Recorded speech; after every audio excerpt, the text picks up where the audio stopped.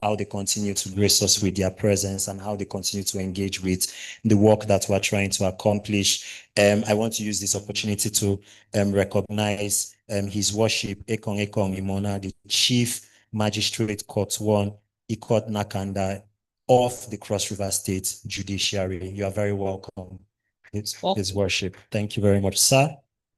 And just to recognize that the regional conference is taking place not just in the South. In future, we'll be having South West region. Yes, I think we're going back to the Southwest. Exactly. Yeah. All right. Still recognizing our special guests, we have here the representative of the Registrar General of the Corporate Affairs Commission, CAC.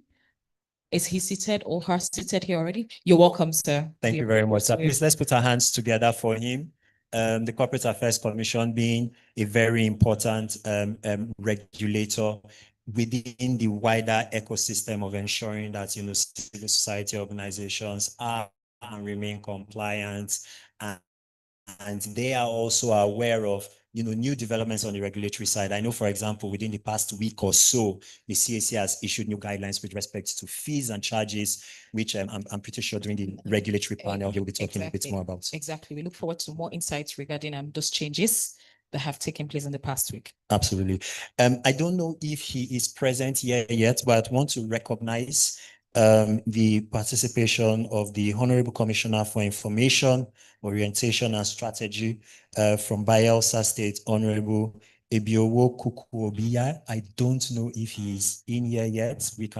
Let's put our hands together for him. I know that we are expecting his attendance as well. You are very welcome. Still recognizing very important MDAs present here. We have a representative of the chair.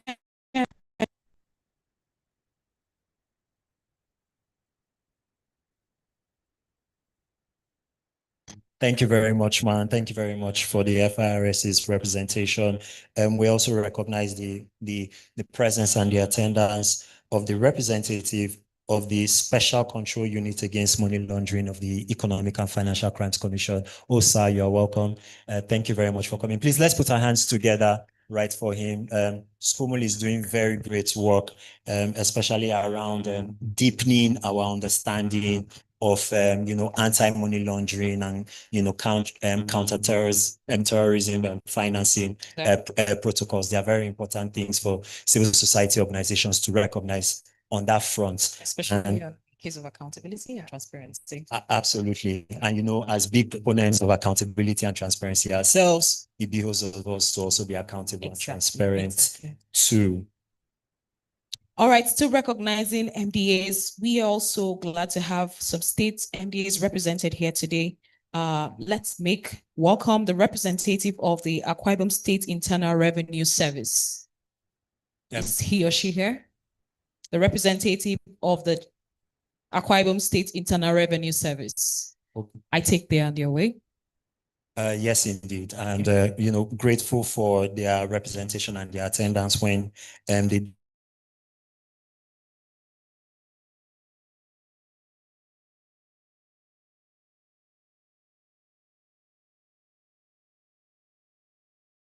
do make it. I have the privilege on the labor and the employment side of the State Council, Elder Sonny James. I don't know if he's here yet. Again, grateful for their engagement and their participation when they come in here. I also understand that we have representatives from other state ministries, departments, and agencies from across the entire South. If you're a representative of any state MD in the room, we would love to recognize and formally welcome you. If you could wave. I think we could just call out the states. Edo States, yes. We have the representative from Edo States. Okay. Welcome. Bayelsa States, do we have the rep? Welcome. You're welcome, Delta States, representative from Delta States. Fantastic. She's seated already. You're welcome. Cross River States. And lastly, Akwa Ibom States. Thank you very much. Thank you very much, Ma. You're welcome. And I think in terms of wrapping up this particular segment, I also want to recognize, one who is here and you have taken out time out of your busy schedules to be here with us. Put your hands together for yourselves. Thank you for making it down to the beautiful state of Akwa Ibom, the beautiful city of Uyo, where we hope to have a very good and a very productive set of deliberations today. Yes, not leaving our online participants, considering this is a hybrid event, would like to warmly welcome our online participants. Please, can we put our hands together for A them? round of applause for our online participants as well. Thank you very much. Okay, after going through all of that, let's take a bit of a deeper dive into understanding why we're here. Higher gist and chatter around improving the regulatory environment for civil society operations in Nigeria looks like by essentially setting the scene and reflecting on right about, I think this is our 4th regional conference, if memory serves me right. And I know that in between all of the conferences, a lot of work has been happening behind the scenes, engaging with lawmakers, engaging with regulators at the federal, as well as at the subnational level. So we want to have a sense of where we are right now. How far, have we come in terms of, achievements, what is still left to be done, what are the areas and the gaps that we need to address, and where should we be taking this work forward. To help us make sense of all of that, we have the distinct privilege of inviting to the rostrum the co-chair of the Committee of Practice on Civic Space Strengthening to give us his welcome and his reflection remarks. Please put your hands together as we make welcome up here, Mr. Ken Henshaw. Please clap until he arrives elected.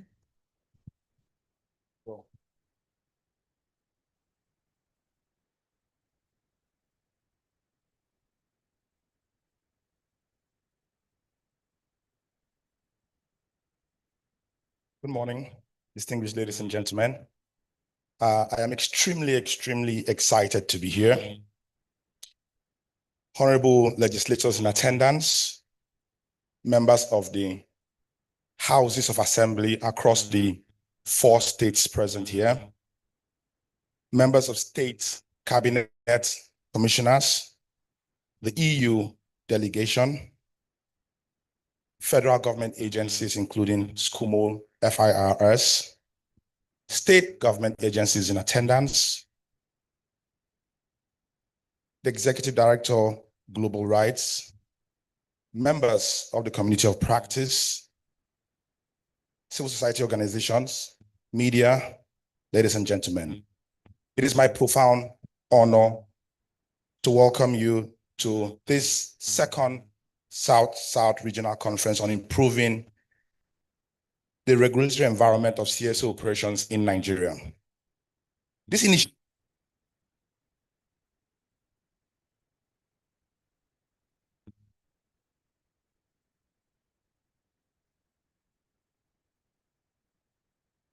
Thank you.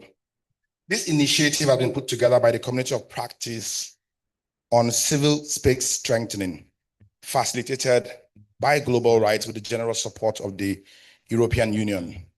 This project in particular aims at broadening the civic space in Nigeria and strengthening collaboration between government agencies at the federal, state, and even local level towards building the necessary trust and synergy to achieve the development priorities which we all, as partners, hold very dearly. Ladies and gentlemen, speaking about the civic space in Nigeria, it hasn't fared very well in the last few decades. According to Civicus, which is a reputable global civic space monitoring body, the civic space in Nigeria is rated as repressed. And in 2024, it scored 34 out of a possible 100 points. It is interesting to note that this score places Nigeria in the region of countries such as Zimbabwe, Mali, and Burkina Faso. In the context of Civicus monitoring, repressed where Nigeria falls means that the freedom of assembly, the freedom of association, and the freedom to speak out is highly repressed in those places, and Nigeria falls within that framework. In the last 1 decade at least, especially in the previous administration in our country, we saw a number of actions that further stifled the civic space, making it increasingly difficult for citizens to participate actively and express themselves. So, for example, in the Buhari administration, we saw a total of 69 persons killed across several protests that happened in that period. We also saw at least 250 people arrested for expressing their democratic rights of protest. There were at least 4 instances where the government interfered in the activities of civil society organizations. We saw 1,891 instances where the government arrested, detained, or harassed journalists in that period. And we also saw 3,221 instances where the government either shut down media outlets or passed policies that represented censorship. Ladies and gentlemen, without doubt, all these instances, demonstrate the fact that the civic space is getting increasingly restricted. And in the last 2 years, we have already seen attempts to reintroduce legislations at the federal level that could further, restrict the civic space. It's important to note that through this project supported by the European Union, we have seen significant progress in the last 2 years at least. If you compare the data we generated in terms of the openness of the relationship between government and civil society organizations, you will see significant improvement between 2023 and 2024. And the biggest for me progress we have made in the 2 years of this engagement has been the fact that we have breached that gap that existed hitherto, that gap between civil society and government officials, as represented by the number of government agencies and officials you see in our midst here today.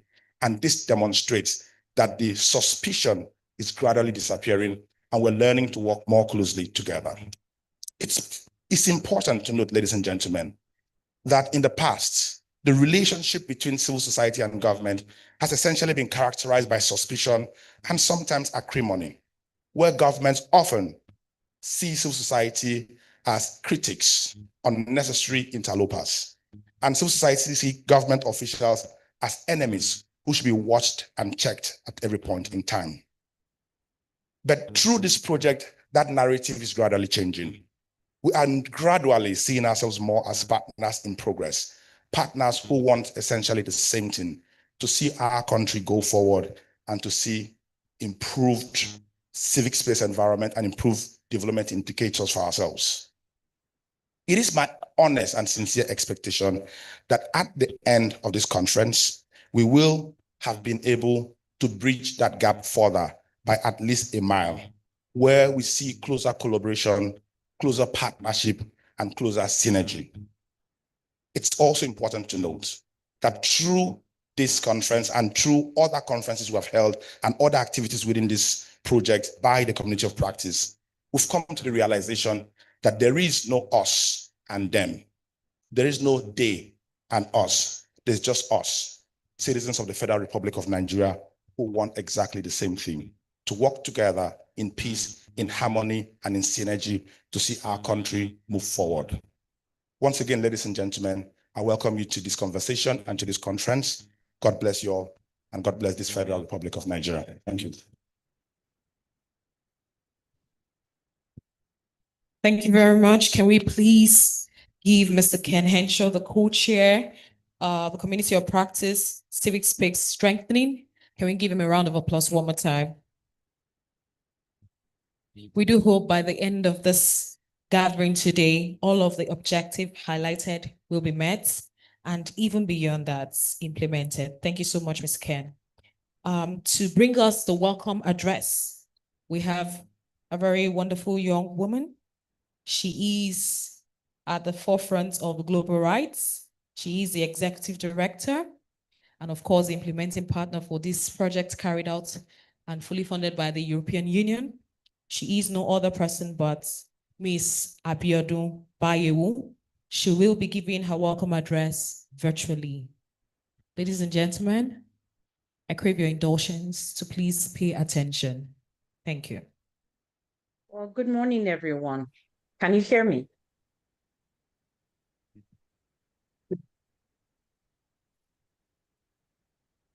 Can you hear me?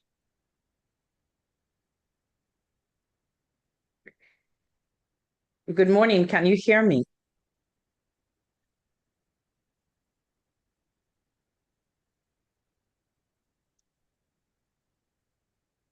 Can you hear me? Okay, great. Sorry, the people online say they can hear me. So I'm hopeful that the people in the room can hear me as well. Good morning. I can't top the speech that my very, very dear good friend, Mr. Ken Enshaw, has just given. So I will stick to welcoming you today. And let me start by welcoming distinguished. Everyone in the room is distinguished this morning, and I must recognize, however, Ms. Winifred Achu-Egbuso, who is the program manager at CSO Youth European Union delegation to Nigeria and the ECOWAS. My very good friend, Mr. Teja Bolton Akpan, the executive director, Policy Alert, and chair of the 2025 South-South Conference Planning Committee. Honorable Victor Obuzo, chair, House of Representative Committee on Civil Society Organizations, Development Partners, and his representative. Honorable Barrister Sunday Umeha, Member House of Representative on Disability. Retired Honorable Kofri Edindem, Deputy Speaker, Akwa Ibom State House of Assembly. Honorable Dr. Nsidibe Akata, Chair, Akwa Ibom State House of Assembly Committee on Economic Development. Honorable Mrs. Inhidebe Silas, Honorable Commissioner for Women Affairs, Akwa Ibom State. His Worship, Ekong Imodna, Chief Magistrate Court, Ekot Nakanda. Honorable Ebiwo Koku Obiyai, Honorable Commissioner for Information and Orientation and Strategy, Bayelsa State. Representative of the Registrar General of the Corporate Affairs Commission, representative of the Chairman of the Federal Inland Revenue, representative of EFCC Special Control Unit against Money Laundering SCOMO, our very good friends, representative of Akwa Ibom State Internal Revenue Service, representative of MDAs from the 6 South-South states of Edo, Delta, Bayelsa, Cross River, Rivers, and Akwa Ibom State. Elder James, Chairman of the Nigerian Labour Congress, Akwa Ibom State Council, and of course, my very good friend, Mr. Ken Enshaw, who is the Executive Director, We the People, and the co-chair of the Community of Practice on Civic Space Strengthening, and who has been doing an amazing work of moving this agenda forward. Ladies and gentlemen, every single person in the room, you are our distinguished guests, you are esteemed stakeholders, you are partners, and you are colleagues. And I'm so excited to welcome you today to the 2025 South-South Regional Conference on improving regulatory environment for CSO operations in Nigeria. Welcome, everyone. As you know, this year's conference is themed Scaling Policy to Action, Strengthening the Regulatory Environment for Sustainable CSO Operations at the sub-regional level. Like I've already said, I will not repeat everything Mr. Enshaw has said, because he pretty much just said everything that I had planned, had written here and planned to say. But I will say this, that civil society has come a long way, and that civil society is an essential spoke in the wheel of progress. It's critical to social cohesion and national development. And civil society, having started out very informally, became more formalized in the past 100 years, particularly in the past 80 years, rapidly, especially after the World War. And then in Nigeria after the Civil War. It seemed like civil society was that essential bridge for rebuilding, essential bridge for building, essential bridge for holding accountable, essential bridge between the voices of citizens and the actions of government. And because of that, there's always been tension between government and civil society, not just in Nigeria, but globally. But if we will keep, like Mr. Enshaw has said, that bridge of communication, that bridge of cooperation between civil society and the government, the voices of the people will be heard, democracy will be strengthened. And that explains to you why we are holding this conference today and the spirit behind this project. Now, like I said, civil society has moved rapidly in the past 80 years and in Nigeria over the past 60 years to where we stand today. And building on the momentum that we have over time on how to navigate regulations for civil society in Nigeria. At the risk of becoming over-regularized, that civil society becomes totally inefficient and unable to stand by its mandate, or being under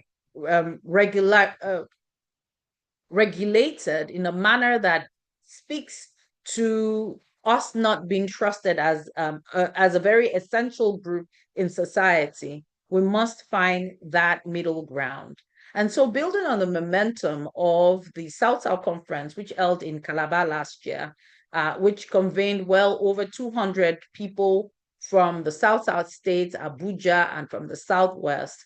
This year, we are gathered again to deepen that conversation, to broaden consensus, and to translate last year's conference into confirm the urgency of the necessity of sustained engagement around regulatory challenges confronting CSOs, particularly at the sub-national level where implementation gaps often still persist. It's okay when you're at Abuja, but when you are in other parts of the country, it often feels as though those gaps will not be addressed, but then we must address this through this platform. And I think that we can be proud of ourselves of the great progress that we have made in the past 1 year. First, let me ask that you give a round of applause to the steering committee and the way in which they've been able to pivot us forward in the past 1 year. I'm going to pause for that applause. Now, here we are again this year.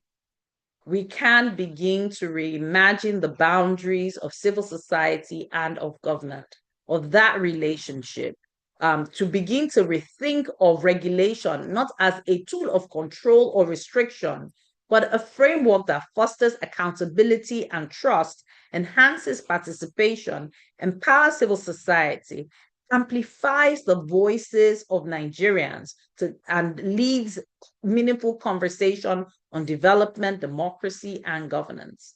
Today, we're beginning another set of deliberations. Our deliberations last year did not fail to produce, and I think for everyone who was present at Calabar last year, we owe ourselves a round of applause. And working together today in trust and in good faith, government and civil society together, we can build a regulatory environment that is transparent, that is inclusive, that is sustainable, and one that truly supports the long-term effectiveness and resilience of civil society in Nigeria. Let me again welcome you, wish us all fruitful, productive, and transformative engagement. Don't forget to meet someone. Don't forget the reason we're here. And let us build a Nigeria where peace and justice reigns. Thank you and welcome.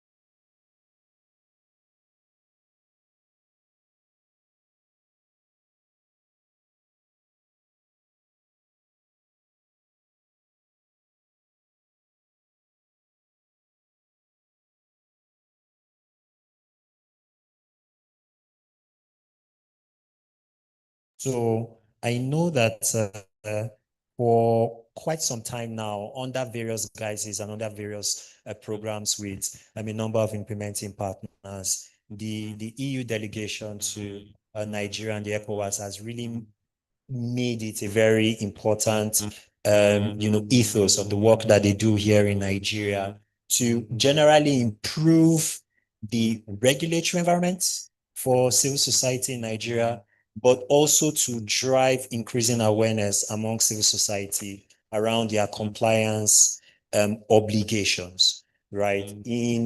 As we do the very good work that we do in all of the various thematic areas, right? Whether it is democratic practice or it's WASH or it is or gender rights, right? Or environmental rights, we are all entities that are registered and necessarily by implication, right? Regulated by key important institutions of state. And so they've made it their mandate as they continue to engage with government to make the operating environment, as comfortable as possible for a wide range of development partners. They also want civil society to recognize the importance of staying engaged and staying compliant, right, as much as possible.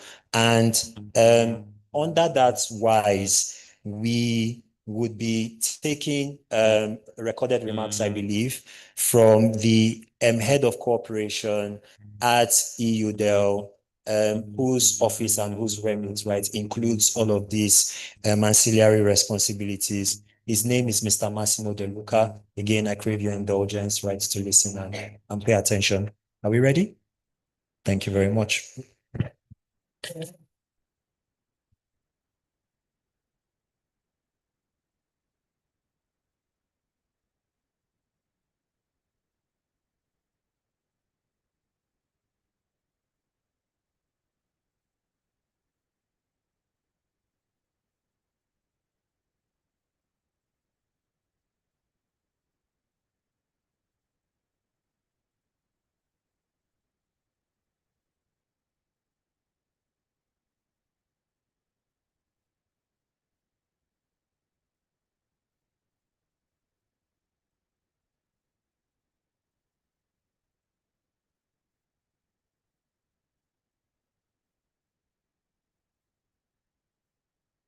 Is a practice that enable regular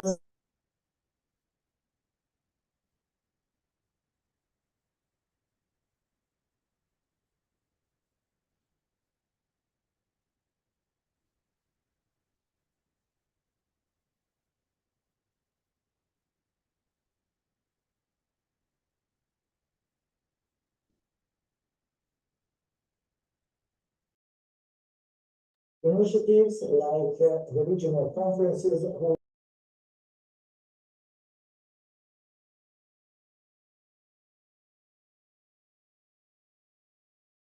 organizations from the northern parts of Nigeria.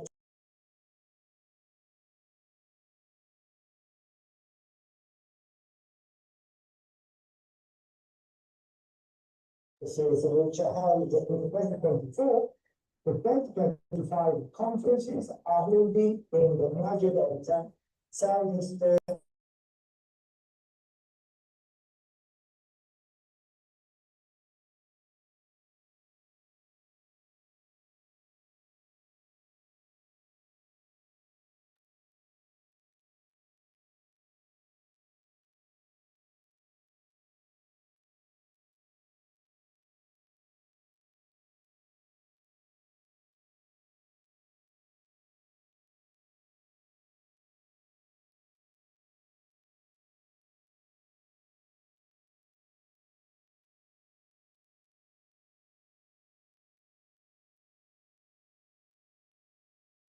and across different regions, sought to drive critical conversations and on ways of improving the regulatory environment for the non-profit sector in Nigeria.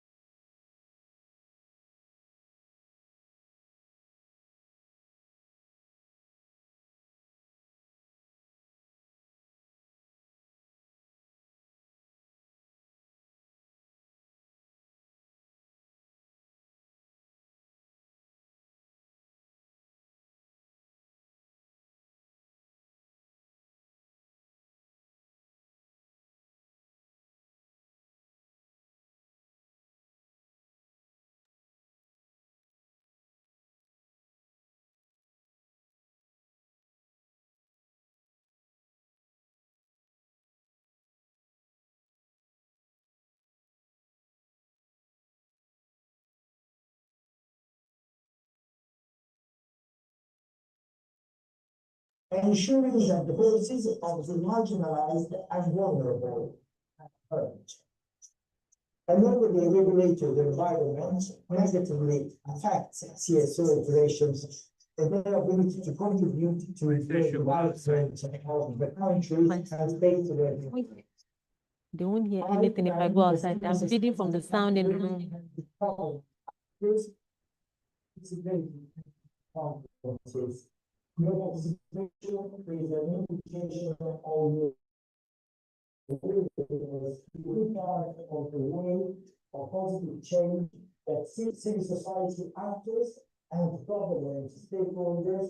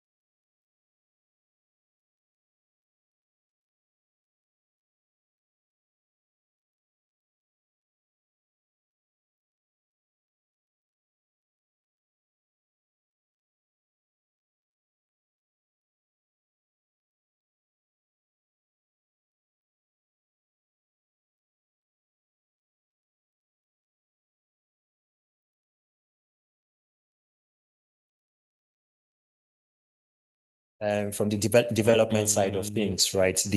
Our funding partner who is helping to do not only a lot of the financial heavy lifting, as it were, but also to help shape the direction and the thrust of this work. We want to hear from another group of partners who are very important and very critical towards improving the regulatory environment for all of us, right, in Nigeria. And we will take the government side and the government perspective, right, of things. So I will be taking a couple of goodwill remarks. We'll try to intersperse them again, being mindful of our time. We'll try to intersperse them, over the course of the entire days and proceedings. But I'll take the first set of remarks to continue to set the scene, right, for today's discussion. The first person that I'll have the privilege and the honor of inviting up here to deliver his goodwill remarks is none other than the chairman of the House of Representatives Committee on Civil Society and Development Partners.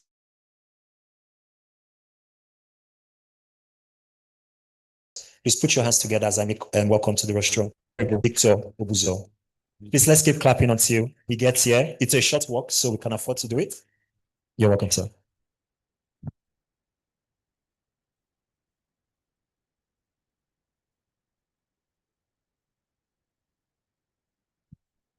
Good morning, ladies, gentlemen. Maybe I should acknowledge, first of all, starting from my colleague, Honorable Omeha of the National Assembly. You know, when you guys are here, you start with yourselves.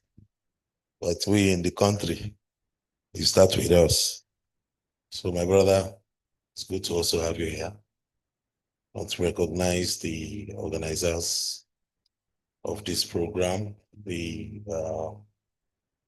members of the Committee of Practice. I want to especially recognize the co-chair here, Henshaw. We normally meet on programs like this. I want to recognize the representative from EU, Madam Winifred, and also the country directors and other people holding higher designations in these organizations, the UN and the rest. I recognize them here and thank them for their contribution and commitment to ensuring that the civil society continues to grow positively. Everything begins with a step, and gradually we can get to a final destination where we want to be. So normally, like I always say, my father asked me to always do a speech so that I'm just looking for it, please bear with me, so that I don't, waste your time. Thank you very much. My name is Honorable Victor Obuzo. I represent the good people of Ahoda West, Oba Igbema, Ndoni Federal Constituency. I'm from Rivers State and also the chairman of the Committee on Civil Societies and Development Partners in the House. So I bring you warm greetings on behalf of the Speaker and the House of Representatives, especially from the committee. I'm deeply honored to be invited to this timely and strategic gathering organized by Global Rights in partnership with the Committee of Practice on Civic Space Strengthening. Let me begin by commending the conveners of their sincerest commitment to contributing to create an enabling civic space in Nigeria. Your effort is amplifying the voices of civil society and promoting regulatory reforms. They are truly laudable. The theme of this year's conference, Scaling Policy to Action, Strengthening the Regulatory Environment for Sustainable CSO Operations at sub-national level, could not be more appropriate or urgent. And as we seek to build a more inclusive, transparent, and accountable democracy, it is imperative that we ensure the civil society organizations are not only protected, but empowered through balance in legislation, policy reforms, and collective governance. At the heart of our democratic progress lies the critical role that CSOs play in holding power to account, delivering social services, and representing the interests of the most vulnerable.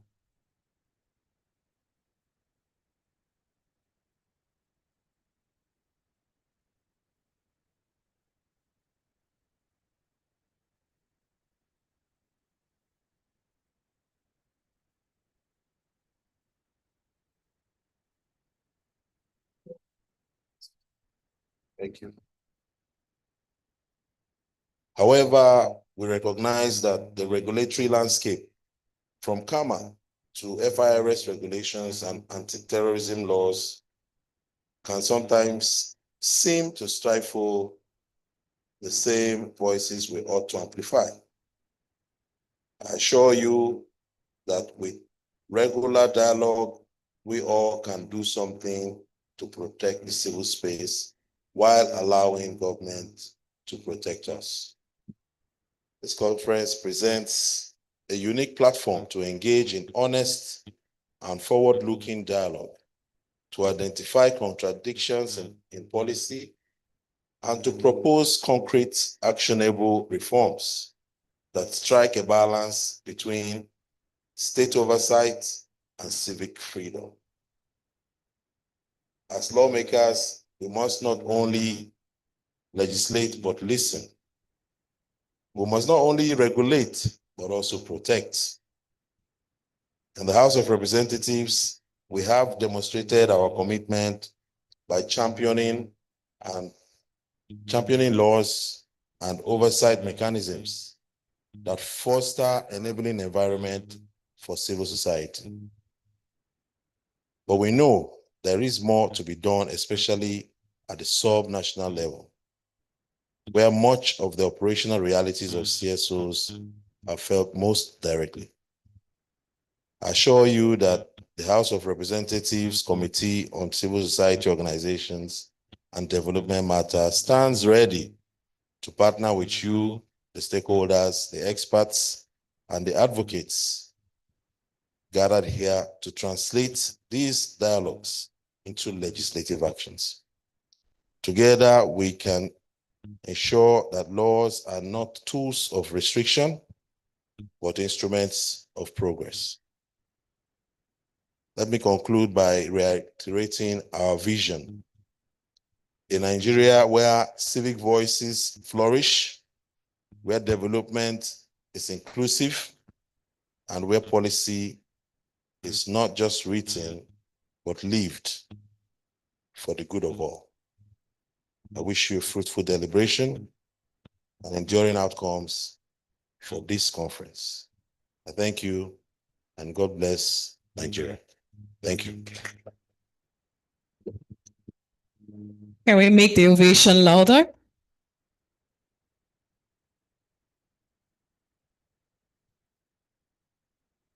Thank you very much, Honorable Victor Obuzo, Chairman, House of Representatives Committee on CSOs and Development Partners, for that beautiful goodwill remarks.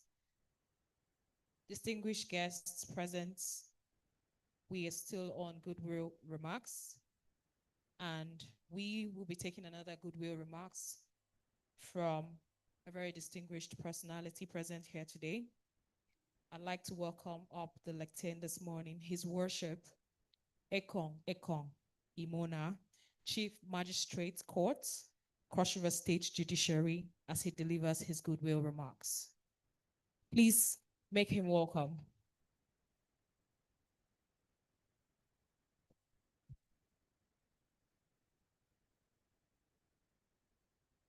May I rest on the existing protocols? It gives me great joy to address this August gathering. I am excited about what is taking place in the civic space, more especially when one realizes that I'm a product of the civic space before I crossed to the bench, the lower bench in this case. First and foremost, scaling up is what we need to do. At the national level, the House Committee Chairman on society has put forward his thoughts. And I must say it shows that gradually the mistrust between the government and civil society is gradually waning, so to say. I put down my thoughts, and for want of time, I would have read it. I want to say that the judiciary is ready, always ready to partner with civil society and all the major actors and stakeholders as we try to give ourselves an egalitarian society, a free society, a nation where no one is oppressed, where we the people call the shots, knowing that our elected officials hold trust, are they holding authority in trust or holding power in trust for the Nigerian citizenry. So I want to say, at the state level, the Cross River State Judiciary stands for justice any day, anytime, and they should be an intersection of justice and civil society at every point in time. We've seen where the civil society has come through for the judiciary. And we also know that the judiciary is the bastion of democracy, so to say, if we must protect the human rights of not just the high and the mighty, but also the downtrodden. So at this point, I want to say that fruitful deliberations is what I wish every one of us. And going forward, all the active players should look at the common good, the common interest, as we take sensitive and decisive decisions. Thank you very much. Have a great day.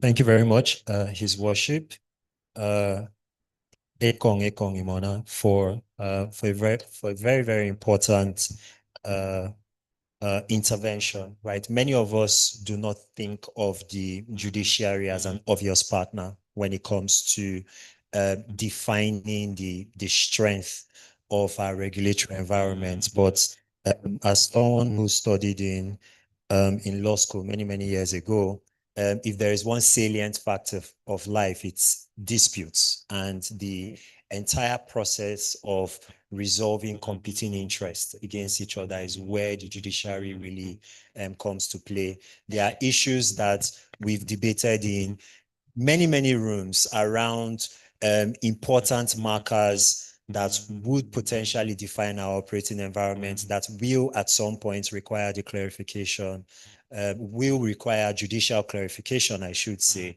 And so having them involved as these conversations continue to evolve, so that, you know, their own understanding of how our sector works, as well as our understanding of how judicial practice is likely to impact our work in civil society is very critical and important. Thank you very much, sir, for your remarks. For the final set of goodwill remarks that we'll take for the time being, we want to get a more broader regional perspective, right, on civil society, operating environments more broadly. I know the vast majority of us in the room are Nigerian, and, you know, we like to act as Nigerians like we are the most important Africans in the room, with all due respect to us. But there may be important lessons to learn from our colleagues, you know, right across Africa, but certainly in our near abroad, right,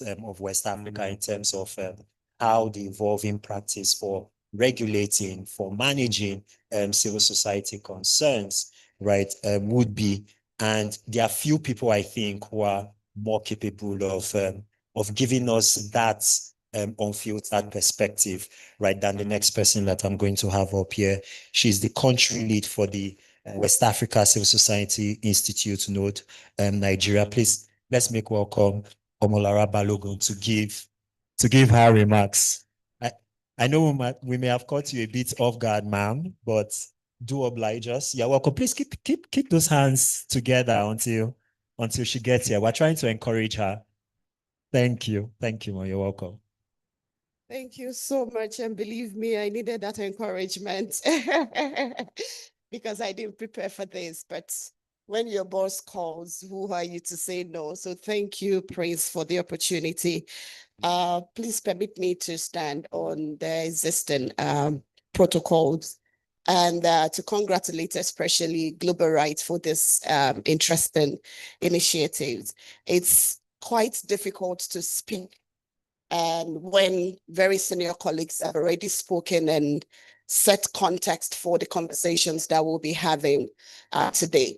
But it's important to state that this kind of conversation cannot be better timed, because across the globe, democracy is at a crossroad, and we can see that manifestations from the state of civic space, not only in Nigeria, but even within our neighboring countries.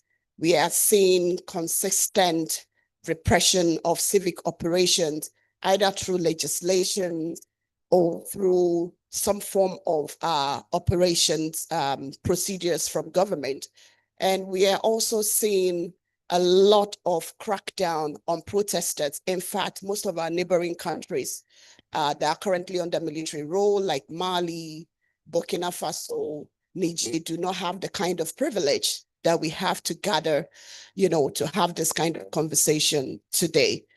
Protests have been banned, and many civil society organizations across these countries don't even have the space and right to register new organizations or to operate without fear of reprisals. And it's one of the reasons why I consider this gathering and this initiative from Global Right and our partners, European Union, quite important at this time that the environment in which we work and the legislations that guides our work are quite, going through some setbacks across West Africa and beyond. And for me, I think having the space where different stakeholders from the judiciary, the executives, the legislatives can be talking about partnerships to strengthen not only the space in which we work, but the work that we do, contributing to that collective progress is very important. And it starts with gatherings and engagements of this nature. And like I think the compare said, it's very important for a country like ours to be setting this kind of examples, taking it from a bottom-up approach from the state to the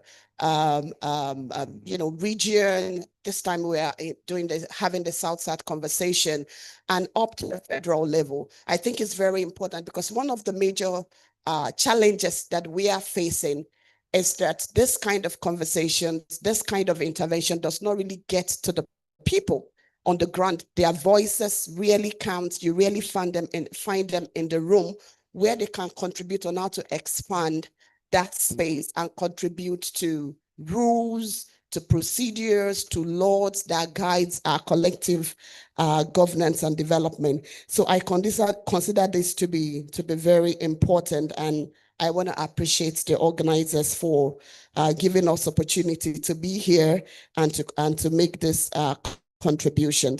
The theme, which is a very interesting one, scaling policy to action, strengthening the regulatory environment for sustainable civil society operations at the subnational level.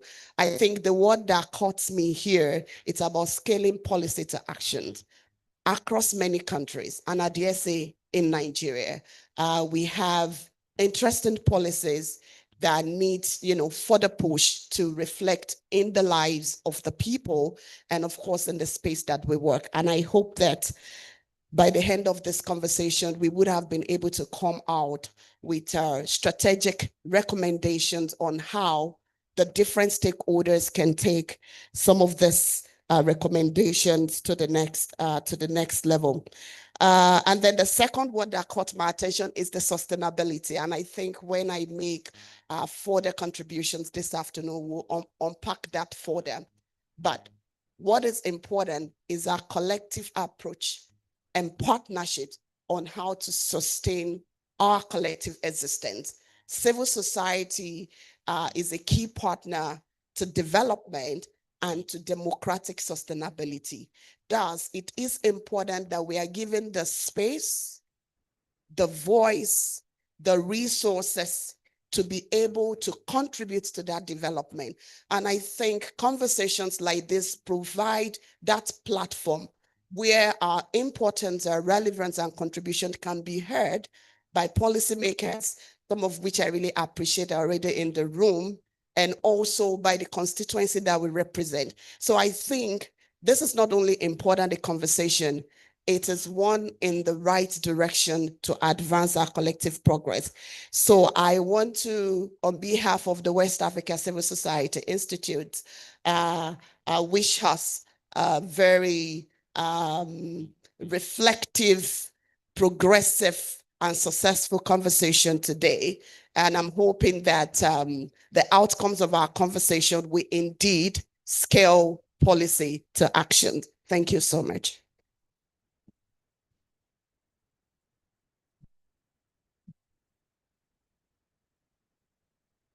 Thank you very much, Madam, for that wonderful goodwill remarks. And thank you for also drawing our attention that the deliberations here and the actions we take further is very much important beyond just the theoretics we will be talking about. Very true, very true. And I have to say, for someone who said she needed encouragement, she actually sounded very prepared. Exactly, more like a lecturer. Yeah, like she came with bullet points. Thank you once again, Omolara Balogun. Please let's make her feel welcomed again. Thank you, distinguished guests. Just to remind us a few housekeeping rules to ensure this event runs smoothly. Kindly ensure your devices on silent. Thank you. And we want to encourage those of us seated here to respect people's opinions, whatever is said right here. We also want to remind you that the convenience is just behind you over there. The door to my right. Yeah. And for those sitting over there, the door to your left. Mm-hmm. For our very distinguished guests seated in front, please be reminded you have an assistant standing right over there in case you need some form of assistance. And just to take it on, to give this event some form of visibility, we want to encourage you to carry out some social media exercise. We saw you taking pictures. So this morning, some persons were really feeling good. like, looking very sweet, fine dresses. It's out there. Exactly. We know we have some LinkedIn warriors here. Exactly, and Twitter warriors as well. Yes. Please take a picture of yourself. You can do a selfie, not a selfish. What is a selfish? Okay, so for the hashtags that you would like to use, we have hashtag South Regional Conference 2025. I'm going to take our time to spell out the words so you know the hashtags correctly. So, Ogayo, was that a selfie or a selfish that you just took now? Was doing a selfish, right? Okay. Okay, so the hashtag is hashtag capital letter S, small letter O, U-T-H, capital letter S, O-U-T-H, capital letter R, small letter E-G-I-O-N-A-L,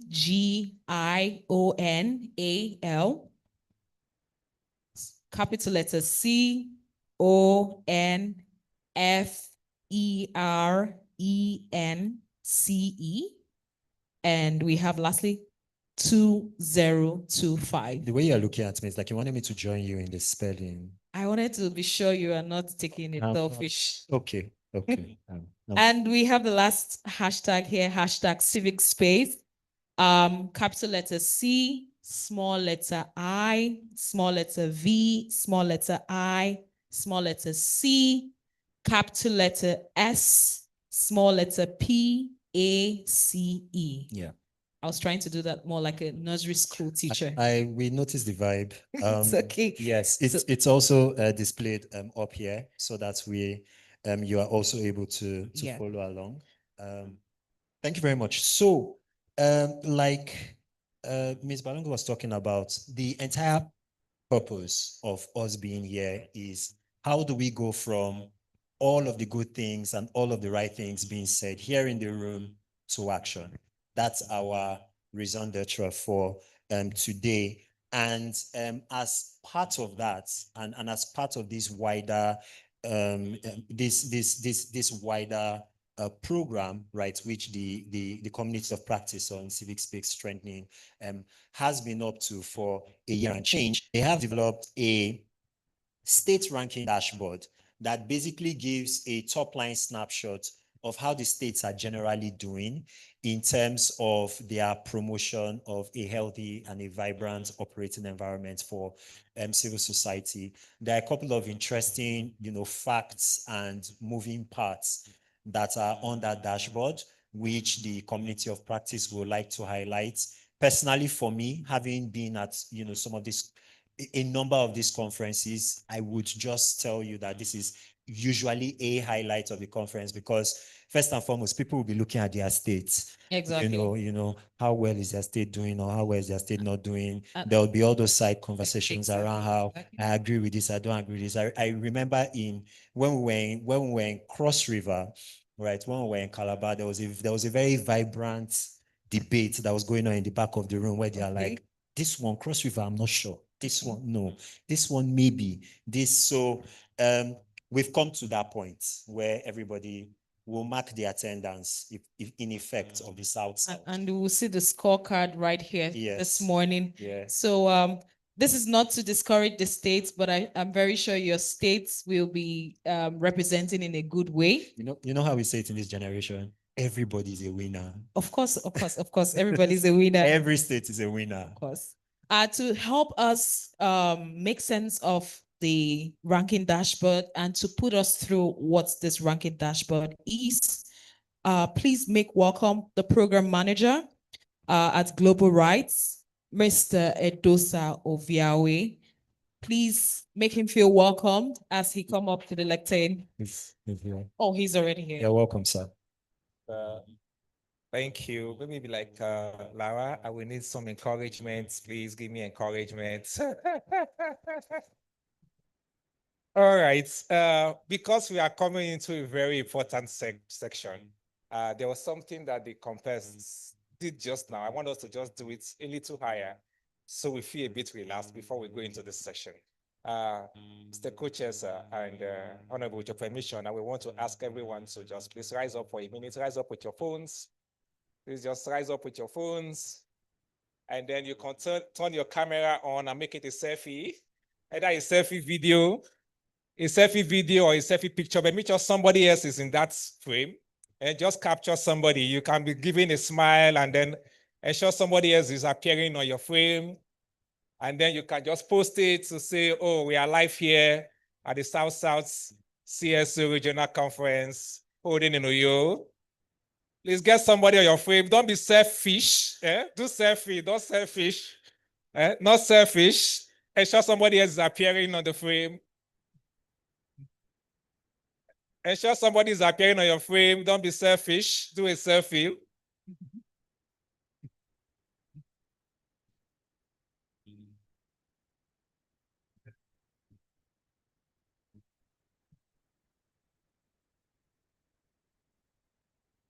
And be gender sensitive as well. Ensure you have a female if you are a man. Ensure we have male and female appearing on your frame. Don't do only men, don't do only women. Be gender sensitive. Let a female appear in your own if you are a man. And if you are a lady, let a man appear on your frame. Please don't be selfish. Do selfish. Don't do selfish.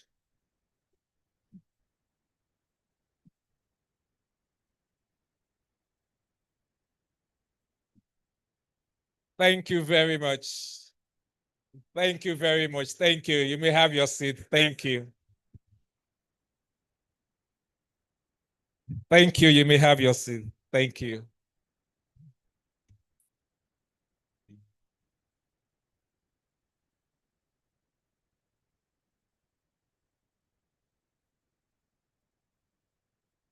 Thank you.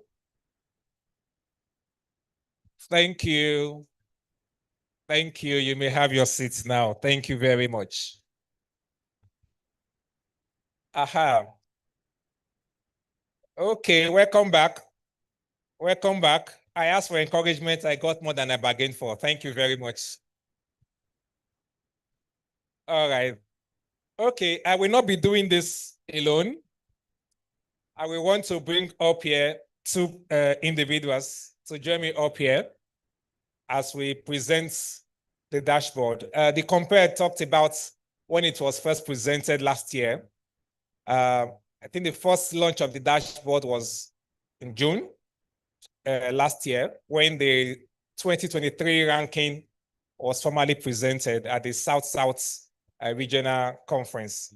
It just happened that the 2024 dashboard now is being presented again for the first time in the South-South Regional Conference again. And so like the South-South is having to launch the dashboard this time is being presented. And so, as I said, I don't want to do this alone. So this is the 2024 data. Now, one of the strategy of the project is to see or measure how enabling the CSO operational environment is across the states. As the compare said earlier on, one of the reasons for that is for us to be able to gauge the state responsiveness to enabling environment over time. And so, for example, if in 2023, a state scored 10, in 2024, it's scoring the same 10. So it means nothing has really changed in the last 1 year in terms of government responsiveness to CSO enabling environment. But if we now see an improvement with the scoring, then we see that, okay, there have been some efforts, or if the state is regressing in terms of score, we also see that. And so that is why what we are more interested in, though ultimately there is a ranking according to the score. But what we are more interested in is actually the score itself, because it's the score itself that really tells if there have been progress or if there have been regression in terms of if, for example, the state scored, as I said earlier, maybe 50 in 2023, in 2024, maybe at that time was 50, maybe the state was actually number 16. If at 2024, the state is now scoring 45, but then it has moved to 10. That is not progress per se. It has just ascended in the ranking, but there's actually been a regression in terms of the enabling environment in those states. That's why even though the ranking is there to measure the scores per state, but we are more interested in the scores as it cuts across the states. And so, as I said, I don't want to do this alone. I will invite two gentlemen to join me up here. And so that whatever Glasgow that's coming from here, they will take it. Yeah, we just talk and step down.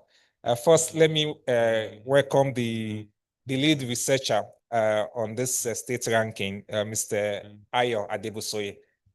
Please, let's applaud him. This was an independent ranking assessment that was conducted, and he was the lead researcher.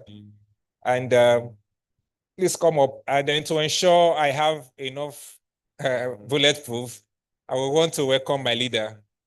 He knows himself already. Let me welcome my leader to the stage. Please let me welcome the co-chair of the Committee of Practice, Mr. Ken Henshaw.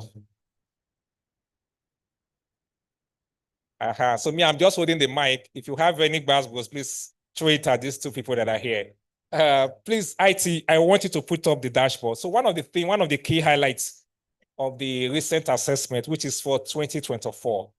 Now it is done yearly. So the assessment for 2025 will be conducted at the end of 2025. So what we have now is for 2024. One of the key highlights, as we see in that assessment, is the clear progression, observed when compared to the previous year, 2023. So there have been like improvements across all the states in one sense or the other. Then there's something important I would like to talk about the ranking, which is the fact that the mapping, again, just like the previous year, shows the northern states' dominance in the upper tier of the ranking. And very sadly, you will see so many southern states, particularly a state like Lagos, really struggling and lacking behind. But then I will want to bring in one dimension or one twist to this. We have to take into cognizance the fact that a lot of the CSOs and NGOs operating in the north are majorly humanitarian. And when you come to the south, you will see more of accountability NGOs, governance NGOs. And so what we now observe, as you will see from the ranking, you will see that the states where we are having more of humanitarian NGOs, they tend to have kind of a more enabling environment for those NGOs to operate than what you see in the southern states that are more accountability and the governance NGOs. And the reason is obvious. As we've seen, the more the NGO is into accountability and governance, the more their space wants to be restricted. And the more shrinking and shrinking and shrinking their space is, my superior, my chairman is here, and he attests to the fact that, I didn't say that at the beginning, but please, I will want us to please put our hands together for Honorable Victor Obuzo. Please, let's applaud him, the chair of the House of Reps Committee on CSOs and Development Partners. I think since he started this journey with us, now he's beginning to speak our language. He's beginning to see, he's beginning to wear our shoes sometimes and see how it pinches us. Even though sometimes we still get into the rings together and he throw us a punch and we try to go behind him and hold his hand back. We are more than him, and all of us gather behind him and ask the ones in the front to be throwing the punch. But at least he's beginning to see, and his committee is beginning to see the need to ensure enabling environments for CSO operations in Nigeria. And I really want to use the opportunity to thank him and to appreciate all the efforts he's doing at the National Parliament. Thank you so very much again, sir. And so, as I was saying earlier, so as I said, what you observe in the ranking is those states where you have more of the accountability and the governance CSO, you will see that their states are more, or what's the word? Not more now. What's the word now? More disabling when compared to the other states that are just mainly focused on humanitarian. And so at that point, with that, I will please IT put up the state ranking. We would like to present the 2024 dashboard. Huh? This is not right. Please, can you go to dashboard? And do we have to turn off these lights?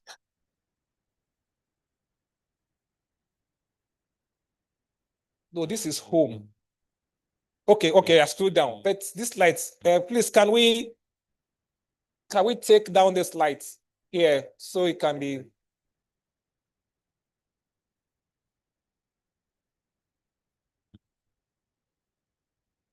It's not, I'm sure you are seeing states under there, right? But it's not coming up here. Okay, let me introduce everyone on your phone. Just go to www, so we are all there together. www.cso.globalrights.org. I take it again. www.cso.globalrights. Please add S to it, globalrights.org. You should see the dashboard. And I want you to just leave the home, go to the menu that has dashboard. Just click the menu that has dashboard and scroll down. Pardon? No, the barcode is for the agenda. The link is on the back. Oh, okay, the link, yeah. So, but you can just go to that website and you will see. Has anybody been able to access this site? I think it's your network. Just reconnect. cso.globalrights.org.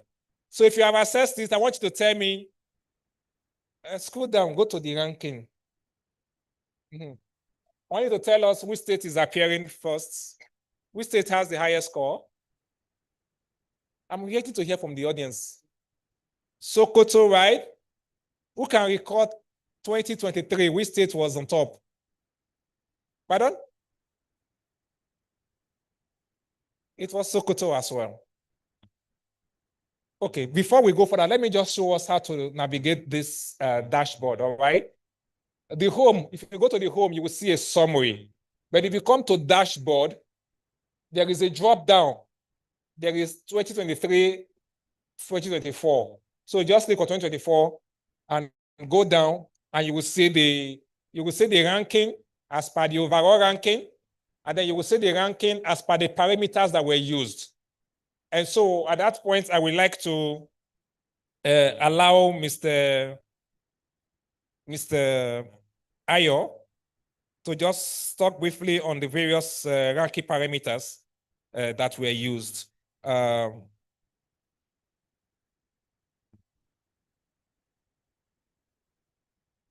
Okay, great. I know we had You have it there, so I just put it up for you here. So we have the legal recognition, the have three, we have the personality, and Okay. Well, of course, all there, but again, we had about 372 as background participants in focus groups in the 36 states and FCT. And we look, there are different indicators pulled from the African Commission on the human rights regards to assembly, rights of assembly and association. Legal recognition is one, and there are three indicators there. That's availability of law and policy for registration and operations of CSOs, proportionality of restrictions to CSO registration, operation of funding, and ease of registration. You'll see that under the legal recognition if you go into the dashboard under legal recognition. And there we can see, for instance, what that entails. I'll give you an example. In Lagos, and that's why I'm from Lagos, so you can see there was no rigging if we did so poorly. Even a member of the Ministry of Planning mentioned how once a project for deworming came, but because they were telling the person she needed to register in Ministry of Women Affairs, register in Ministry of Health, go to Ministry of Youth Sports because it's to do with children, the time elapsed for the project to take place. So this is why we see things like where Lagos may do poorly with regards to ease of registration under legal recognition.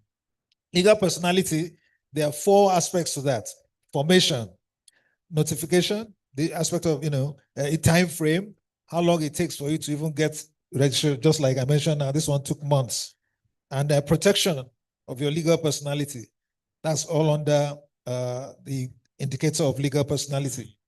Now we have enabling environment that advances CSO purposes and activities, whether there's freedom of expression in that state. Remember, we're dealing with subnational, the state level. Public benefits, whether there's support for activities that are to do with public benefits, including funding. The Freedom of Information Index. Again, this is why many of us in the South and in Lagos is one of the states that was challenging both the jurisdiction of the Freedom of Information Act and even not doing its own at the subnational level. So this is, again, why some other states, especially in the North, they have problems. In other states, there was access. We have always had a running battle with that regard. And operational autonomy. Then sanctions and remedies available to CSOs, whether the sanctions are proportional, whether there's ample judicial review, recourse to judicial process, protection from retaliation. If CSOs are critical of government, state governments, how do they get any repercussions from that? Notification regime. If you want to have protests or assemblies, what's the process of giving notification? Was there discrimination? Like in some states, we know that sometimes you may want to have a rally or a protest, and the governor may not allow you to use if he feels you're against the government. So these are the things that constitute that aspect. State level protection. How are the civil society organizations getting protected? Are the rules non-discriminatory, that they will favor a friend? Many times we see a lot of protests in support of government. Usually there's no problem. There'll be a lot of, police protection and everything. But when it comes to being critical, there may be a lot of opposition. Is there protection of assembly journalists? How are the journalists protected? And the media, social media? Now there's the use of the Cyber Crimes Act, which is being used very widely with regards to cyber stalking, they call it. Anybody can be arrested for that. Access to public spaces, we mentioned. Sometimes the government in power at the state level may not allow you to use a particular assembly, or I think that even happened recently in the states here. So these are areas that constitute those rankings for that indicator. And then a new one that came up this time is the emerging aspect of digital rights protection and electronic freedoms. How free are we in our digital spaces to talk? Again, we mentioned the issue of cyberstalking. We have this aspect of criminal defamation being used now. If I abuse Oga Ken now and he's not happy with it, he can say that he's been defamed and take me to court. how much of that is impinging on us at our state level? Protection of freedom of digital advocacy. If you criticize government, the state government, online, how that's the ranking for that. And of course, state interference in your operations. How much privacy do we have electronically in our state level? How much challenge do we get, especially when you're critical of the ruling party? So those are areas, and we see again across the board, if you look at it, that generally we see that in the south here, southwest, we have challenges there. One of it is because there's a lot of, that's the most vocal place. We have a lot of the human rights activists, accountability activists there. And so there's always that push and pull. And generally, in the Northwest, in the Northeast, it's more the developmental ones, those who are dealing more with humanitarian interventions. That actually being supported.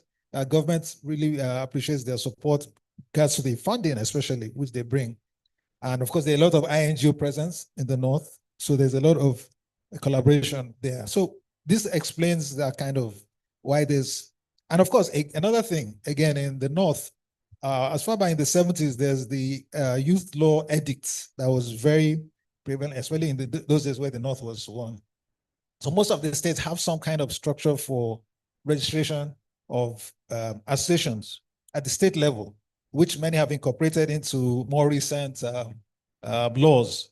That one is more prevalent in the North as well. So these are some things that make the enabling environment in the North appear to be better. Let us emphasize that this ranking is not like Olympics. It's not that anybody is getting gold, silver. No, it is for each state to be able to check where it is and to be able to make progress. In fact, those are some of the discussions in development side that maybe it shouldn't be ranking, maybe it should just be an index so that we can be free to examine ourselves. Nobody's getting gold, silver, anything. It's just to be able to examine where we are, what progress we've made. I must say Rivers, thank God Honorable is here. Rivers is considered to have made progress from 2023. And a lot of what has happened in the space, the interventions by such partners as the EU Act, because there was a lot of work that was done with regards to this aspect of the enabling environment, the Palladium Scale project, many of these projects which were directly strengthening the operational environment for CSOs, I think is yielding some fruits because we are seeing it in the way that there's been some progress. So I think it'll be interesting, exciting to see what happens the next time. And I think maybe the next one, whoever does, they should maybe look at that aspect of the nature of those, the CSOs, that kind of mapping, that should come out more strongly so that it's clear that, oh, okay, these are the issues, contextual issues behind the ranking. So thank you very much. Thank you. Thank you, Mr. Ayo. Thank you. Please, I want somebody to tell us where our host states. Well, we have the deputy speaker here with us. It would be nice to see where Akwa Ibom is on the ranking. Can somebody tell us? Start from the back. From the back, okay. That is like 34, right? Or 33. My lord, they said Akwa Ibom is number 33 on the ranking, sir. Okay. I have my senior leader, our senior leader here from River State, supported by my leader from River State. Somebody please tell us where River State is on the ranking. We are good. No, we are good is not a ranking. Somebody tell us, Rivers, where's River State is? Fourth, from the top, right? Not from the back. Okay, awesome. That's nice. I see your worship, Cross River. Yes, let's know where Cross River is on the list.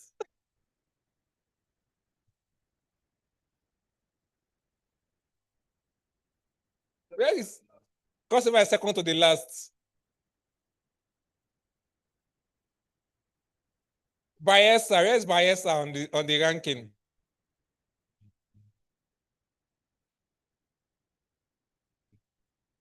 Middle bracket. The middle bracket. Where are the Omonoba children? Edo, where are we? Eh? Edo is at the mid-wage. Low. Red. Which other state from the south? Delta. Delta is beyond the ranking, right? Medium. So from the south states, it looks like Cross River is like from the back, leading from the back, right? Among the south states. So they are leading from the back. Okay. So that's a call to action to all of us. I decide to do that so we are conscious of the fact, and so you can begin to engage more and to see how the state responds to creating a more enabling environment for CSO operations in Nigeria. So thank you so very much. This time I didn't receive enough bullets today, and so I will hand over the mic back to the compare, and thank you for the audience. Thank you very much. Thank you very much, Mr. I was enjoying the body language when Oga Edosa was asking where your state was. It was, so for me, and this is why I said this is a very important part of today's proceedings. It's only when you know where you are or where your starting point is from, that's when you can recognize the amount of work that you need to put in order to make things better. We've now come to a very critical juncture in today's proceedings, and I want to crave everyone's indulgence. Please, if you do not have a seat yet, or if you have a seat but you are not currently at your seat, please, I would kindly request that you do find a seat at this point in time. We want to reduce the distractions of people moving around to a minimum. So unless you are part of the organizing team, you're working with global rights or the likes, please, I would kindly request that you do take a seat right now, because we are going to be listening to our keynote address today. So we've heard from multiple we've heard from multiple stakeholders in the room about what their thinking is about the current state of the operating environment for civil society in Nigeria. We have seen data, right, which was called from an intelligence from a wide variety of civil society stakeholders as to the current state of the operating environment in their respective states. Now we want to hear what a coherent action of plan from one of those states, right, looks like. And I'm pleased to say that we've got a very important stakeholder in our host state for today who will be doing justice to the subject of how we take all of these issues from policy to action, how we go about strengthening the regulatory framework for civil society organizations through legislative and regulatory action. And I'm pleased to say that keynote address will be taken by none other than the Right Honorable Kufra Abasi Edidem, who is the Deputy Speaker of the Akwa Ibom State House of Assembly. Please put your hands together as we make him welcome to the rostrum. Let's keep those hands together until he gets here. You're very welcome, Right Honorable Sir. Please, we can keep it going. We can keep it going. Thank you. Good morning, sir. You're welcome.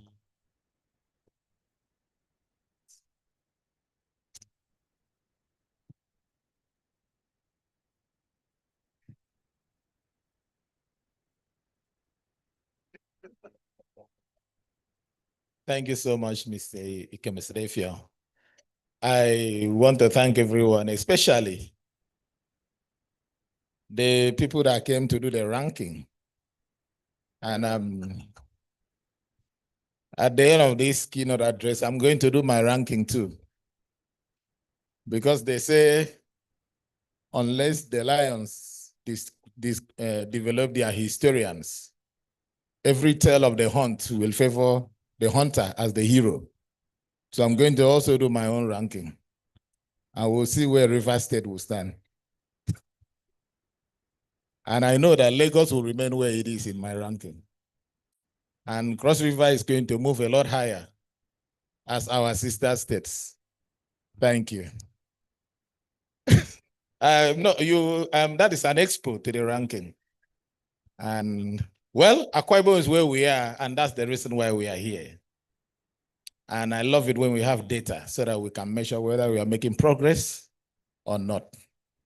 And by the time we gather, is it going to be in Bayelsa State in 2027?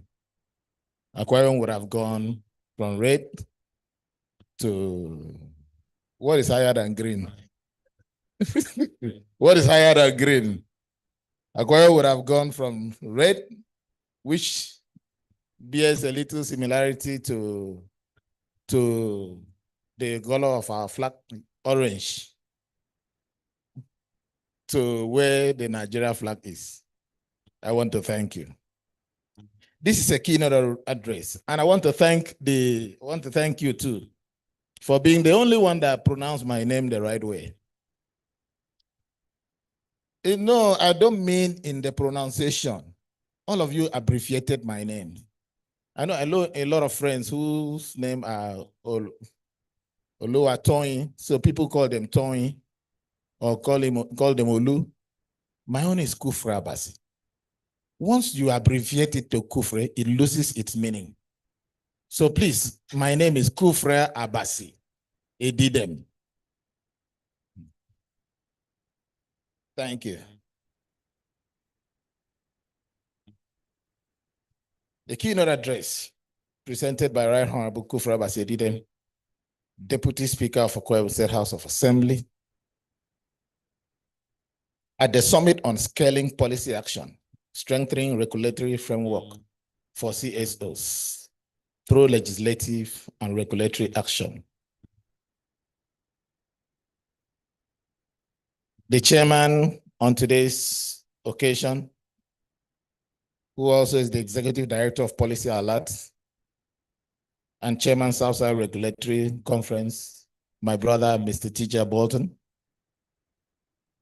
The Executive Director, the members of the House of Representatives here present, the Chairman House Committee on Civil Society Organizations, Honorable Victor Obuzo, and Honorable Barrister Sunday Omehia, my neighbor there. You are welcome to Akwa Ibom, a politically peaceful state. The Executive Director, Global Rights, heads of delegations of the EU in Nigeria and ECOWAS, Madam Winifred, everybody call you Madam, so Madam Winifred Achue Buzon. The co-chair of the Community of Practice, Mr. Genenshaw, head of state government agencies here present, civil society organizations, media practitioners, gentlemen of the distinguished ladies and gentlemen. It is, I feel deeply delighted and greatly honored by the invitation extended to me by Global Rights in affiliation with Community of Practice on Civil Space Strengthening to attend and deliver this keynote address at this important summit. I welcome you all to our beautiful, very safe, very secure, very peaceful city of Uyo in Akwa Ibom State. You are all welcome. The theme of this year's summit, Scaling Policy Action, Strengthening Regulatory Framework for CSOs through legislative and regulatory action, is both apt and timely. It reflects your shared commitment to unity, ethical leadership, and the collective will to continue vital conversations aimed at repositioning, strengthening, and supporting civil society organizations supporting civil society organizations. This theme resonates strongly given the persistent socioeconomic and political challenges our nation continues to face, even decades after independence and over 20 years into our democratic experience. I commend and congratulate the visionaries behind this initiative for creating a platform that allows all of us to engage in research, dialogue, and generation of practical blueprints aimed at easing and strengthening CSO operations in Nigeria, particularly in the South-South region. I also recognize and appreciate all civil society organizations and stakeholders from the third sector present here today. Your commitment to the Nigerian project gives us hope for a brighter and more inclusive future. I thank you for the opportunity to not only attend this event, but to contribute to its central theme.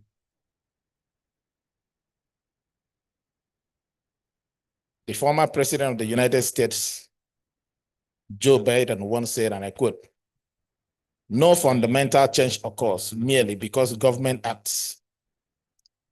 It is because civil society, the conscience of the country, begins to rise up and demand change."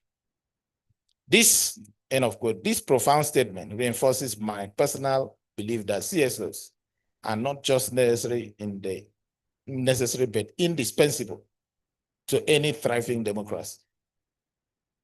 They were instrumental in the struggle for democracy in Nigeria, and they remain critical in its sustenance through continued advocacy and engagement. Our nation's history is rich with the legacy of organized civil society movements, especially during the pre-independence era. Without their agitation, our independence may have been delayed far beyond 1960. My own involvement with civil society began during my days at the University of Calabar, where I served as a student union leader, advocating for students' welfare. That early exposure instilled in me a lifelong passion for reform, a passion that has guided me from my time as the caretaker chairman of my local government area in 2007 through my subsequent political journey to this day. With that background and my direct interaction with various CSOs over the years, I can confidently speak to the enormous impact that contemporary civil society has made in Nigeria, from promoting rule of law and social justice to fostering political participation and holding government accountable. CSOs have been central to our democratic development. Legislative progress in Nigeria has also been significantly influenced by CSOs. Transformative laws such as the Freedom of Information Act, the Persons with Disability Act, and the Child Rights Act were all driven by CSO advocacy. Their role in electoral reform, especially regarding the amended Electoral Act of 2022, is equally commendable. However, despite this accomplishment, much remains to be done. Today, Nigeria is at a critical juncture. Economic instability, rising unemployment, insecurity, infrastructure decay, a weak healthcare system, and widespread corruption remain daunting challenges. Nonetheless, we must remain resilient. Democracy is still our best path forward, and it must be protected for future generations, because it's always said that even the worst democratic experiment is better than the best military dictatorship. And I think I believe it. We only need to look to our neighbors to understand the consequences of democratic decline. For example, a coordinator from Burkina Faso Governance and Citizen Mobilization Program, a pro-democracy CSO, lamented the shrinking civil space under military rule, citing repression of the media, suspension of political activities, and widespread intimidation of activists. Similarly, we remember the sacrifices of Ken Saro-Wiwa and others who paid the ultimate price for justice and freedom in Nigeria. At this point in our history, we cannot afford to backslide on the democratic gains we have made. The sacrifices of our heroes must not be in vain. We each have a responsibility to uphold the rule of law and justice. As President Muhammadu Buhari once remarked, true democracy shines its light into the daily lives of people.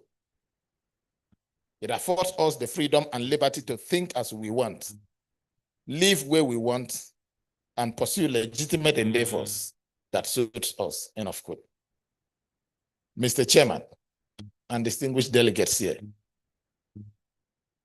the consolidation of our democracy is tied directly to the efficiency and sustainability of CSOs.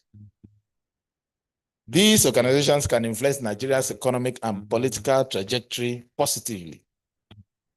A politically conducive environment, one that respects human rights, freedom of speech, freedom of the press, and social justice is essential for democratic growth. Strengthening CSOs, strengthening CSO operators is, in effect, strengthening democracy. This background sets the tone for today's conversation, strengthening the regulatory environment for CSO operations at the subnational level. The government must support and encourage CSOs through legislation and policy. A conducive legal and operational environment is imperative, free from stifling regulations and bureaucratic hurdles. We are aware of the significant challenges CSOs face: poor public perception, lack of trust, overlapping regulations, multiple registration requirements, and increasingly limited funding. Recently, US funding cuts, which slashed some CSO budget by as much as 50%, have forced program halts and staff layoff generally. At this juncture, I cannot help but stop to extend my gratitude and that of Nigerians to the European Union for their continuous support and funding of CSO activities in Nigeria.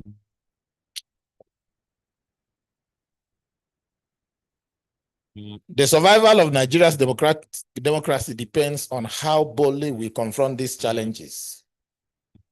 Every nation that enjoys prosperity today once went through periods of struggle and sacrifice. We must draw inspiration from their journeys. As we move from policy to action, it's important to know that regulatory hurdles are not unique to Nigeria. Successive US presidents, from Herbert Hoover to Joe Biden, have faced and addressed similar challenges through deliberate policy interventions. With proper legislative reform, we too can overcome ours. Recognizing the need to streamline CSO operations offer a good starting point. While the state houses of assembly plays a role, especially in oversight, the primary responsibility lies with the National Assembly. I remember when my senior colleague came, he said the primary responsibility lies with the state assemblies. Well, let me bring my proofs.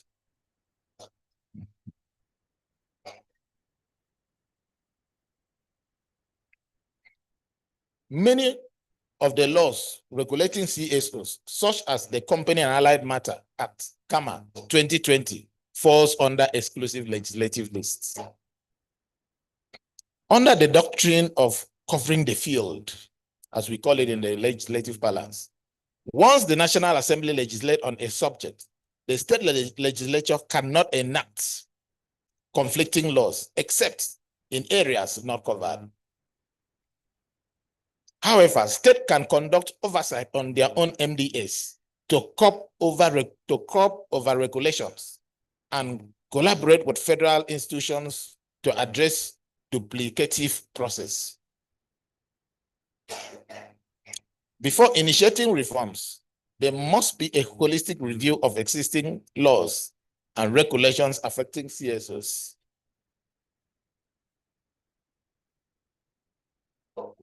These include understanding their objectives, applicability, and areas needing revision. Experts like lawyers, journalists, and policy analysts should be engaged in the process. A data-driven and well-articulated report should then be presented to both legislative and executive stakeholders. It is also important for CSOs to understand the legal exemptions that already exist. For example, Section 10F of the Tenement Rate Law Cap 151 Law of Akwa Ibom State 2000 exempts non-profit organizations from paying tenement rates. Section 3 of Business Premises Registration Law Cap 124 also empowers the commissioner to grant exemptions to CSOs. Similar provision exists at the federal level under the Company and Allied Tax Act and VAT Act.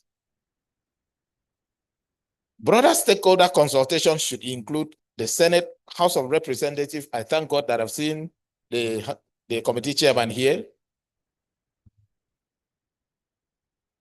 State Houses of Assembly and Law Reform Commission. These commissions are mandated to review outdated laws and advise governments accordingly. Only after proper consultation can the legislature be guided on which law to amend or repeal. Of course, any such change must be well considered given the potential cost involved, such as agency restructuring or staff reallocation. Mr. Chairman, distinguished ladies and gentlemen, CSOs are already strategic partners with the legislature here. There's indeed the need to strike a balance between regulations and the protection of civil space. While state assemblies may be limited in certain areas, they can still exercise oversight, reduce bureaucratic barriers, and act on petitions brought forward by CSOs. As we engage with today's theme, I urge us to participate actively and wholeheartedly. I am confident that our deliberations will yield practical solutions. On my part, like I've always said, and I said yesterday when the representative came to my office for a courtesy visit, I pledge continued support and collaboration with the CSOs. I will leverage the legislative tools at my disposal to ensure that enabling policies are enacted for your effective operations in Akwa Ibom State and the South-South region at large. I wish you fruitful deliberations. I want to thank you again and welcome to the very peaceful, very safe, and politically friendly state of Akwa Ibom. You are welcome. God bless you all. Thank you very much, Right Honorable Kufreba Siedidem. Please, let's encourage him with a round of applause. Yes, again. let's put our hands together for him. Thank you so much. We learn every day. Exactly. My new phrase of the day is politically friendly. Yes, yes, Yes. politically friendly. Take home, That's my politically take friendly. home. I'm going to use that very, very, very, very much. Thank you very much, sir. for your very salient and important remarks. It was quite interesting to me, and it will be good to sample the perspectives of some of our colleagues from Akwa Ibom in the room around some of the exemptions to the taxes and the levies and the charges which are available under state law for non-profits. To be interesting to note whether in practice that is actually the case. But it's good to know, again, the policies, the laws, the legislations, they do exist on the ground, but a lot of what we'll be talking about today is about action and about experience and about how, if there is a divergence between what we have on paper and what we see in real life practice, how do we bridge that gap? But it's great to know that at the very least, there are things that exist on the books Very well. right here in Akwa Ibom that should, support a lot of the development work that's happening here. Once again, we want to say thank you for your commitment, and we do hope that other public officials borrow a leaf from you to help this space. Absolutely. Correct. Okay, so some preliminary housekeeping. I know we've all learned politically friendly over the last 20 to 30 minutes. I'm also here to introduce another phrase which I think would be well received by the House. And that phrase is called tea break.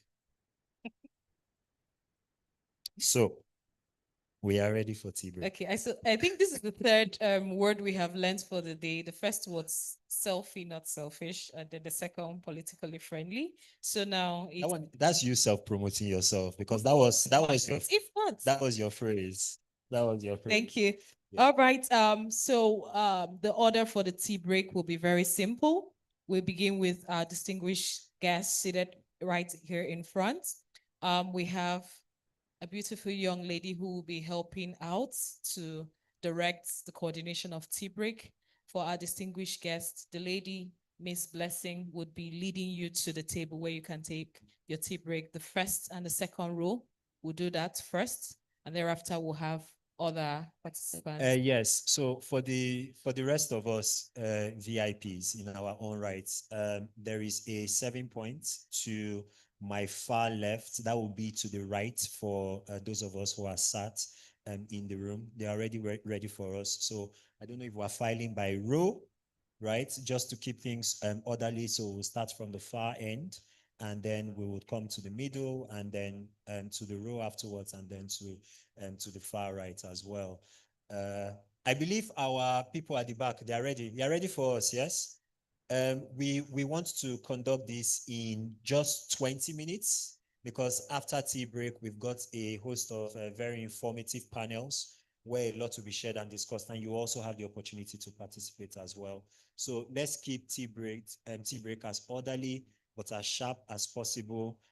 Time check right now is 12:24 p.m. So we'll reconvene 12:44, 12:45 p.m. Let's aim for 12:45. Okay. Thank you very much, and we'll see you all at 12:45. Just to please add, we are told there's another outlet on this wing. So immediately after the VIPs, those on this other wing can join to get their tea break. Okay. All right. We'll be directed appropriately. Thank Thank you very much.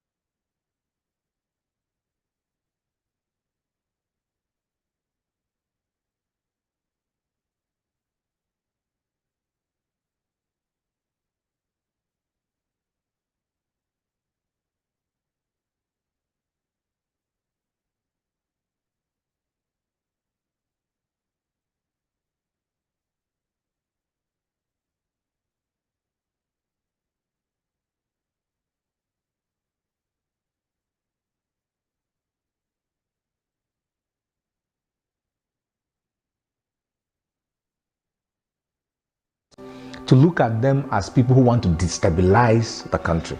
I think that's the biggest disservice and that's the biggest dishonesty on the part of government because they know better. To say they truly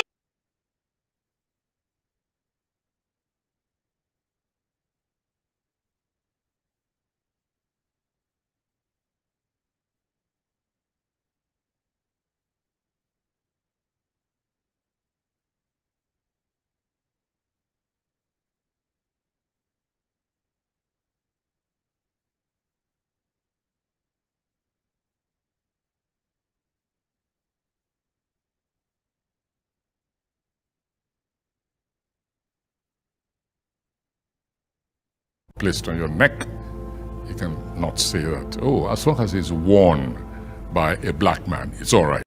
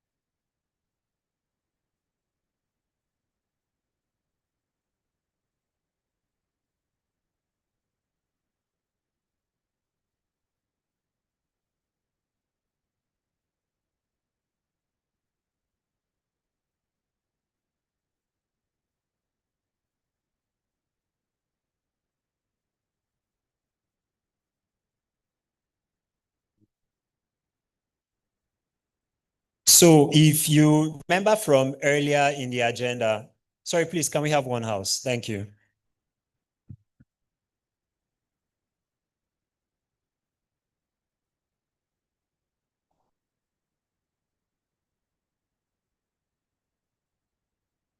Okay, so before we get into our first panel session of the day, if we remember from earlier in the agenda, I said that we were going to take a first round of goodwill and special remarks. We would soon get into the second round of remarks where we would capture the thoughts and the perspectives of other important government side stakeholders on the subject matter of translating policy to action in order to improve the operating environment for civil society organizations in Nigeria. But before we do that, please, can I have the distinguished presence of both the co-chair of the Community of Practice on Civic Space Strengthening, as well as the 2025 chairman of the organizing committee for this regional conference?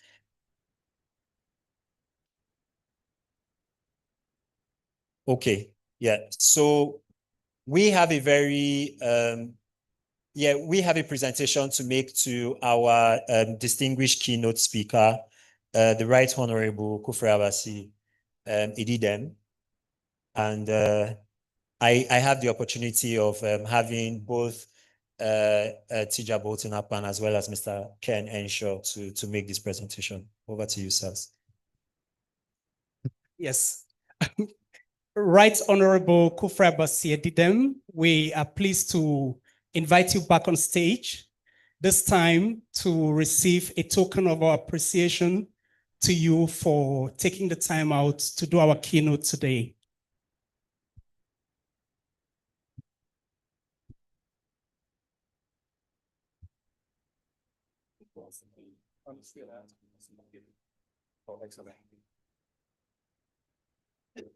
Thank you for coming back upstage, sir. On behalf of the Community of Practice, Global Rights, and all our partners here, it's our profound pleasure to hand this token in recognition of your role in the conference today, presenting a very brilliant and excellent keynote. Thank you so much for being a friend of civil society. Thank you for attending this conference, and here's looking forward to all the promises you made while you stood up here. Thank you once again, sir. Thank you.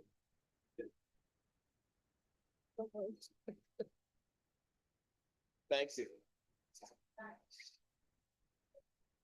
I can only say thank you again and thank you again. I really do appreciate this. And yes, you can hold me to my word. Thanks. And during the tea break, one of my distinguished senior colleagues in the Green Chambers, he knows what I'm going to say. I didn't want to mention him, but he has given his name himself away. Said I prefer that our state remain where we are in that ranking. Because if you check the reality on ground, that ranking is inversely proportional to peace on ground. The states in green are the most violent states, while the states in red are the most peaceful states. I want to thank you all.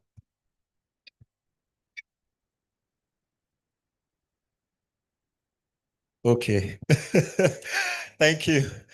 Thank you very much. Thank you very much, sir, for receiving our token. We just keep learning new terms today. Inversely proportional has entered our dictionary exactly.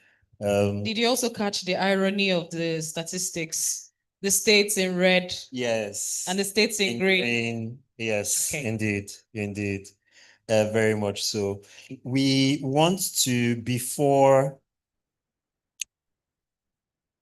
we proceed to the next set of goodwill remarks, I want to recognize, or we want to recognize two very important stakeholders. This persons came in while the keynote speech was ongoing. Mm-hmm. Distinguished guests present here today.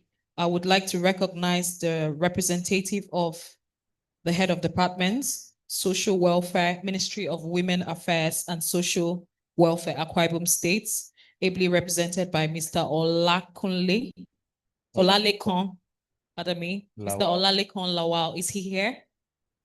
Mr. Olalekan Lawal, representative of the HOD, Social Welfare, Ministry of Women Affairs and Social Welfare, Akwa Ibom States.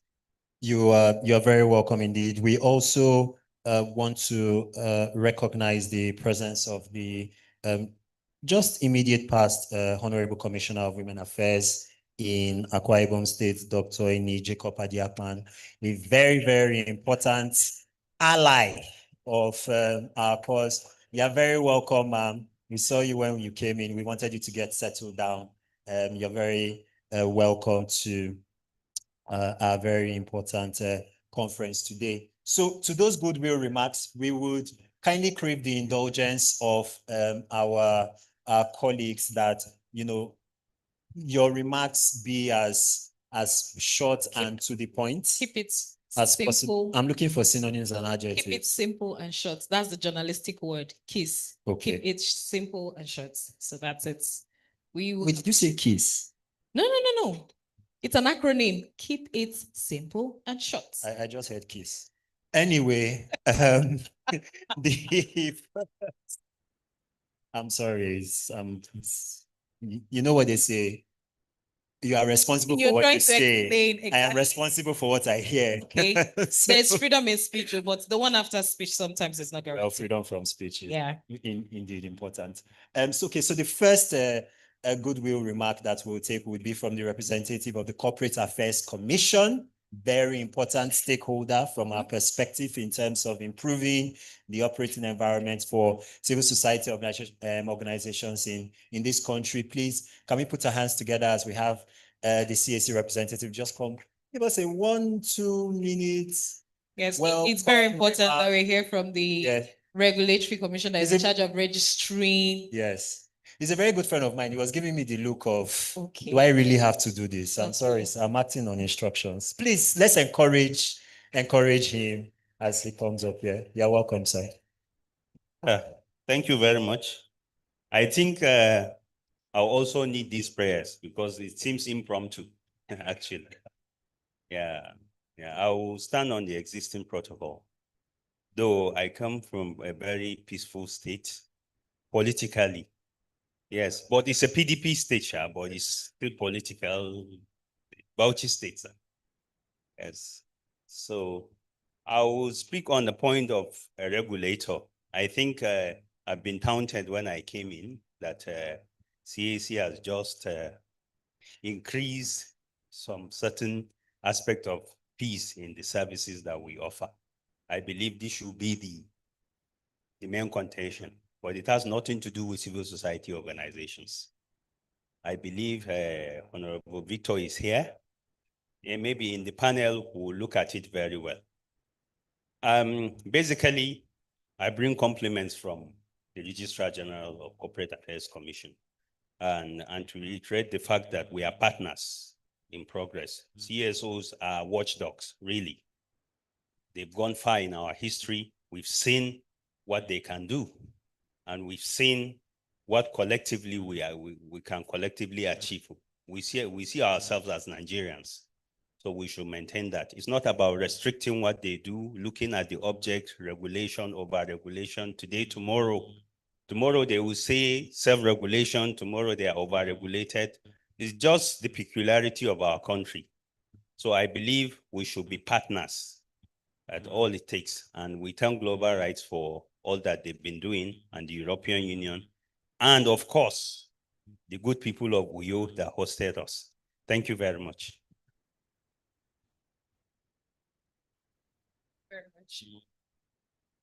Thank you for that very simple and short goodwill message. I don't think you needed prayers for that. However, let's see if Global Rights can send prayers to your mail as well.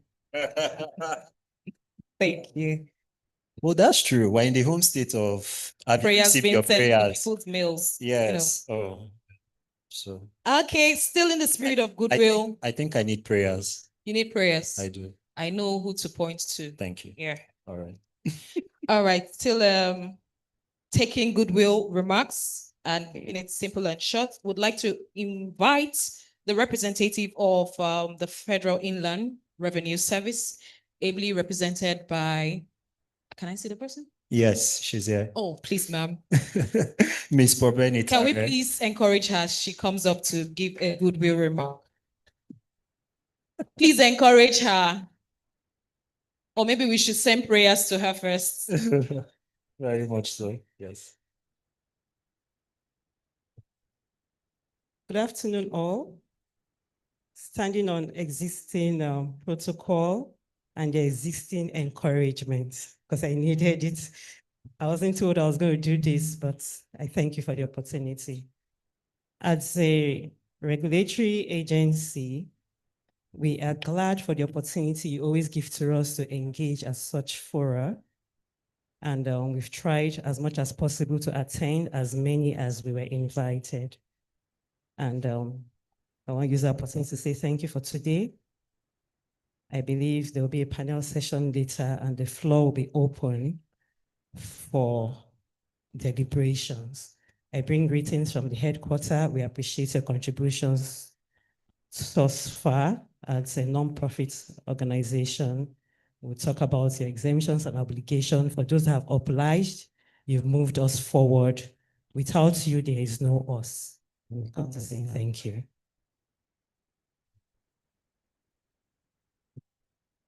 Thank you very much, Mr. for that important remark. For those of us who may not necessarily be familiar with the work that a number of our civil society partners have been doing with the regulators, they have been very involved stakeholders. They come to our meetings, they attend our conferences, they back channel information in terms of what to expect. They're actually quite responsive, and in our experience, they are always open and willing to engage. So one of the reasons why we're having them come up, you'd also hear them, just as Ms. Tare said during the panel session, talk a bit about some of the things that we should take cognizance of, we should pay attention to, is so that you can also see their faces and know them and go and meet them. And, if you have any sort of pending issues that you or your organization are working through, you can have a conversation with them and they'll be happy to facilitate a solution on your behalf.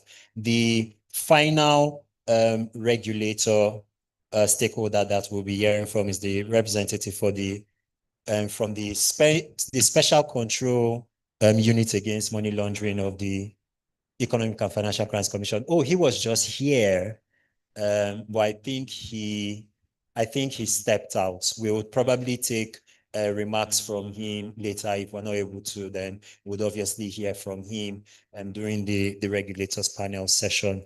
So I would just step that down for the moment, unless I see him walk into the room, in which case I'll just immediately arrest him. Otherwise, I think we can proceed. Michael Compre. Just while you were doing the introduction of that person who's supposed to take the goodwill, we had someone important walk into the hall.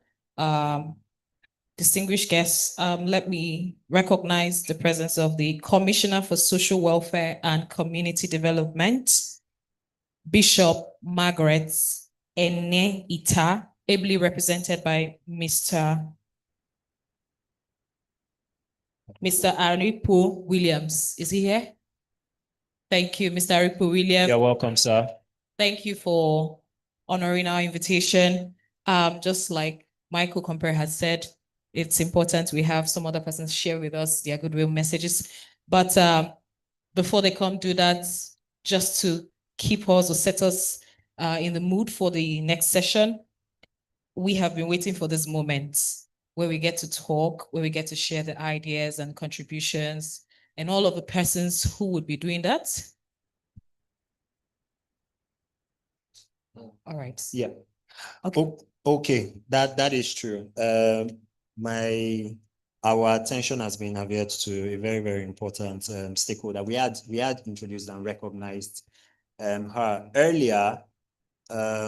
but we will be taking some thoughts from her. She has been in this work for quite some time. She has been on the government side of things as a stakeholder responsible for, amongst other things, the management of the affairs of civil society organizations in a very important state here in the South. So it's only appropriate that we hear her thoughts on how we can move from policy to action, since she has been in the arena. And now Right. she's also here to give us all of the experiences and shared successes. Distinguished guests, with an encouraging clap, let's make welcome Dr. Ini Jacob Adiakban, immediate past Honorable Commissioner, Women Affairs, Akwa Ibom State. Please encourage her until she gets up here.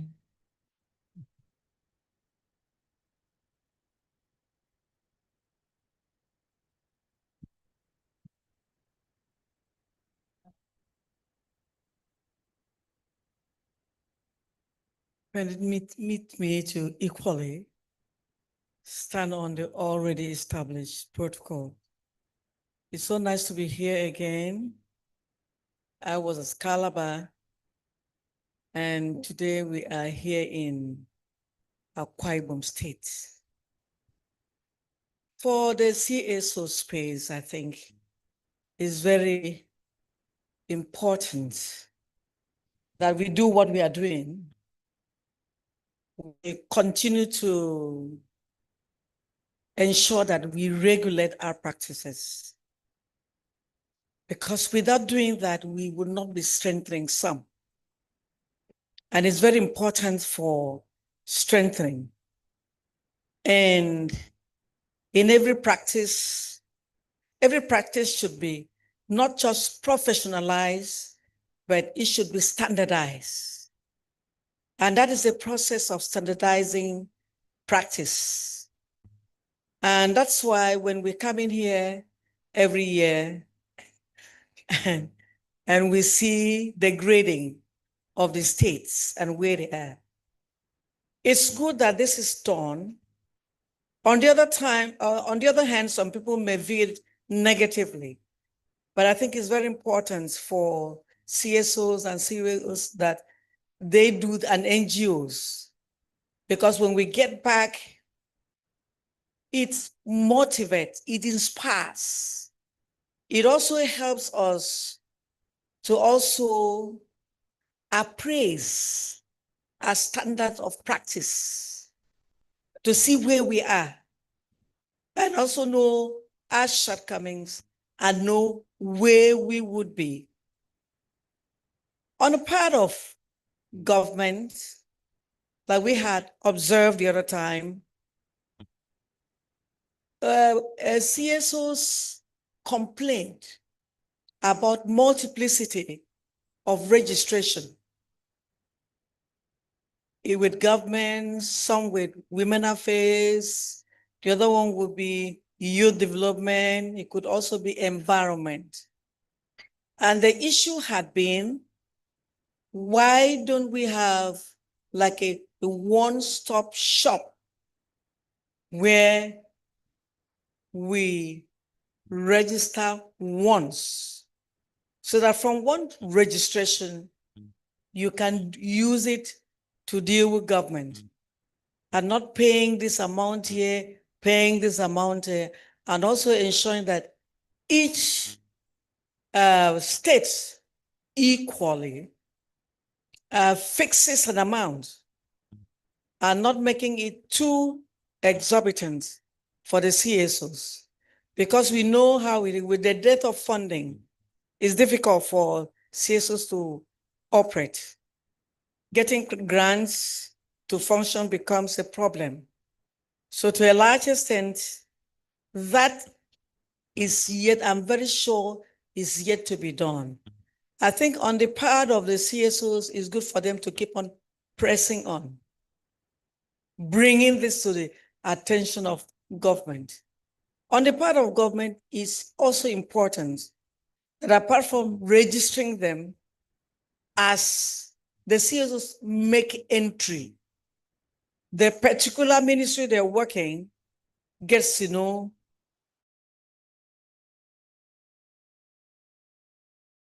who has coming, what they are doing, and where they are functioning, their locations, so that there is no concentration in, for instance, the urban areas. A lot of CSO love the urban areas and not the rural areas. And also so that there is balance in their practice in the 3 senatorial districts. That way it's important that government can now regulate. Another thing that bothers government about the operations of the civil society organizations is trying to track the funding. For instance, the funders, UN says they have spent so much, yet they don't know the amount. And when they go for the governors forums meeting, it becomes disturbing and alarming. And so it is important also that they also are told, made to know, so that they know how much, because once the IPs go and the funders, the donor agencies go, they will give a very large sum. And that large sum disturbs them because they hardly see. So it's important that the announcement, the entry is important.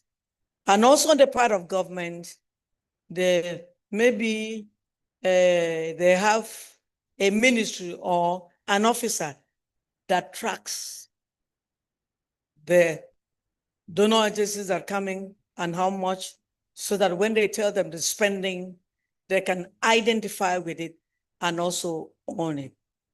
Thank you so much for this short time, and I wish you wonderful deliberations. Please, can we make her feel encouraged again?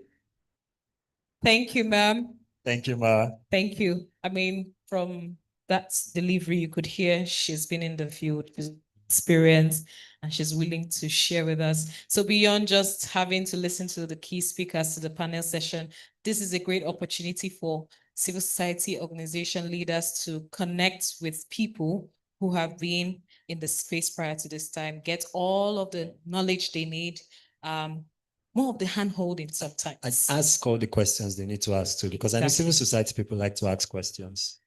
Yeah. So yeah. Thank you again, Mara, for that wonderful one. Okay, so we will be taking our first panel session of the day. Panel sessions, especially at conferences of this kind, tend to be quite interesting because I've moderated, a few panels here and there, and one of the things that moderators like to do is they tend to throw these off-the-fly questions, and they get panelists, if not on the spot, as close to the spot as possible, and oftentimes off the spot. Okay, so I don't think some persons here will be off the spot today. They will stay on the spot. Our panelists are on point. Fantastic. Yes, they absolutely are. Yes. So the first panel will deal with the subject matter of strengthening the enabling environment for nonprofits in Nigeria. How do we go about doing that? What are the strategies that are involved? Where can we find best lessons, or where can we glean best practices right from that? What is applicable within the Nigerian environment, or to be more specific and more granular within, the South or within our individual states? Because let's not act as though we are all operating in the same environment. As we saw from the CSO dashboard, you might be a heavily security impacted state, but that may, in an ironic kind of way, also place you in the right space at the peak of the statistics, right? Exactly, in terms of being a vibrant place for civil society to do work. So how do we break through all of those layers in order to achieve a deeper understanding about how, to strengthen the nonprofit sector in Nigeria? That's what this panel session will really be taking a deep dive into. And to lead this session, we have one who is very experienced, very amazing human. I call him the walking thesaurus. I'm allowing you to do this because you know him better than I do. Okay, he is a walking encyclopedia. He's your guy. Oh, okay. Ladies and gentlemen, distinguished guests, please make welcome the Executive Director of Policy Alerts. He is also the chairman of the Planning Committee South-South Regional Conference 2025. I'm talking about no other person but the phenomenal Tija Bolton Akpan. Please make welcome Tija. I'm not sure he will need prayers. Tija, will you need prayers? He needs no encouragement at all. Okay. So, yes, Mr. Bolton Akpan will introduce his panelists. We hand over the floor to you, sir.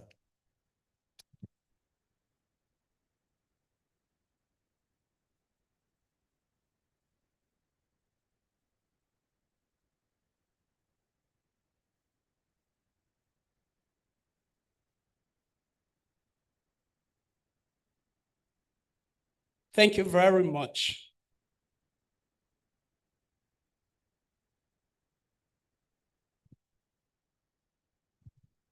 Abasema, you didn't have to do that.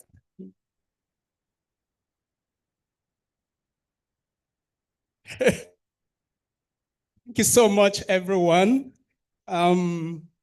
It's a delight to set the first salvo for the panels at this very important conference.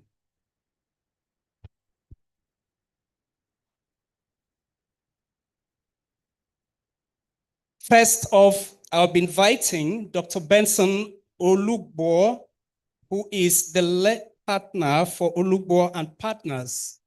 He is a seasoned civil society activist, lawyer, and a frontline advocate for civic space strengthening in Nigeria.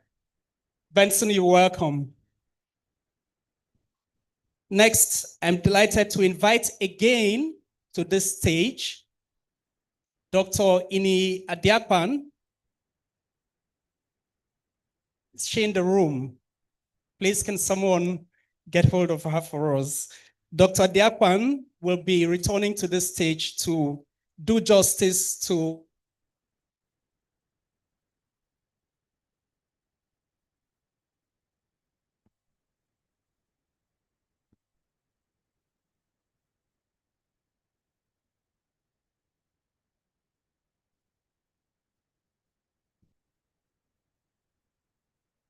Thank you.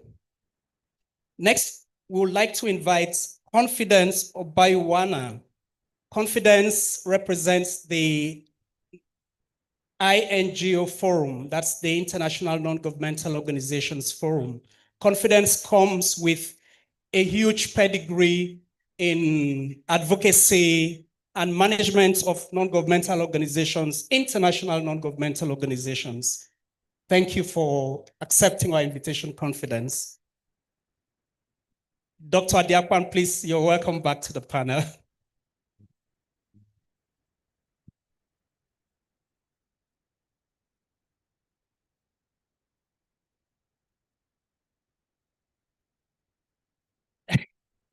Thank you so much, everyone, for joining us. And thank you for having a very engaged and committed audience.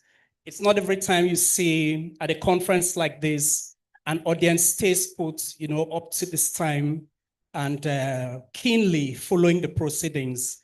It's quite encouraging and inspiring. I would like to begin by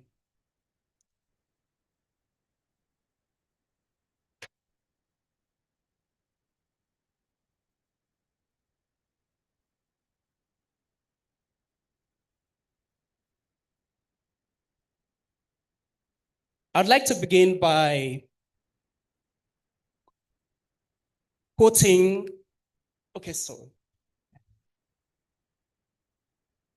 quoting something that was said by one of the speakers here today.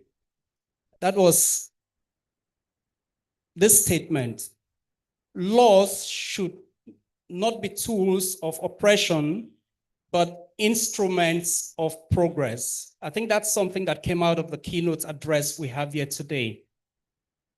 And let that be the premise from which we take off on this conversation. We have a lawyer here who has practiced privately and also utilized his legal expertise in civil society advocacy. So you understand both sides of the coin. You know what it means to defend people whose freedoms, have been restricted in certain ways. And you have also been in situations where you actually experienced your own freedom being restricted. We also have someone who has played a role of a quasi-regulator, if I might put it that way, heading an MDA at the state level that had a very important interface function with civil society organizations.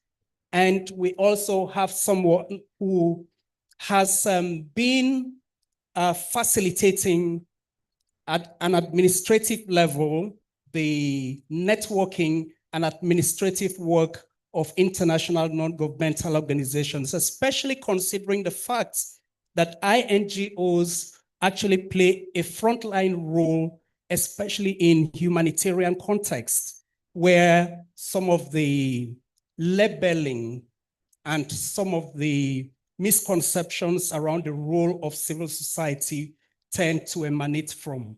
So, I mean, this is a very, very, all-encompassing panel. So I'd like us to put our hands together again for them.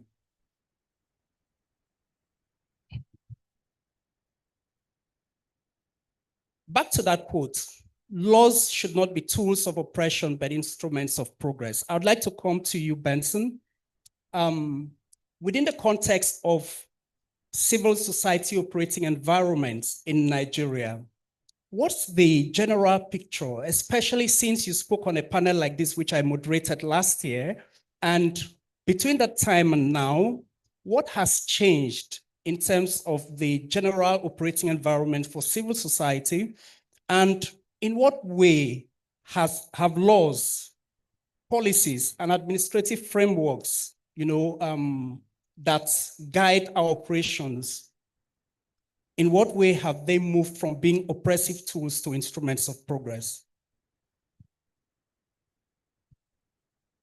Thank you. Thank you very much. I want to stand on the already existing protocol, even though I'm not a politician, but it has already been established. And then seriously, also want to commiserate with of Benue State for what happened last week. I know most of us are not from Benue State, but if you've been reading if you've been watching what is happening, on the 13th of June, we had about more than 200 people dead and a lot of people displaced. So our hearts and minds also go to, especially people who live in Benue State and people who are affected by one way or the other with what is happening. And our prayer is that the federal government should do something to rein in those who are responsible and ensure accountability for citizens. So in terms of the question, we are away in terms of regulation. If you have this small paper that Global Rights has produced, I mean, I would just like you to take a look at it, if not, because it answers most of the questions.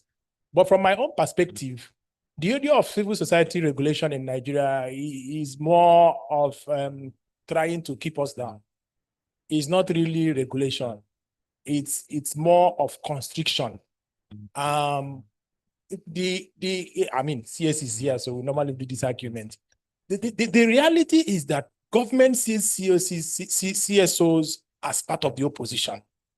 Government sees CSOs as part of the problem. And so, interestingly, you may not believe me, but most of the laws are actually done in a way to restrict the operation of civil society organizations in Nigeria. And anytime you're speaking with any government staff working in a ministry, department, or agency, sometimes also in the National Assembly, what you will hear is that we don't have enough regulation. They bring up this issue of corruption, that you have organizations that get money from foreigners and disappear. Of course, it's possible, but that's not everybody. just like we also have corruption in Nigeria. They bring up the issue of a lack of accountability. And they bring up so many things. But the question is, how have these organizations failed? I mean, ministries, departments, and agencies in supporting the growth of civil society organizations. There are individuals who work in these organizations who, I mean, we understand, actually do their best to follow the rules, to support NGOs to grow. But from my own perspective, really, if you ask me, I will tell you that between last year and now, the scenario has not really changed. In fact, you still have more laws or regulations that are also looking at how to restrict the activities of non-profit organizations. I mean, looking at this paper, you will see that there is no National Population Commission. National Population Commission, that's under the Ministry of Budget and Finance. They've also come up with their own regulation. And the idea is, the last time I spoke with them, is that they are trying to develop a database for all NGOs that are working in Nigeria. In fact, they want to make it that before you can have any relationship with a foreign organization, that foreign organization will have to come to National Planning Commission to confirm that you are registered with them. And then when it talks about registration, of course, we know registration. Most times, this registration is just to raise funds. And I don't know what happens in Akwa Ibom State here. But interestingly, for you to operate in Akwa Ibom State as a CBO that is registered in Akwa Ibom State, I don't know, but I'm just guessing. You may have to register with the Ministry of Youth. You may have to register with the Ministry of Women Affairs. You may have to register with the Ministry of Education. You may have to register with the Ministry of Environment, depending on the area that you are operating. And of course, the Inland Revenue Service, both at state level and at the federal level. And then the big fishes, Corporate Affairs Commission. You have to go to school meal, because if you need to have a bank account, school meal will have to give you this certificate that they say they have about 10,000 from Lagos and Abuja that nobody has collected. Now they are moving to electronic certificates and all those things. But banks will allow you to open an account, and you may have a lot of money in the account, but you cannot withdraw until you get this interesting school meal certificate that allows you to do business in Nigeria. My argument has always been, and I will always stand on that argument, that the Constitution of the Federal Republic of Nigeria gives us the freedom of our association. We don't really need CAC. In order, if we decide we want to establish Friends of Global Rights, you don't need to register with CAC to operate as Friends of Global Rights, right? But the problem is that if you are interested in getting government support, probably you need to have an account and all those things. That is when you now have to, of course, register, have something to do with CAC and all those things. We understand that. But the reality is that this registration, to an extent, is a restriction. Because once you are already there, the truth is that if you look at the number of CSOs that are in Nigeria, barely less than 10 or 15% of them are compliant with all the rules and regulations that all these ministries, departments, and agencies have set up. Unfortunately, sometimes when you even apply maybe to travel abroad and you say you're working with an NGO, they will go to CAC to look at your status. So assuming you have not filed your annual returns, CAC will say you're existing, but your existing is a little suspect. So what is one of the arguments we have always made? I will conclude with that as we go ahead. We have asked some of these ministries, departments, and agencies, why is it that when you are registering with Corporate Affairs Commission, whether it's limited by guarantee or incorporated trustees, you will need all these documentations, NIN, particulars of directors, and the rest of it. Sometimes you need to go to Ministry of Justice to get their consent. That's another ballgame altogether. After that, you go to school meal. Most of the documentation that is required from CAC, you still have to present it again. When you go to another government agency, PENCOM, or whether you're going to Housing Fund, or you're doing registration with any other ministry or department or agency, they will still request for all those documents again.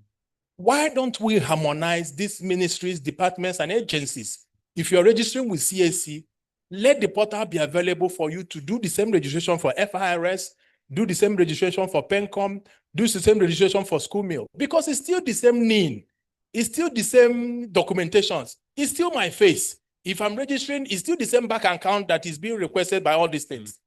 But in one of the discussions, EFCC told us, well, we have started the process, but the opportunity for them to have this synergy.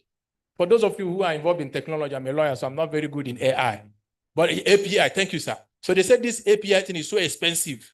And the long and short grammar really is that they require a lot of money in order to integrate all these things. Is it doable?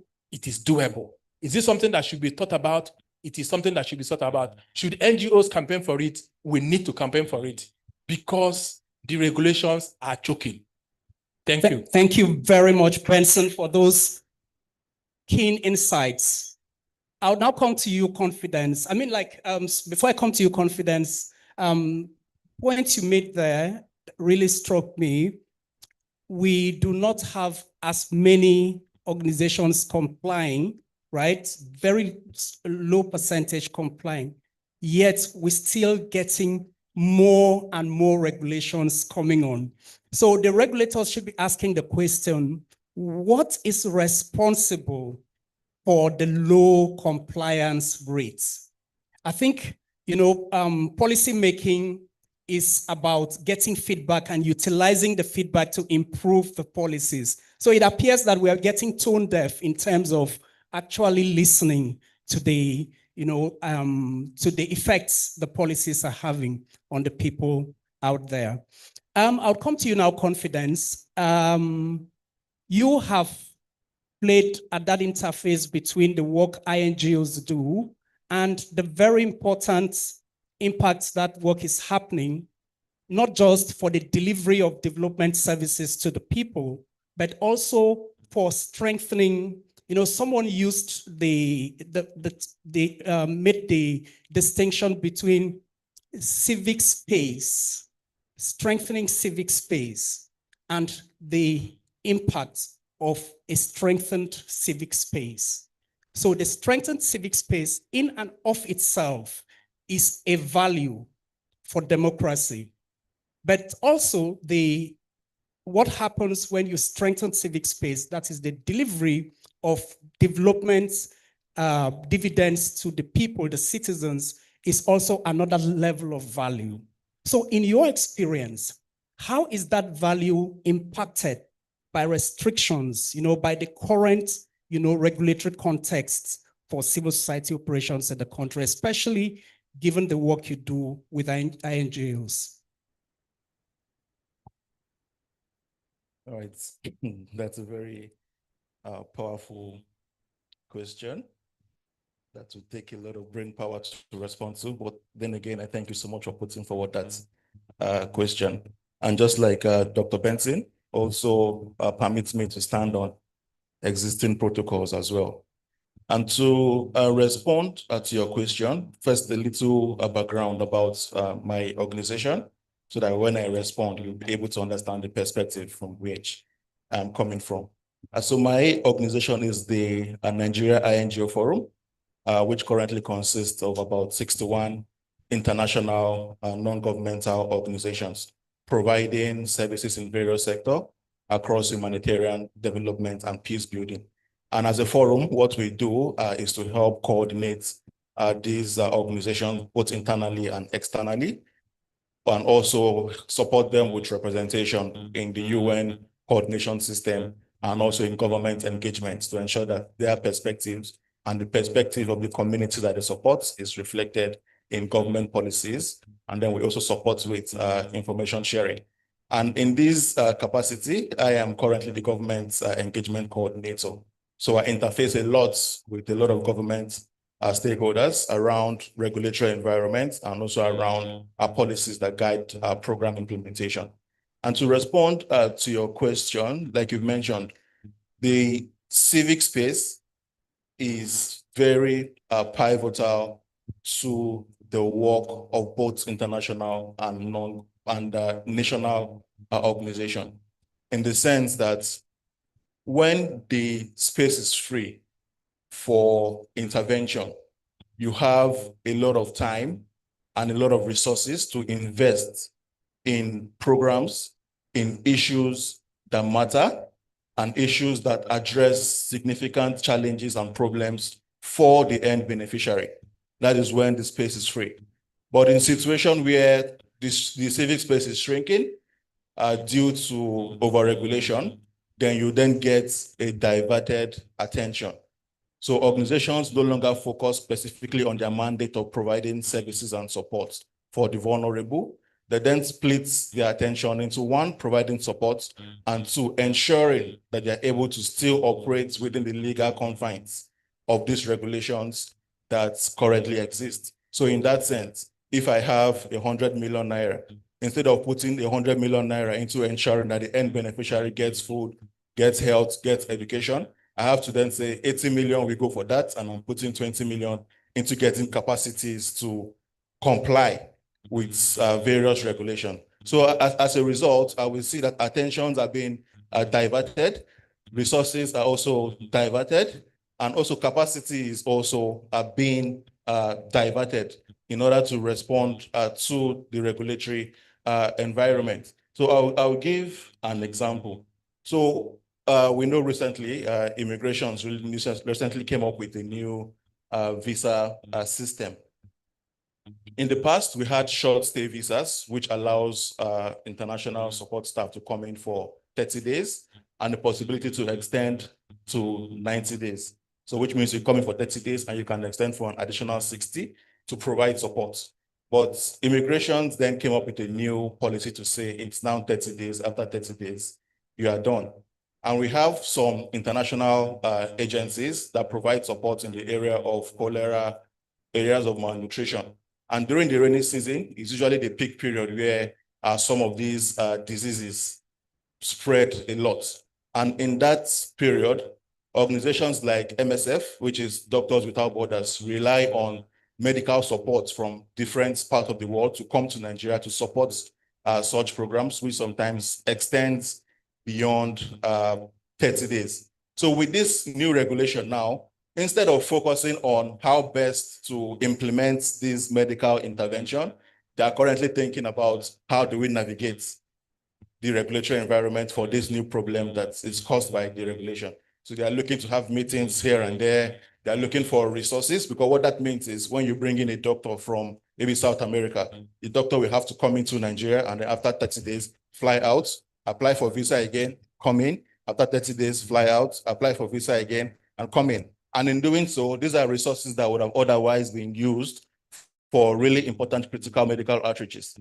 But this is not possible because you then have to split resources between projects and regulation. So I'll say it's quite impactful on how that affects the work that we do. We've also faced similar challenges with SCUMO. Well, I think based on the engagement that we've done with SCUMO, particularly on the areas of terrorism financing, we were able to get some common grounds, and the environment is a little bit eased up.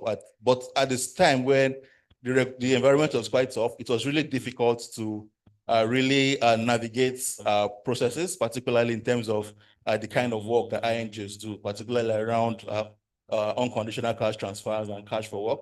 It was really difficult at the time. So it was hard to really get community members to do work and be paid because we couldn't move resources. But due to various engagements, it has eased up a little. So that goes a long way to show the impact of the shrinking space on the work that non-profit organizations do.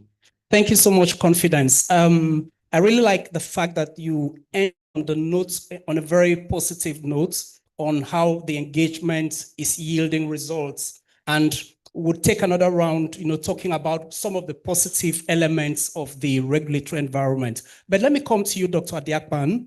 You have actually played very important roles at the subnational level. You led a ministry for several years, Ministry of Women Affairs and Social Welfare, which interfaces with civil society a lot, especially very vulnerable constituencies and often excluded constituencies like women, persons with disability, indigenous and local communities. So I'd like to hear from you what your experience has been, leading that kind of work until very recently, and perhaps throw more light on some of the things you'd like us to see. You were with us in Calabar and we judged on some of the issues, but what has changed? What should change?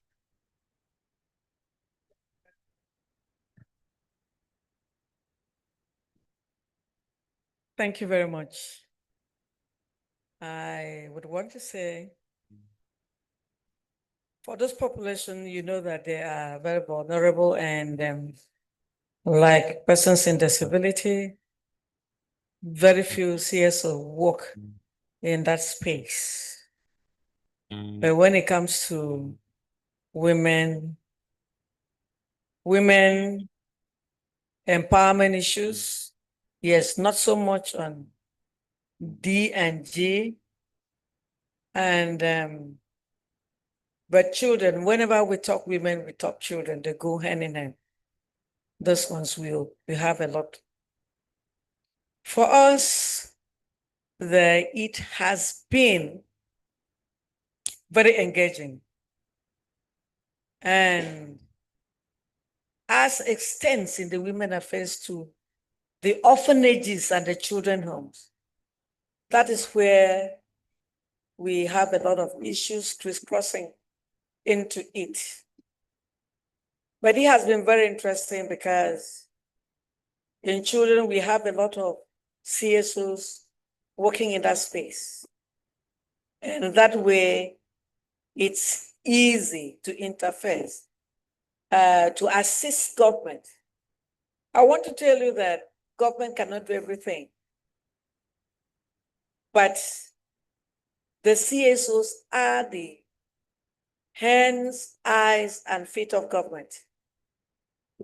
Where they cannot go, the CSOs visit the nooks and crannies, and they make it very, very easy for us to cover our work and to go everywhere.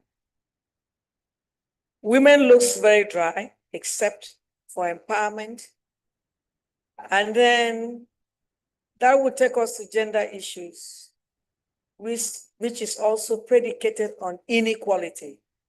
And inequality in wealth.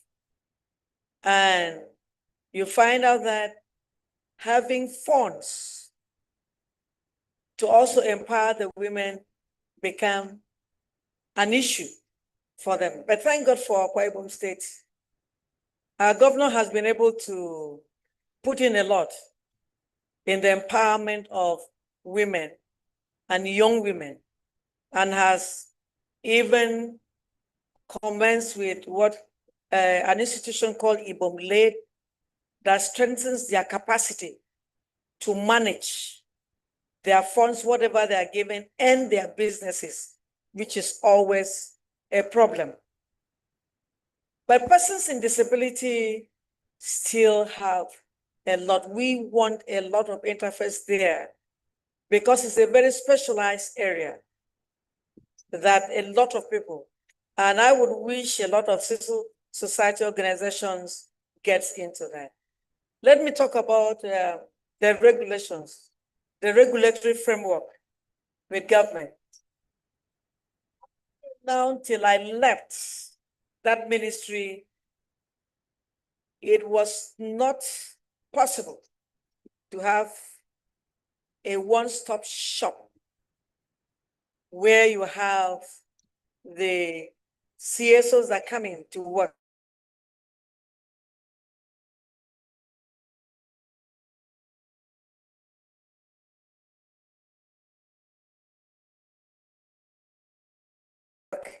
Register.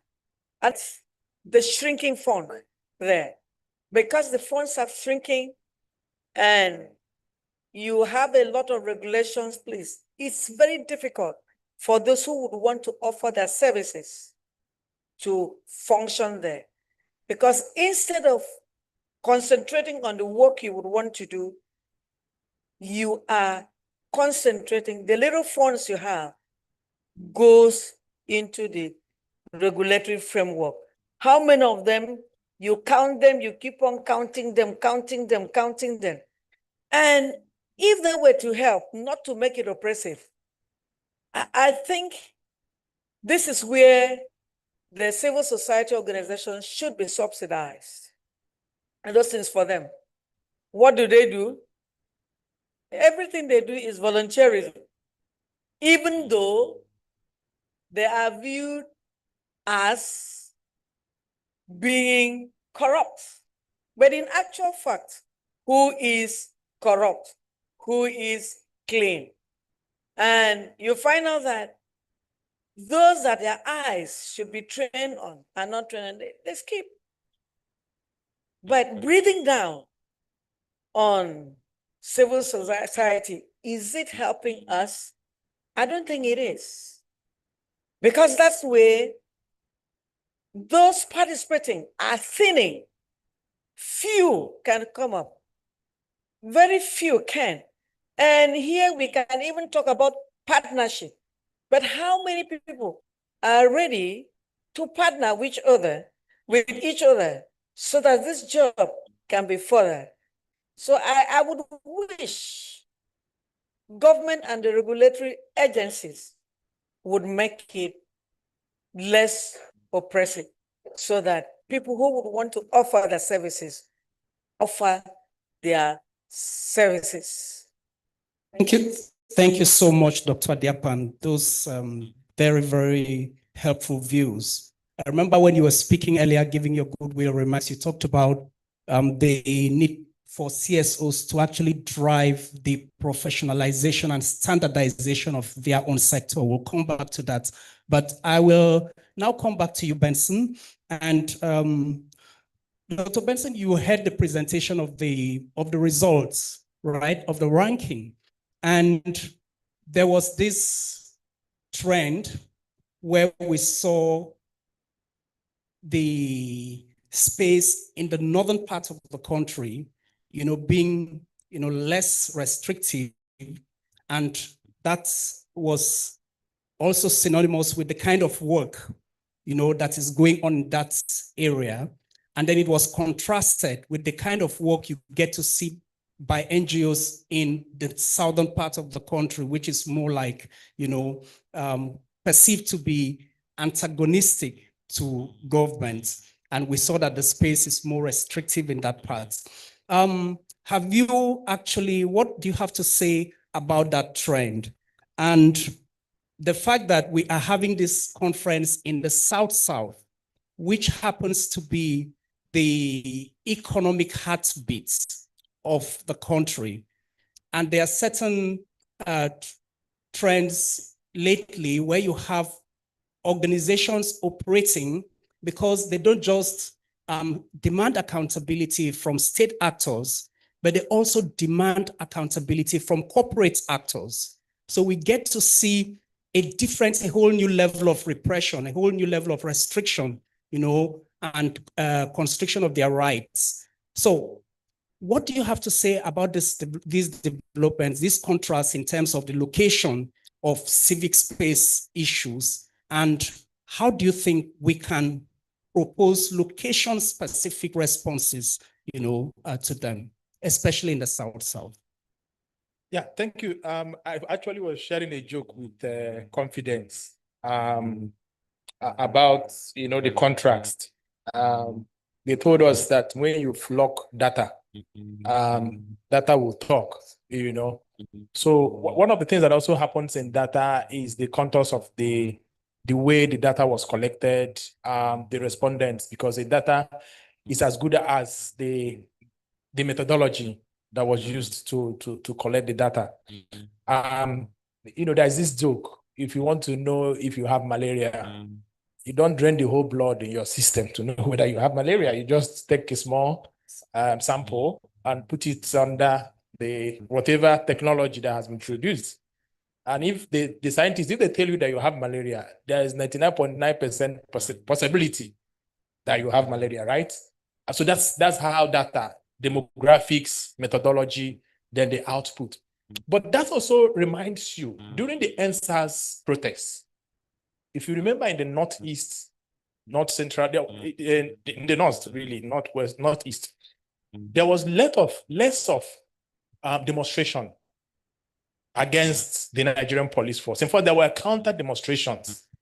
And the argument is that they were actually being protected by the police and that they support the police rather than what was happening in the South. But I know that during COVID, when we did a lot of research, 2020, for example, in the Southeast, people were wearing the face masks, not because of COVID actually, but because of police officers. Because if you don't have the face masks and you get to the checkpoint, and you don't have 15 naira to give to the policeman, you could get killed. And unfortunately, some people actually got killed because of that encounter, unfortunately. So what I'm trying to say is that you don't question that data. That's the reality of Nigeria. Nigeria is a very interesting place, in the sense that what may be happening in the South might be different from what is happening in the North. And you ask yourself the reasons. There are so many reasons that sometimes the way we see things from the southern part of the country is also not the way people see some things. I served in Sokoto State anyway, so and I was an interesting experience anyway. It also helped me to have a good understanding of the North-South understanding and all those things. But one of the things we have found out, and I think confidence is better prepared to answer this question, is that most NGOs that operate in the North basically work on humanitarian activities. And most of them deal directly with life-saving activities, like you said, malaria, IDP camps and all those things. So there is that tendency for them to work in sync with government agencies, that when we come to the South, we are demanding accountability, we are discussing police brutality. There are checkpoints in almost all the roads when you are traveling to the Southeast. I remember when we went to Anambra State, the honorable member said,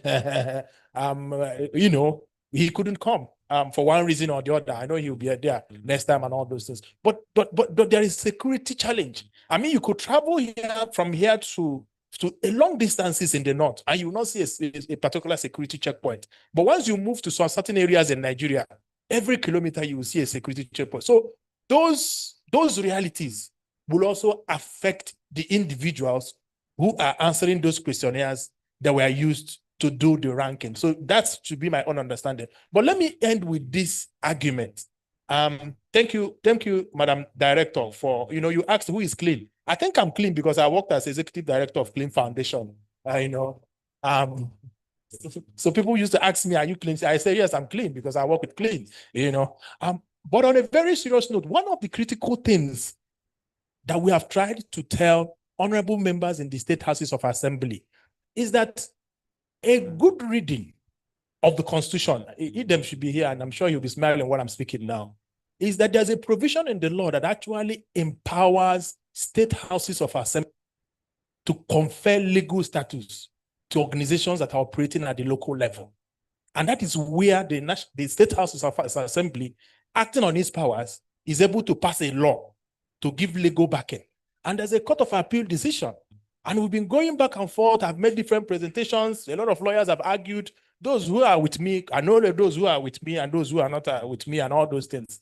But we have said, why don't we test it? Why don't the honorable members at the State House of Assembly pass a law giving legal backing to these organizations that are operating at the local level?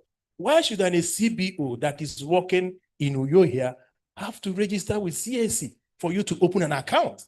And we're saying the State Houses of Assembly have the power because there's a proviso under the Constitution that gives that legal teeth. And even the Court of Appeal has acknowledged that that decision or that law that was made actually in Benue State, where we are having problems now, is the correct interpretation of the law. So there's an ongoing discussion to amend that law in the National Assembly.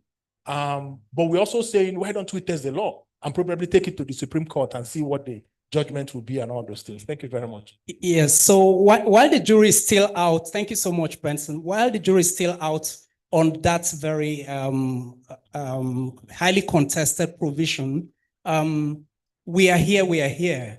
And the subnationals remain a very important domain of development. In fact, over 50% of federally distributed revenues go to states and local government areas. That means that's where development really happens. And if you want to look at the interventions of civil society organizations, compare between the urban organizations and the rural ones, you find that the rural activities are a lot more. You only get to see advocacy activities, at the metropolis. Now, what should we do, to strengthen, this context subnationally now that you've gone to it? I would like to throw, I want us to speak about it here. I would like to throw this question to the floor, and then my panelists will now sum up based on the interventions. So I would like to hear from you, the audience, what we need to do to strengthen the regulatory environment at the subnational level. Very specific solutions that take cognizance of some of the discussions you've heard in the hall today. So I'd like two persons from this row, two from this row, and one from the smaller row to my left. Yes, Princess, first number. Yes, okay. The gentleman at the front here, that's my brother from CSC. Okay. Yes, the leader, right? Okay, we have two from here. Oh, wow, my honorable member wants to say something. Okay, Mr. Degwe, I'll give you a preferential treatment. So 3 persons from this row. Let's see a hand from there. Okay, right. Dr. IB. Okay, fine. So we have 1, 2, 3, 4, 5, and 6 there. Okay. So we're starting from here. Yes. Yes. Okay, fine.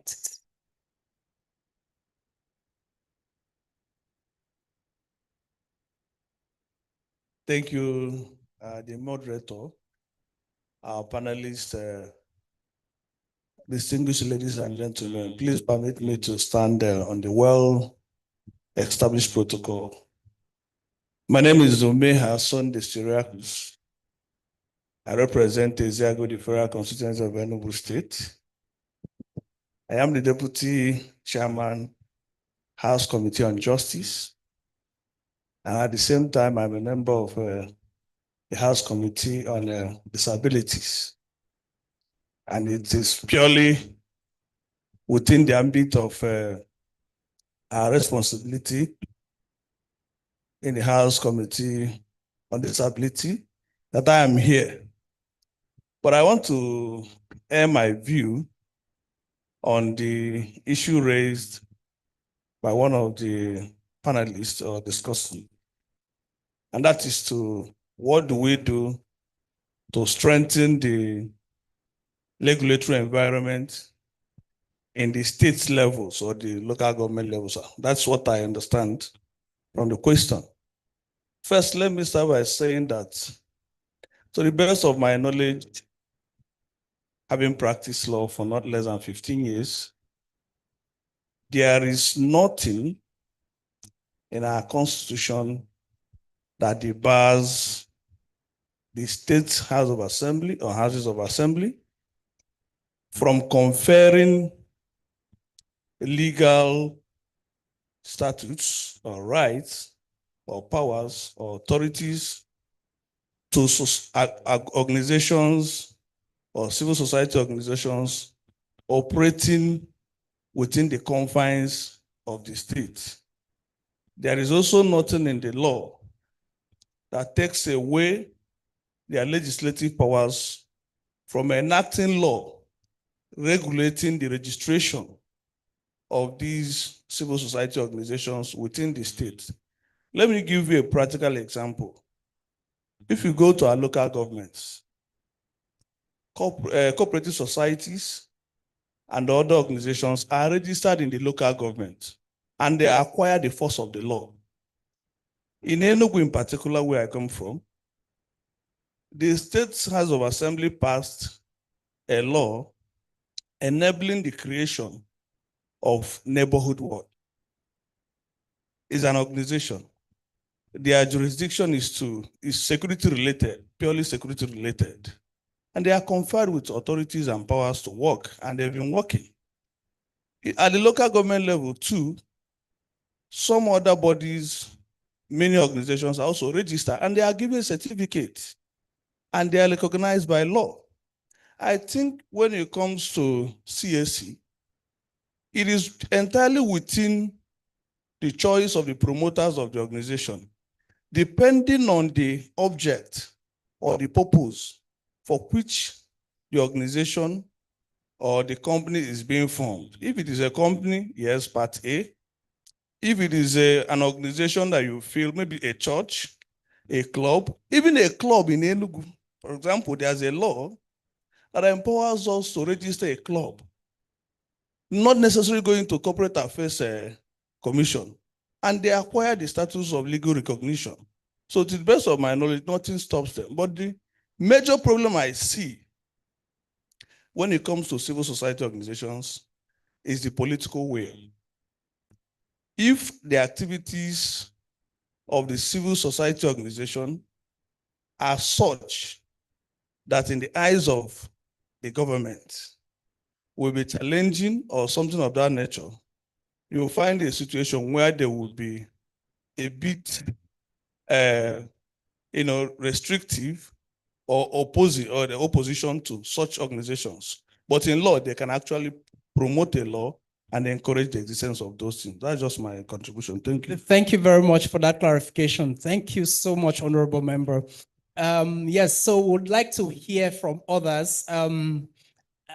Please try to make your comments or questions very crisp and straight to the point. 90 seconds at the most. Yeah, the second starts now, I guess. Mine is a reference to Dr. Benson. I'm sure we had a lot of engagements. I'll speak on a point of a staff of CAC and as well a Nigerian. Generally, we knew that Section 40 of the Constitution guarantees freedom of association, but provided if you want to be recognized as a legal entity which you can sue and be sued, you have to register with CAC. It's not that other associations in states are not recognized. You have Widows Association, you have, and even Lagos State decided before the KAMA was amended, they have the LP in Lagos State, which was recognized. But any law they said that is inconsistent with the Constitution is null and void. So as the Right Honorable said, you have a choice. You have a choice. That does not mean your association doesn't have legal rights. You can go ahead and register, but be sure that when you approach SCUMU or other regulatory agencies, they will ask for CAC. And this is due to our peculiarity in this country. Some people take advantage of those things. That is the point. It's not about you are regulated or too regulated. Even CAC as it is, it's not about what is regulation. What do we regulate, actually?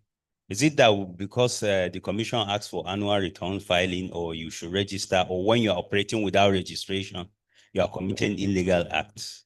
So basically, it's just the peculiarity of our country and the source of funds. Mostly, that's why SCUMU is after people and FIRS too. You have to be filing returns, all this. But actual regulations, we limit it. We don't go to you, ask you, I'll show you our papers, do this. No.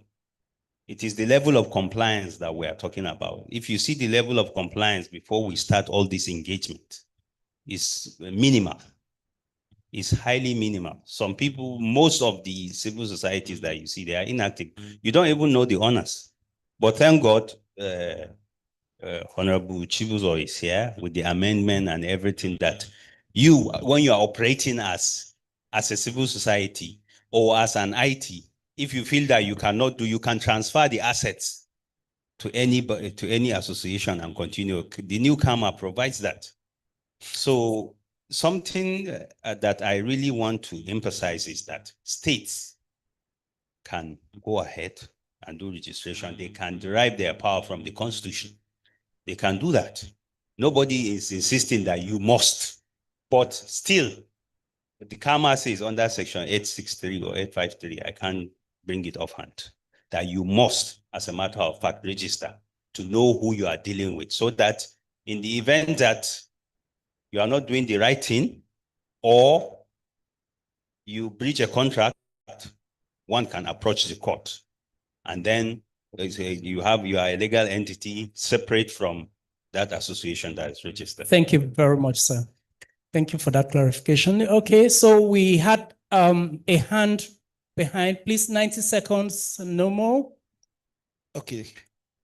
All right, thank you very much. My name is Ben Hussain. I'm representing Cross River State Civil Society Network.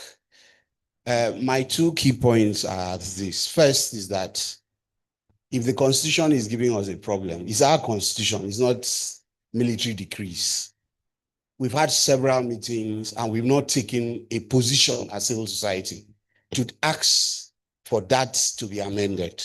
Last year, we had the privilege to hear from the barrister, and he made some very clear points about Benue and the fact that his position is that states should pass laws for legal status.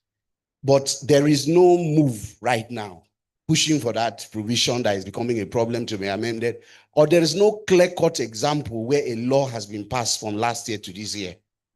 In fact, for me, on my second part, the issue is that within the civil society community, we are not driving issues that are paramount to us. We are used to representing others, but we are not used to addressing our issues.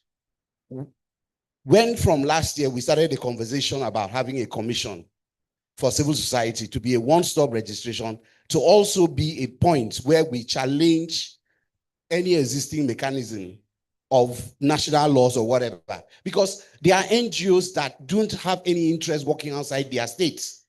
There are NGOs who don't have any interest working outside a particular local government. So there is no way we are going to box NGOs to national legislations when they don't have any interest working across the nation. There are categories of NGOs. There are NGOs based on focus thematic areas. Basically, we all started NGO from the grounds that you define your scope, define your focus. Now, if I define my focus to work only maybe in Calabar municipality, why am I going to be bothered about issues of national?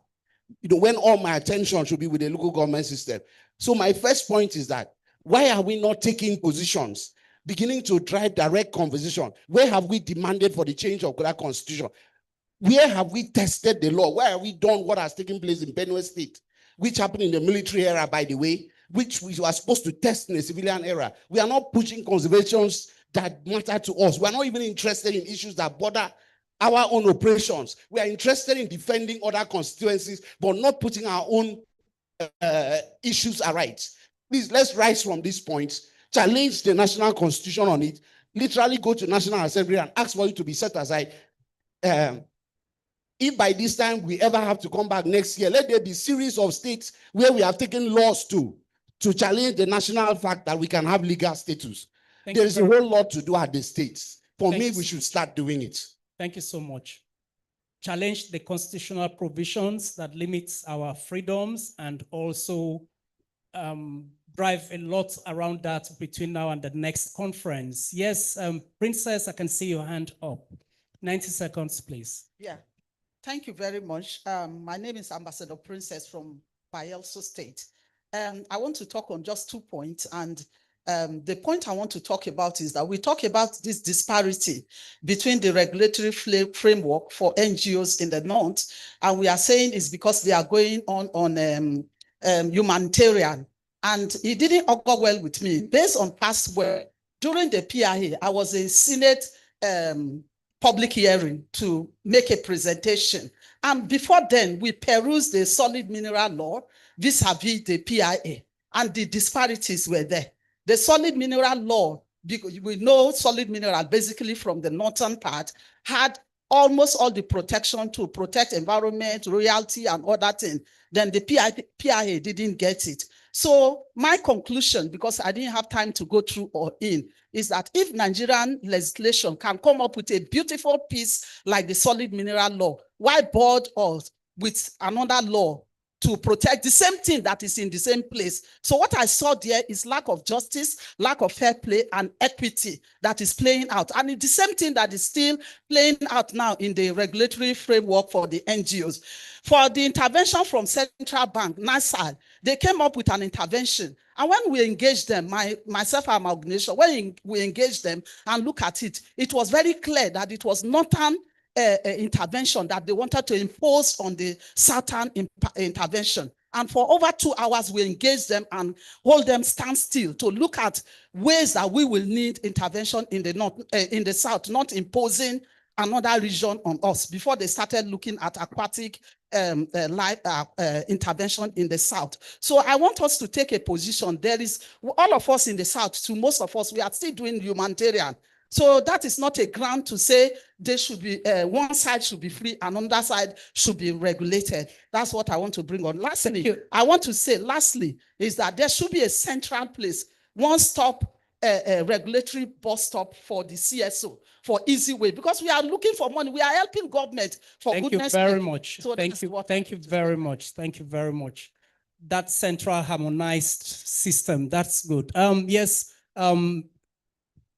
Yes, the gentleman at the rear there.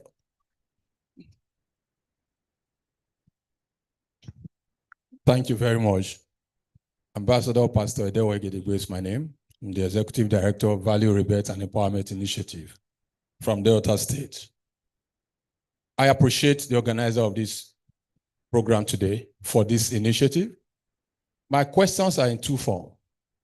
Scaling policy into action. That's where my first question is coming from. Now, how do we address security agencies that flout orders of court, directive of courts, resolution from the National Assembly, even the State Assembly? How do we address that? Because it's a common norm in Nigeria today that when there is an infraction by the security agencies and civil society want to engage to seek redress, they will snub you. If you take letters to them, just to even listen to your plight, they won't accept the letter. In most cases, you send through courier services, they will ignore accepting those letters. And we are talking about scaling policy into action. How do we deal with that? Because it's a recurring decimal in our everyday practice, especially the National Assembly that make laws. Matters of urgent public importance, they will call upon security agencies to do XYZ. Sooner than that meeting, you don't hear anything again. So if we are operating a constitutional democracy, how do we reconcile, coming out with resolution, court giving judgment as it affects security agencies and law enforcement agencies, they don't carry them out? How do we reconcile that? That's one. Then two, the issues of, rights, that is trampled upon. A security agency will hound citizens in detention without enabling court order for such, and you can't engage them. I am worried, and I feel very excited that at a global rights summit like this, there should be a response to how we can deal with that recurring decimal in our constitutional democracy that we practice. Thank you.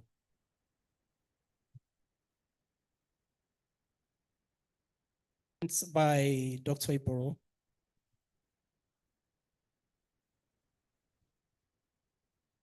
Thank you so much.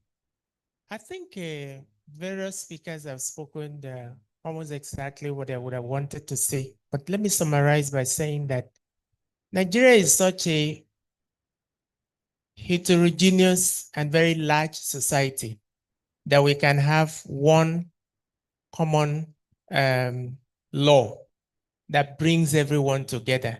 And I think it's someone that said that we can't have a civil society organization that is only operating in Ipono. And it doesn't have any other business with any other part of the country, registering with the CAC with the same criteria and guideline like a national NGO.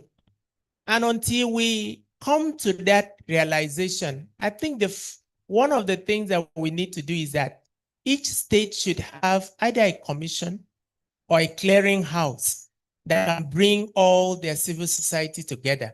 We don't need a national commission, but we need a state commission that can actually delineate what will be the criteria.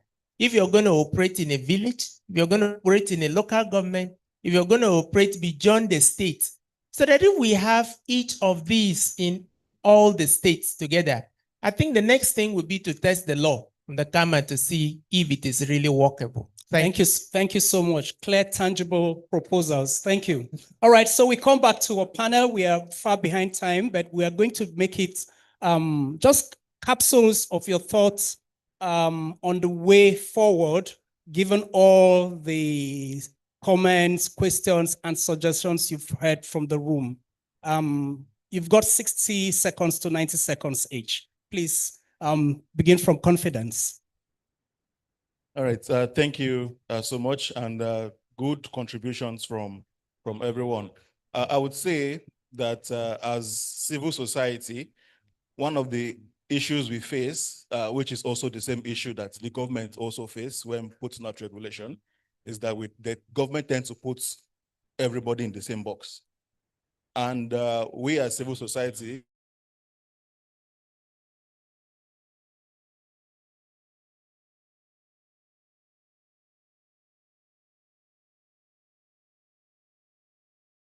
we also put ourselves in one singular problem. Is the same for where we said these are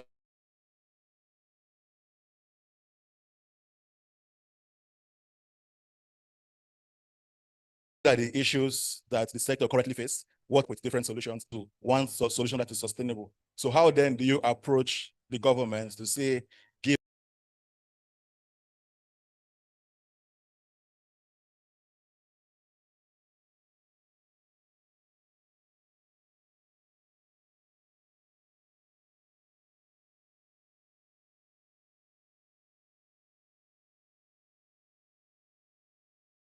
back to SCOMO. SCOMO has been able to do this to an extent. We've seen the dashboard that was presented, and it looks like everything is all rosy in the north. It is not. In the north faces more stricter regulatory environments compared to the south. Like Dr. Benson mentioned, just that the parameters in which the data was collected is skewed towards digital rights, advocacy, and the likes. But when it comes to real-time regulations, in the north, we have situations where they tell you NGOs cannot employ from other states. You have to employ from our states. It's shrinking the space. That is one. You have situations where they tell you your assets do not belong to you. If you want to wind up your operations, hand everything to the government. You can't decide who you are passing your assets to. These are all happening in the north. But it is not that it is easier for them in the north or in the south. It's just that in the north, we've resigned to the fact that we have to comply with these regulations, and also owing to the fact that it's also a money issue. So if you don't show compliance to donors that you're obeying the laws of the land, you don't get funding, so they have to comply. So it's quite different. So I would say that civil society, we should get to the point where we come to a common understanding. What do we want? Over time now, we've floated the idea of a single NGO commission. We say some are in support, others are not. And ironically, those who are not in support of a single commission, we go back and cite best practices from the UK and quote the UK Charity Commission. But when we come down to Nigeria, they'll tell you, no, we do not want an NGO commission. So what then do you want to happen? And speaking on the issue of local government regulation, I do not have a problem with regulation. Government should regulate. But the problem I have in regulation is always that caveat that they give to different agencies to say you have the powers to create laws. It is those laws that they create without the approval of the National Assembly that causes the problems most times, not necessarily the law in itself. And so CSC mentioned that you are free to register at the state level because the state confers legal status. But they don't tell you that when you don't go to the bank to open an account, the bank will direct you back to CSC. Thank you so much, confidence. So that is some of the issues we need to. Thank you so much. Thank you. So you push for harmonization, but retain that diversity of the sector. Benson, please. Yeah, thank you so much. I think I will encourage us. There are two more panels that are coming up here. the panel with ministry, departments, and agencies, and also the members of the National Assembly is always very interesting. And let me just give you a secret. If you are having problems with CAC during that panel, please ask as many questions as possible, because you can get personal resolution. And probably when they go back to the office, they'll tap some buttons and everything will be resolved, and you go home happier than you were when you came here. Some of the issues we've already raised, I will not want to belabor what you have raised in terms of the obedience of security agencies. That is one of the things we are still looking for, and the issue of even rights of citizens being trampled upon. And that is the discussion for another day. And that's what the point I was trying to make in the morning during the Good Morning Nigeria show, that there is no synergy between our security agencies. They collect intelligence, but they don't really share intelligence. And there's a failure of security in Nigeria, and that is why we are having some of the issues we are having. Mine is that these MDAs are just making money for government, both at the state level and, interestingly, at the federal level. That is to generate revenue.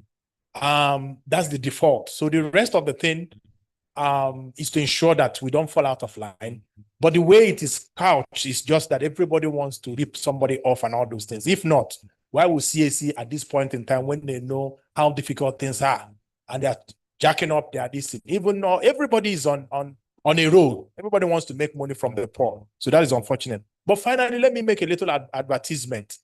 We run a WhatsApp group that has more than 1,000 members. We fight on CSO regulation anyway, so you can also join us in that fight. But the reality is that some of these issues, we discuss it and we try to find a solution. And it's not as if we're not doing anything.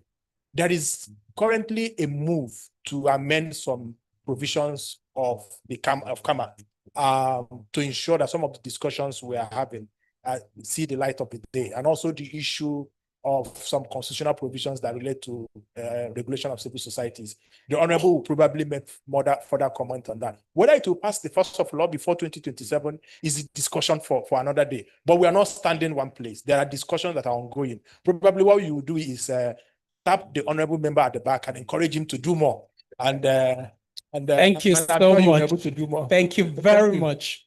And Dr. Adiapan, your final notes before we part. Well, I'm in sync with a one-stop shop for all NGOs and not the multiplicity of rules for every NGO. Because like it or not, by the time you say, go to FIS, go here, go here, go here, you are tapping the funds that could have been used. So a one-stop shop should be set up so that the register once and for all and to use. The other one is with professionalizing the work we do, so that it's not an all-commerce work. So it's proper that there is registration.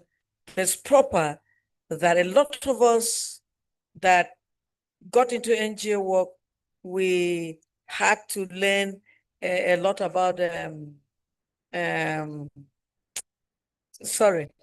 Miss Me and what have you, and human resources management. So it's important. For instance, when we got to the ministry working with CCCRN, I discovered that in bringing on board social workers, it had to be that you are either doing anthropology or sociology. But I tried to make sure that even at the school set level, you must have a certification in social work. So also when we talk about professionalism and what we are doing, we know we learn on the job. As you start implementing, before you implement, you are being taught. But it's important that also to add to the regulatory procedure, we should also have something to strengthen and to show that we are professionals. Thank you. Thank you so much. Thank you so much, my wonderful panelists. And thank you, Dr. Adiapan, for ending on that note that while it's going to be a contest for a sector that is quite voluntary in its character, I think that it's something that's worth considering. Thank you so much, everyone. Confidence, Benson, Dr. Diapan, for your insights, and thank you, members of the audience, for being quite engaging. We can't stop here. We'll need to keep this conversation going, and that's why we need to leave for another panel to come in. Thank you very much.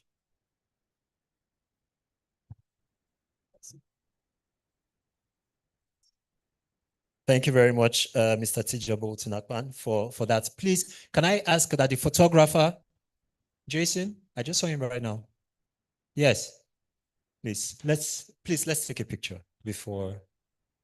I'm saying let's take a picture as if I'll be in the picture.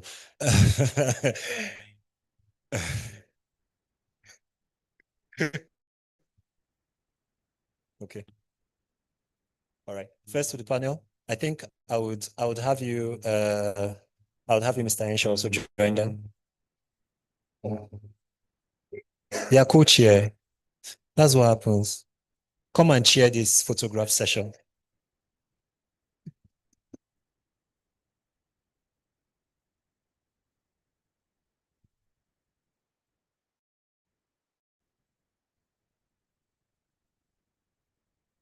Thank you very much. Another round of applause, please, for that very wonderful panel on how we strengthen the enabling environment for nonprofits in Nigeria. We will dive straight into the next panel. We're cognizant of time, one.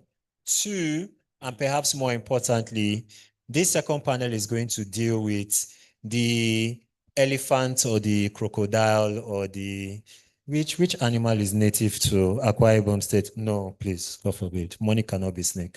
The monkey in the room. Somebody said hippopotamus. Okay. The hippo in the room. Although I'm sure if a hippo comes into this room, no one else will remain here. But we'll be talking about funding, right? As we know, the space for funding for development work, generally in Nigeria, more broadly in Africa, is shrinking. We all know why. We all know that the elephant or the hippo in the room is not a black hippo elephant, it's a white elephant and hippo. The hippo is not African, the hippo is not American. You know the hippo now.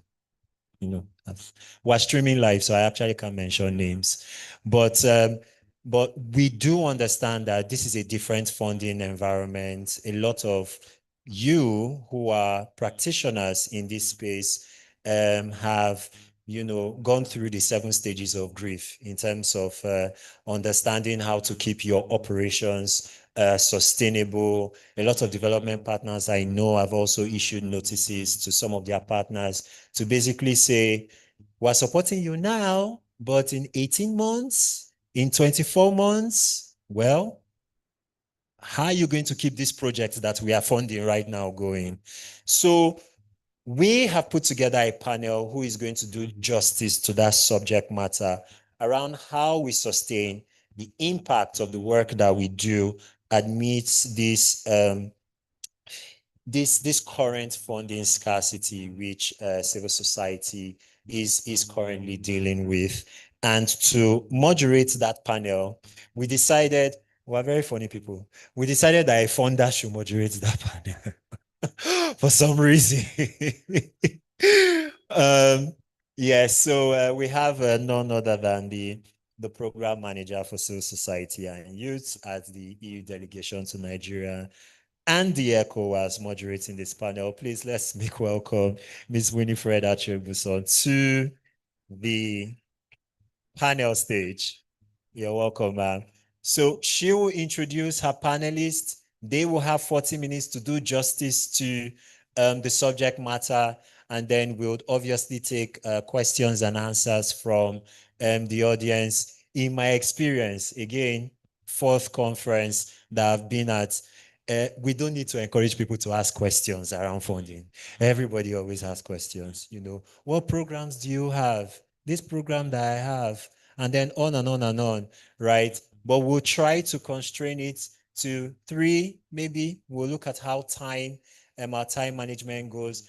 And if there is some time, probably create space for more questions. So if you already have your questions prepackaged, which often is the case when it comes to funding, make sure your hand comes up quickly. If not, you know how it is. So, Mr. Buson, the stage is yours. Thank you, man.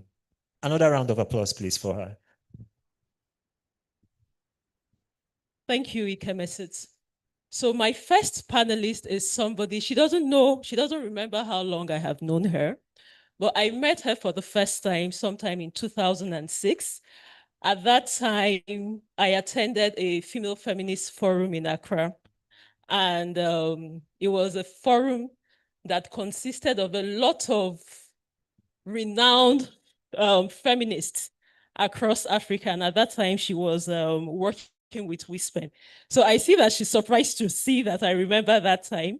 But that was the first time I met her. And it's also very impressive to see how far she has come in her work in the civil society space. She wears two hats. The first hat is as, firstly, she's a governance and advocacy specialist with over 19 years experience. And like I had mentioned earlier, she wears two hats within the institution where she works. First, as the country lead for WACC Node Nigeria. And in this role, she provides leadership and strategic direction to advance WACC's vision and mission within Nigeria's development sector through active engagement with various civil society organizations, key development stakeholders, including government, donors, and the private sector. She also doubles as the head policy influencing and advocacy, also at WACC, where she leads the Institute's strategic direction for policy influencing and advocacy across 18 West African countries. Omolara, I'm still going to continue with the introduction. So wherever you want to say this, fine.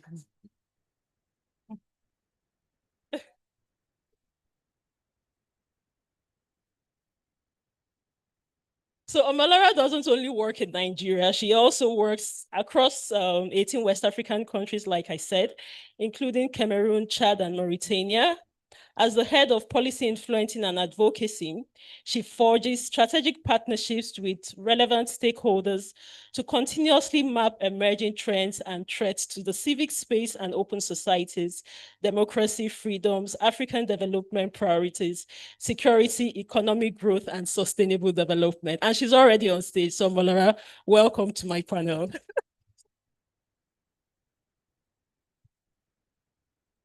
Okay, and the second person is also somebody who has been on this stage quite a number of times. He describes himself in very interesting words. And in this era of democracy, he describes himself as a revolutionary, but I believe that that is also revolutionary in the good sense. He also describes himself as a thinker, and you can tell when you listen to him speak, and he describes himself as a writer. He is the executive director of We the People, a non-governmental organization based in the Niger Delta cities of Port Harcourt and Cross River.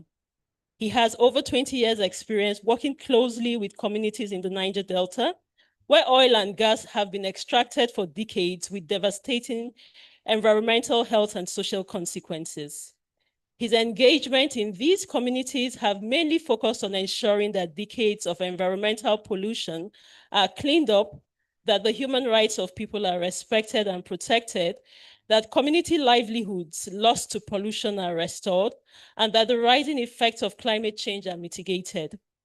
This panelist keenly monitors the unfolding impacts of climate change and hydrocarbon pollution on communities, participates actively in the global climate movement space, as well as in local and international forums on climate change impacts.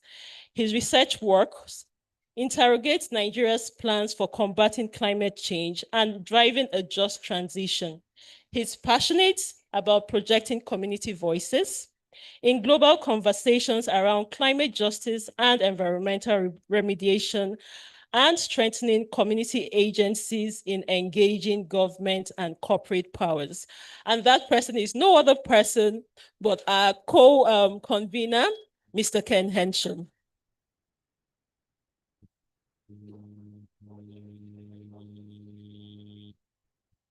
Our third panelist, and by all means not the least, is somebody who I would describe as an ANE song. So he is a son of the soil.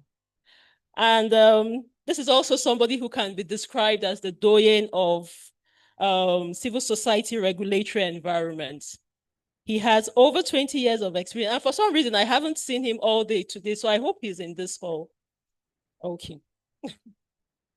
He has over 20 years of experience working to develop non-profit and for-profit organizations in Nigeria, UK, and in the US, as well as training and mentoring civil society organizations in Nigeria.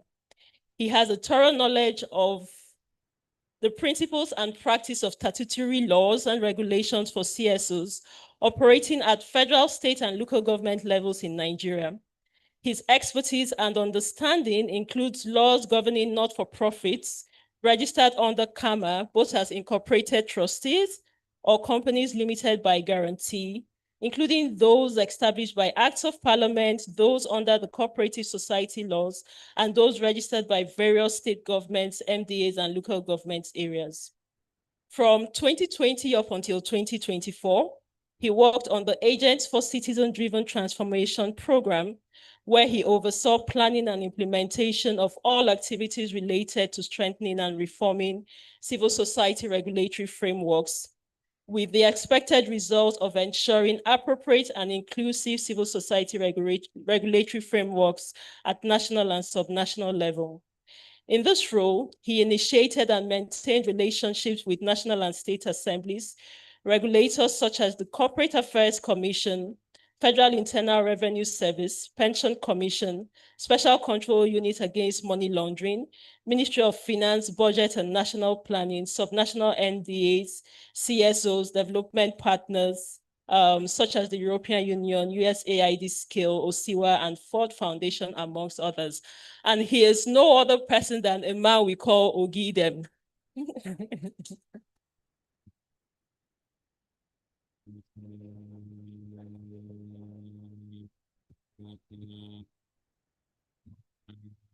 Welcome, sir. And it's by no means deliberate that we are keeping you very far away from us.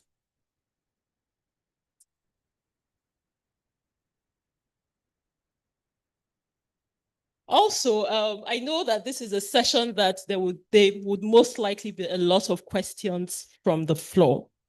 And I'm also keen to ensure that we manage our time quite effectively because we're running way behind the schedule that Global Rights had shared. So I would request, I have a number of questions for each of the three panelists, and I would request that you keep your responses precise to 5 minutes each. I would let you speak for up to 5 minutes. And when it gets to 7 minutes, I would have to cut you. And because I wouldn't want the audience to lose anything that you have to say, I really would encourage that you stick to the 5 minutes mark. So I don't stop you mid-sentence at 7 minutes. And Ikemeset had mentioned that the donor is chairing the panel. And that is very deliberate because I feel that the people who are on this panel they have a lot of practical experiences to share with members of the people in this room on how to navigate the changes in the funding environment. And I would also say that these changes in the funding environment is not peculiar to Nigeria.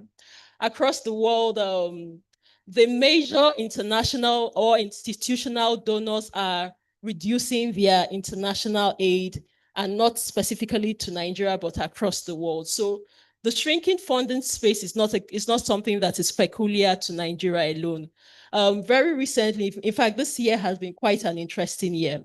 Apart from the partial closure of USAID as an institution, we've also received or heard of announcements by the UK government, by Germany, by Canada, by France, of their reduction in international aid. So this is a very peculiar time for civil society organizations across the world.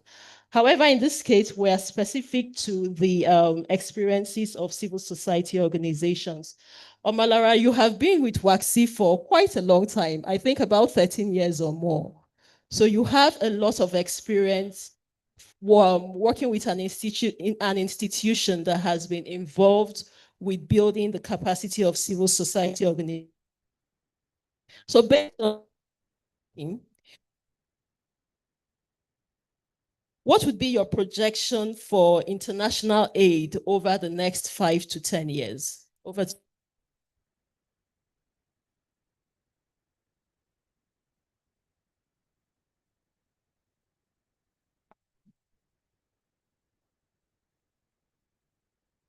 Hello. Okay, great. Thank you so much, Winifred. And I think I should sincerely apologize to you. And I mean it. And I have to do this publicly because if you hadn't said that, there was no way I would recall. Indeed. Yes, it's true. I remember now. And I was an intern then. So it's now I'm sure you're proud with what I have achieved. Thank you so much. I think you've set the context quite right. The international financial landscape would never remain the same. It can never go back to what it used to be. And I think for me, it's always, we've seen this, the signals have always been there, just that we perhaps were not paying attention to it. The kind of conversations that we're having now ought to have been had some 10, 15 years ago. It's not the first time we are noticing the decline in donor funding. And like Winifred said, we are seeing even the most supporting partners, the European Union, we are seeing a lot of the countries within the Union reducing their overseas support for development. But I think what really struck all of us was the way and manner in which the USAID happened. It wasn't the first time that funds were being closed. And working in Nigeria and across the region, we receive a lot of support from Open Society Initiative for West Africa, for example. And then they started the transition and it led to closure of Osiwa and everything is moved to the central office in Kenya. So we've seen a lot and, different manners of shrinking donor funding, but the approaches have been different. But it took the USAID approach to really wake everyone up. And I think what we are doing at this time is a sort of a fire brigade approach to responses. But I would like to address the question posed to me from two perspectives. What do we expect to see in the next 5 to 10 years? I think we should take a few steps backward and reflect on where we are at this moment. There are two things we need to do. One, we need to think of a sort of survival approach or response to the immediate challenges that we are facing. The closure of some of the aids, the reductions that we are seeing, especially the accessibility of those kind of, little resources to smaller organizations working at the fringes, within the communities, the CBOs, the very small one. And it would need us to recategorize who we are within the civil society. We are not equal. We have the big boys, as I call them. We have the smaller boys, and then we have very, the crawling ones. And we would need different kind of support and think differently. So I think for me, the first approach that we need to kind of adopt and unpack and design is how do we respond to those that are on life support, those that are working in a community somewhere in Maiduguri, or a small organization somewhere in Iwo or Sho State, or even somewhere in Ikot Ekpene, if you like. How do we continue? How do we ensure that these organizations do not die as a result of this unprepared life support system? I think that's the first one. I'm going to come to that a bit. Then we can begin to talk about sustainability approach. And this means two different things. The survival response is very rapid, is short-term, it's reactionary, if you like. It's not so robust, but the sustainability, which encompasses every one of us, what we expect within the space in the next 10 years. will not require only the survival, which is immediate, but a more proactive approach to responding to the shrinking that we are seeing. And this is where I have a few points to share. The first for me, like I said, we need to recategorize ourselves.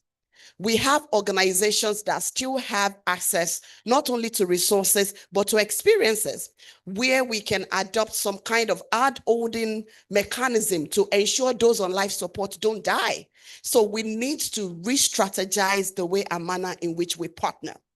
We need to redefine our partnership within the space. And that's why in the morning, during the goodwill message, I could not but recognize the level of partnership I see in the room, from civil society to judiciary to legislatives, everybody talking about regulatory compliance. So when we are looking at the sustainability aspect of the sustainability response to what we expect to see in the next 5 years, we need to redesign our partnerships. It has to be not only robust, but it must be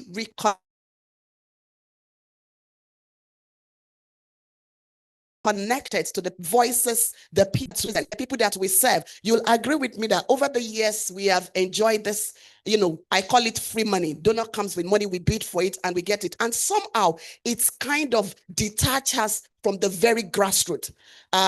In other platforms, we have talked a lot about the professionalization of civil society, where you for a few minutes forget the crux of the matter. The people in need, those within the communities. So this is a time for us to revisit the whole essence of our existence, and that is me redefining partnership. Secondly, we need to begin to, because I go to platforms and I speak on some of these platforms, and so many ideas are coming up. Social enterprises, local philanthropy, service paying for some of the services and expertise that you have. But the question is, what kind of infrastructure do we have to push that? Take local philanthropy, for example. In West Africa, in Nigeria, and so many other parts of the world, this is an area that we haven't built robust, infrastructure for, including regulatory framework.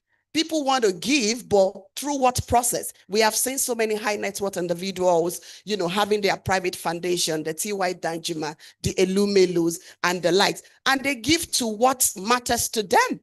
But what the kind of challenges that we are facing as a sector now require a much more collaborative philanthropy giving. What design do we have for that? What kind of framework do we have for it? So if we want to see significant shift in the next 5-10 years, based on my question, we need to start thinking of a robust framework that can incentivize giving beyond. We are not saying people should stop their individual programming through their private foundation, but to rescue the sector through a sustainable approach. We need all these people in the room, and we need to begin to talk about what kind of robust framework we require to strengthen our local philanthropy. Secondly, still talking about regulatory. Is it 5 minutes now? Are you for real? Can I say this because it's very important, especially, thank you, Winifred, especially because I hear a lot around social entrepreneurship, charging for something as a charity organization to plunk the profit back into the work that you do, into your charity work. We don't have regulatory framework for that across most of our countries. As a non-for-profit, you are not to make profit. If that is going to happen, then we need to sit with our regulators to begin to unpack what it means. How do we begin to go about it? So there's a lot more conversation we need to have around that. So the vision is clear. We want to be sustainable for years to come, but there's so much we need to invest when it comes to regulation, frameworks, and of course, capacity. I think capacity will be the last point. What kind of capacity do we require for the foreseeable, future? It's very important for us as civil society. Thank you, Omolara, for 8 minutes. You have packed in quite a lot of information there, and it's my sincere hope that members of the civil society community are taking notes. Starting with the last thing I heard you say, infrastructure to encourage local philanthropy and social enterprise, reconnecting with the voices of the grassroots, including grassroots civil society organizations, adopting a sustainability approach, and taking a few steps back to see how, as local civil society organizations, we can continue to function even in a shrinking funding space. Ogidem, I would ask you the second question. As one who has worked on both sides of the divide, you have formed a number of civil society organizations, not for community-based organizations, civil society organizations. You have been involved in training civil society organizations, working with regulators, and also supporting the design of donor-funded programs.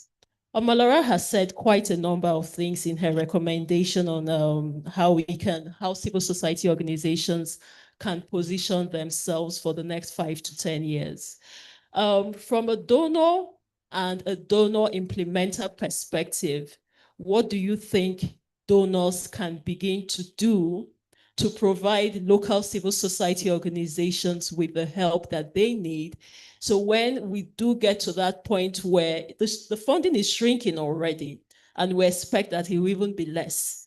So in the next 5 to 10 years, we're not having a situation like what happened when USAID left suddenly, that Nigerian civil society organizations are better positioned to continue the work that they do. What can donors or donor implemented programs do from now? Over to you, sir. Yeah, thank you, Madam Winifred. Actually, I have no idea. just as I don't even know why I'm here. So, except that Edosa and Ikemese, they came standing by me when you were calling the names. So, well, okay, but let me try.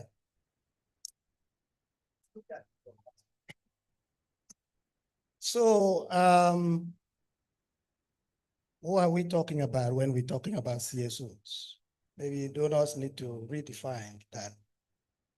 So who have they been supporting all these years? So yesterday I was checking public search on CSE website. And good enough, I was sitting by my CSE colleague, Kasalisu. So I checked and I saw Nigeria Governors Forum. I said, oh, they are registered with you and they're incorporated trustees, just like any other CSO. And I was curious and I found Southern Governors Forum.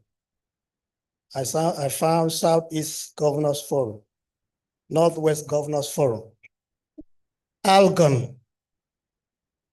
So sometimes we think the CSOs are just those city boys, that advocacy boys, and we're just advocating for them. So I think donors need to, not even just donors, need to have a shift of mind and look at cooperatives, look at the BMOs, business membership organizations, professional bodies, that they are also CSOs. The grassroots, the women group in my village, the youth associations. I joined my village youth association when I was 14. So, and now we are told they cannot even open bank account. So I think donors actually, if they really want to support sustainability of CSOs, need to help CSOs to actually find the right vehicles, legal forms, all right? So I'm surprised we keep talking about incorporated trustees and limited by guarantee in Nigeria, all right? When others are already talking about other things, like public benefit corporation, like community interest companies, like community benefit societies, like charitable community benefit societies that operate like cooperative societies, but for interest of community. that operate like companies, but for interests of communities. So I'm glad my good friend and champion, Honorable Buzo, is smiling. So we need to be creative. Donors need to support the process of creatively reviewing the laws to say, what other entities do we need to create to enable CS to survive? So if we have two structures within CAMA, incorporated trustees that I say is not association, that's just trustees, and company limited by guarantee. And now CSC is now saying, oh, if you are incorporated trustees, you can't do income generating. That means only one structure available. So I think I'm not going to talk much. For me, that is the anchor. So donors should, that's the foundational, okay, help lay the foundation, the proper regulatory framework to create new structures, new innovative structures that CSOs can operate with and be able to survive, self-sustain themselves beyond donor funding. You know, in fact, that's not what the question is about. If you really want to find out about sustainable CSOs, I don't know how many state-registered grassroots CSOs are in this room. Go and ask them how they've been surviving, all right? My mother's widows group in the village, you know, self-help group. Ask them and they will share with you. And yet they've not written a single proposal. So, so I think, but I think for me, we really need to seriously find a way. The question actually should be more how to sustain the grassroots CSOs. There's no statistic, but I think that I think I always feel that they are more in number than the CSE registered CSOs. So that would be my take for now. I thought I would not even speak up to 2 minutes. Thank you. Thank you, Ogaidem. And you spoke more than 2 minutes, but you did not speak up to 5 minutes, so I didn't have cause to cut you short. And some of what you have said reiterate what Omalara said earlier, because you talked about community-based organizations surviving through the years. And I think that this is very similar to Omalara's suggestion about going back to the grassroots to get grassroots voices on what it means to be a civil society organization and sustain grassroots civil society organizations. Mr. Henshaw, you will take the next question because Ogaidem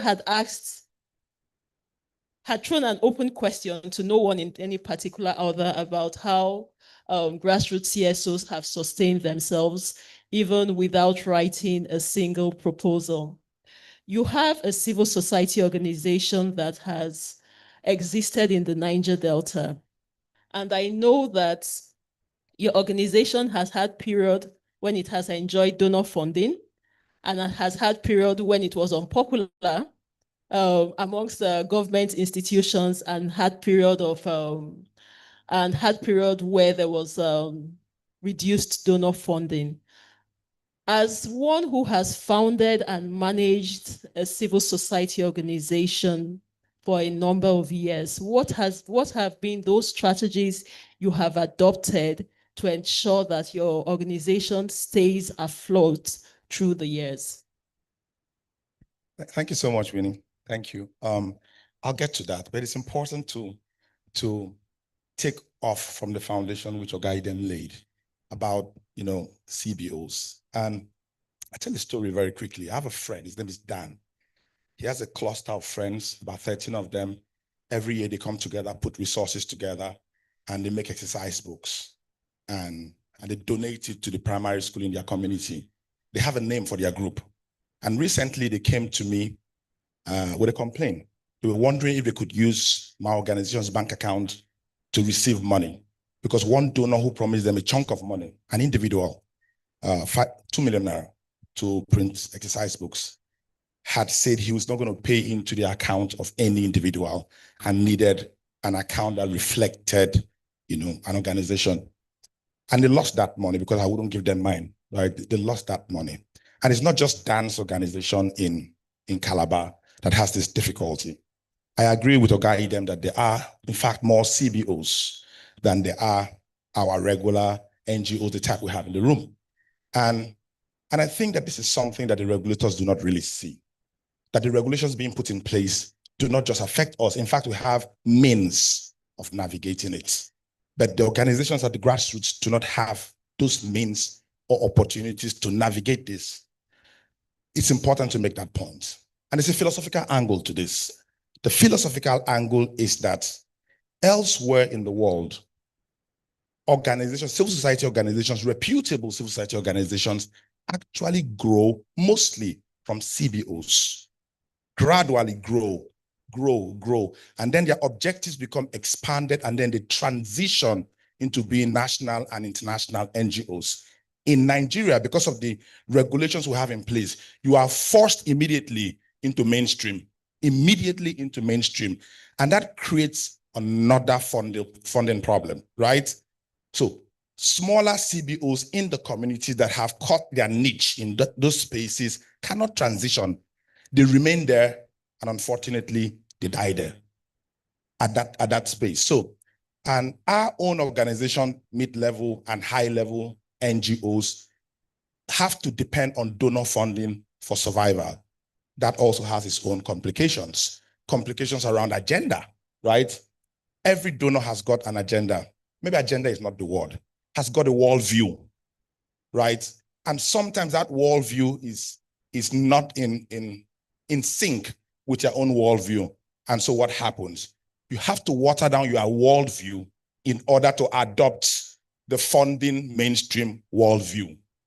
That has significantly weakened civil society organizations in Nigeria. And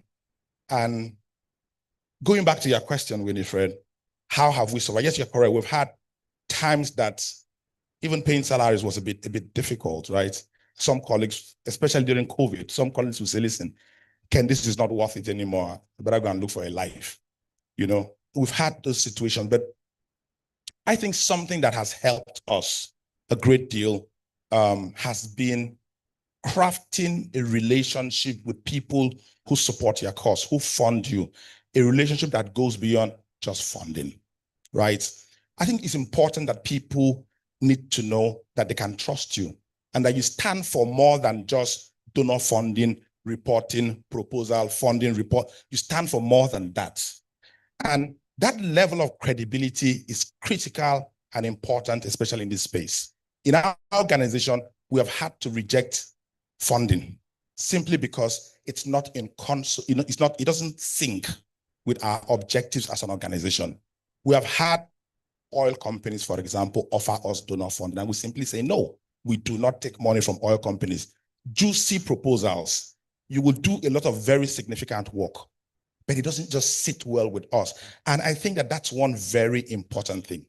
And another thing that I think has worked for us to stay funded, stay supported, because it's not just funding now, is to stay supported by your community, the communities you serve, is that you must treat those communities not just as routes to reaching Winifred, a donor, or Siwa. Just treat them as routes to getting funding and then you move on. No, it's important to know that sometimes those donors go back to those communities to verify exactly what your credentials are, the impact you bring to the table. And you treat those people not as passerbys, but as critical partners. You co-create with them, develop plans, strategies, every single thing with them. In the long run, I think that we will need to, I mean, I've done 5 minutes, 2 more. I think that in the long run, I agree with Omolara 100%. We will not have the 1990s, early 2000s funding pattern, free money for all. That era is gone. A lot of our traditional donors in the global north are going right. Countries are going right. And you won't see that pattern of funds. We have to be a lot more creative. And one way of doing so, I agree with the social enterprise model, but I also agree that companies that exist within our spaces could be leveraged upon to do their the so-called corporate social responsibility, through supporting civil society organizations We can even explore crowdfunding as strategies. We could even, in fact, if anybody says that in Africa we don't have a tradition of giving, that's absolutely wrong. We have a robust tradition of giving. It's in our culture, it's in our traditions, but we have simply not leveraged on that culture of giving. And the only way we can leverage on that culture is if we show responsibility to those communities and show accountability to them. So we could take what is happening in the funding framework as an opportunity for us to totally go a different route, a more sustainable route, a more representative route, a more participatory route, a route that allows us work more closely with communities we serve than with donors who give us money.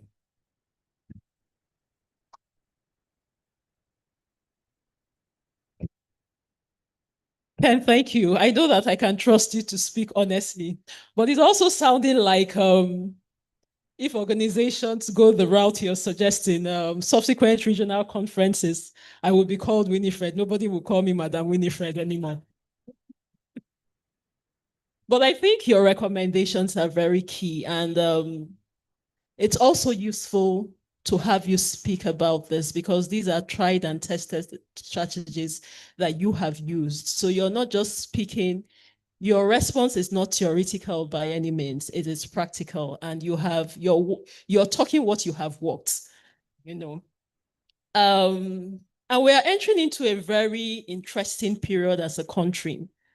Like I had mentioned to the deputy speaker yesterday when we met, that we know that we are entering into a season of politicking from the last quarter of this year, and we should expect that for all of 2026 into the general elections in 2027, that the attention will be focused on the 2027 elections.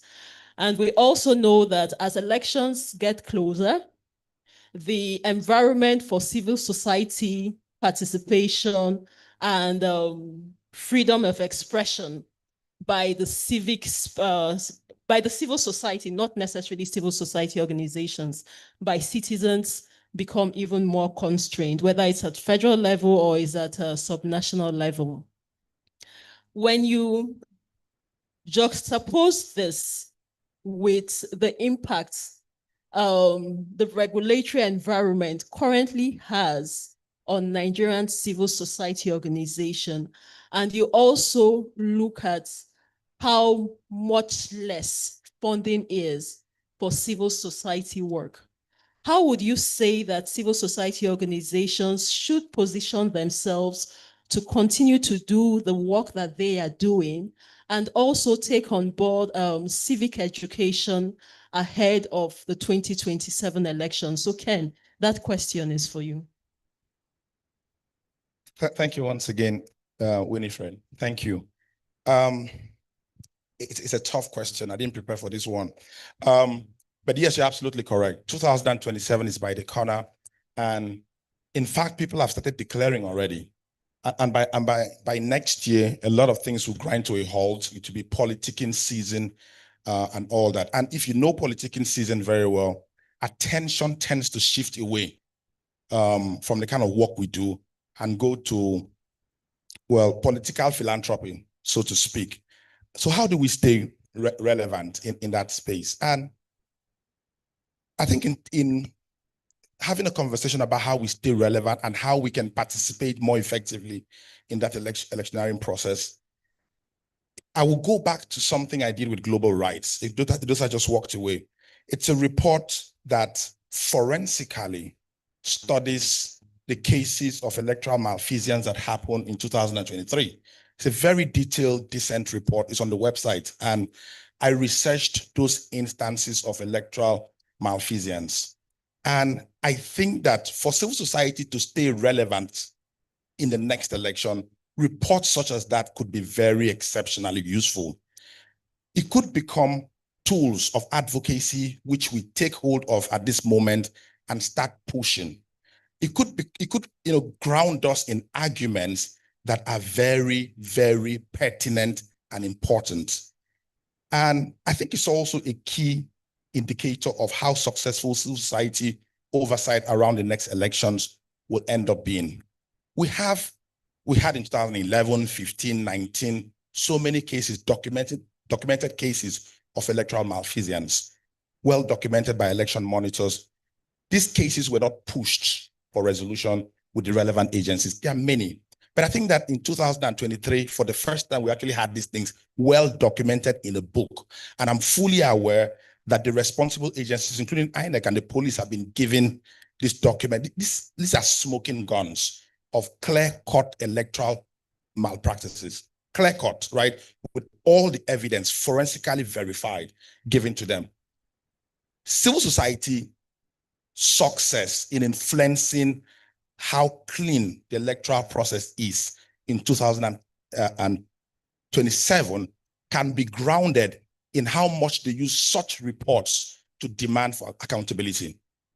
If we demand for accountability over things that happened in 2023, there's the likelihood that there will be a reduction or a deterrence from such incidents happening in 2027. And this will be a great indicator for the work we do and our oversight in that space.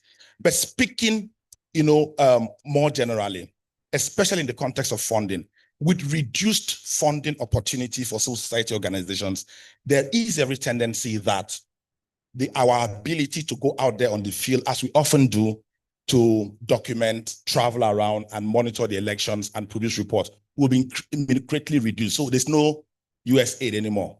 They used to fund elections. I mean, there are several other bodies. So the opportunity in terms of fund will reduce significantly. And again, my strategy to keep civil society consistently relevant, even within that election, is the same as my earlier talk, which is we need to go back and reconnect with the communities we serve. And it's with the understanding and trust that these communities have the same objective or the same passions. They don't care, like Amilcar Cabral said, that communities do not care about the thing in anybody's head. They just want their lives to move forward. They want to be able to feed themselves and their children. They just want progress. In the long run, that's what they want. And when they take 5,000 naira, it's because they want personal progress, howbeit momentarily. So if we trust our communities and then we go back there to reconnect with them around issues of the 2027 election, I am very practical and sure that it could become an opportunity. I mean, the funding paucity could actually become an opportunity for us to reconnect with the constituency that we have long abandoned, unfortunately. Okay, so if we do not have to defend budget monitoring activities or monitoring proposals with OSIWA, USAID, and so on, probably we'll have to rechannel our rhetorics from proposal writing to solid arguments to motivate our communities to join us, support us in monitoring election. Our funding difficulties could be quite transformational. It's about how we are able to use it and how we are able to navigate through it. Thank you, Ken. I was smiling because the timekeeper now lost track of time just listening to you. And it's also good to hear in your responses, you reiterated some of the messages that had come previously from Omolara and Ogaidem. You talked about creativity, and Ogaidem also talked about creativity. So whereas you talked about creativity from the civil society organization point of view, being creative in going back to your communities to see how you can serve them, Ogaidem talked about creativity with how donors approach support to civil society organizations.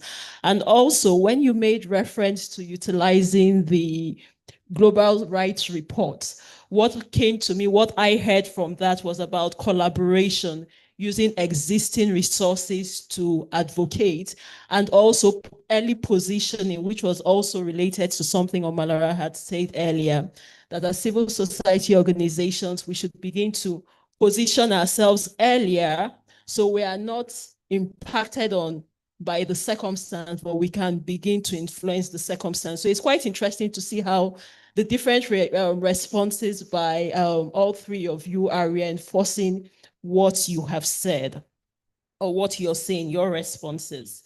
I would come back to you, Ogidem, and I believe that this is a question you can answer, and this is not a question that you would say you do not know, because you did this for 4 years on the Act. So what would be your recommendations to government actors concerning addressing the negative impacts of regulations on the receipt and utilization of funds by CSOs. And I ask this question because a lot of the times, the perception by government actors is that CSOs just receive money from international actors, which they spend as they like. And you have a relationship with local CSOs, you have a relationship with government stakeholders, you have a relationship with donor actors.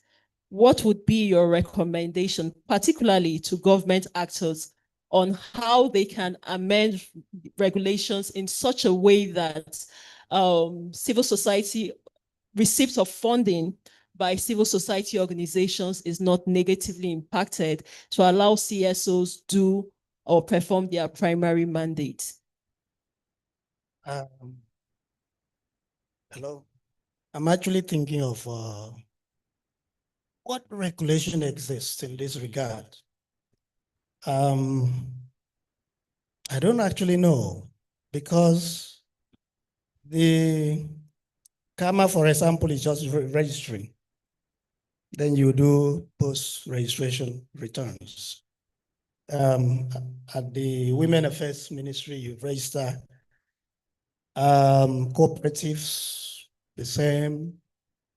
So unlike some other countries that actually have laws that actually regulate receiving funds and utilizing the funds, whether local funds or not. Maybe is more of a lack of framework for us. And maybe that's why any regulator would wake up and impose anything.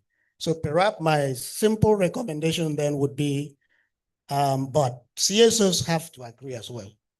I think someone said previous panel, CSOs, sometimes we don't know what we want. So sometimes some regulations are good because they spell out the boundaries. When you don't have it, then anybody can wake up and do anything.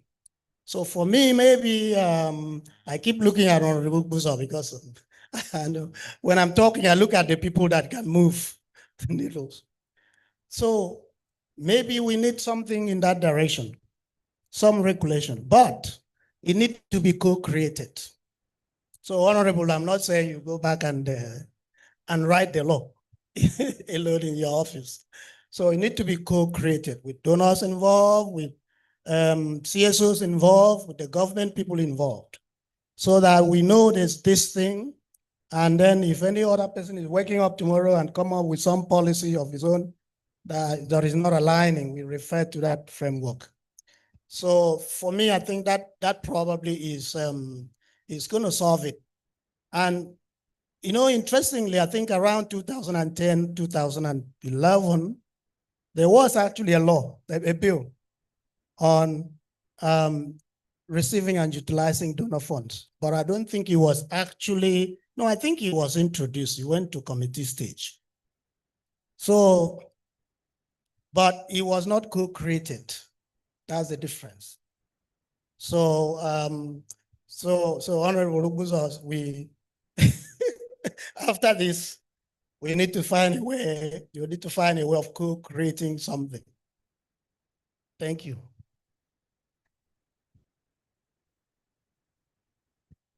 Thank you, Ogaidem. And then I will reiterate that co-creation to make sure that Honorable Ogbuzo heard it very well.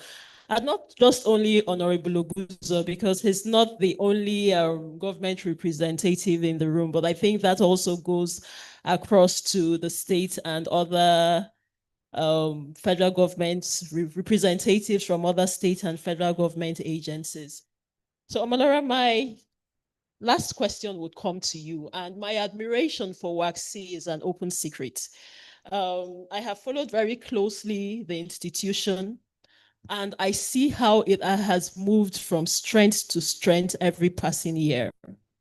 And even the launch of the country node here in Nigeria is also a testament of the growth of WACC. WACC is a civil society organization, and it has positioned itself to build the capacities of civil society organizations in West Africa. So my last question to you would be related to my first question to you. Based on how you project that the funding space would be over the next 5 to 10 years, what opportunities is WACSI providing to local civil society organizations in Nigeria to enable them position themselves for these changes? Thank you so much, Winifred, and thanks to Gaidem and my brother here. I think there are a number of opportunities that we need to take and as civil society, and one of those is the reasons why WACSI is brought closer to civil society constituents in Nigeria. Permit me to say that, well, the question around capacity building for now, the time of crisis response and the foreseeable future is quite important. Civil society as an organization operating within this shifting, fluid, unstable space would need to unlearn and relearn a number of things, many things actually. Like he said, the free cakes seems to have dried up. So we would need to unlearn and relearn many things. And the first thing for me is this. One, civil society needs to revisit the system of operation they have. We need to adopt what I call innovative mindset to operations, to resourcing, and to delivery. This will require new capacity, definitely, and it's one of the reasons why WACSI Node is here in terms of operational capacity development and institutional building, particularly if we have to tap into our local resourcing ability. There's a lot of money in Nigeria, but I dare say that money is important, but it's not enough to fix this, array of issues that we are dealing with as a sector. The question of programming is there. That of partnership building is there. Collaboration. And when he was talking about the elections and what 2027 holds, it can actually break hearts to see that some of the remnants of 2023 election is still quite apparent, even within the civil society sector. We would need to fix that, right? How do we redefine collaboration between and among ourselves, from the north to the south to the east, and the likes? It's important because the goal that we all have is the same. We want to see an improvement in the life of our people. So strengthening our institutional system, our operational systems, the way and manner in which we work together, it's very important, and it requires some new capacity if you don't already have it. And this is one of the reasons why WACSI is here. The second point for me will be around, building our capacities specifically on alternative models of resource mobilization. And honestly, I see a lot of money being mobilized on the digital platform. How can we as civil society begin to develop impactful storytelling? The impacts that we have made across several communities. How do we package it to leverage, the strength that the digital platform, crowdfunding, GoFundMe, and the likes that they offer? How do we curate a story, that someone even off the shore of the continent will see and feel connected to? These things requires capacity, and it's one of the areas that WACSI can readily provide support. In addition to that, civil society organizations, we need to cut and watch the way we spend. Honestly, this may not sound or sit so well with many. An average civil society organization that's been donor funded for years can be quite wasteful. Wasteful in how we spend and implement, the resources and the likes that we have. So how do we imbibe a business model in our operations? How do we ensure that we cut down overlaps and unnecessary waste? And that also brings me to the point around duplications of effort. Everybody wants their logo, their identity, their faces. We are the one doing A, B, C, and D. It's all good, but the time has changed. We need to change. How can we work together across thematic lines, for example? or state or region. I don't need to reinvent what you're doing. How can I scale it up if I have additional resources? All these things requires capacity. People will ask you, people will tell you, these are the big organizations. They are going to clamp me down. They are going to steal the show. We can find a framework to that. What kind of framework will work for collaborative proposal writing, project implementation, and all of that. All of these are areas of capacity development that WACSI has in stock. In addition to that, we also need to look at how we are adopting and using technology. One of the easiest tool that I should say, I do understand that there's quite, a number of disadvantages when it comes to tech adoption, accessibility or affordability of it, depending on where you are, whether you're in the city center or you're in the communities. But it's a fact. We cannot advance to the future that we want without going with technology. We need to use technology. We need to increase our adoption, appetite, the usability of it, and the skills. And this is another major area that WACSI is very high on. How can we support civil society with technology capacity to advance the work that they do at the community, at the state, or even regional or national level?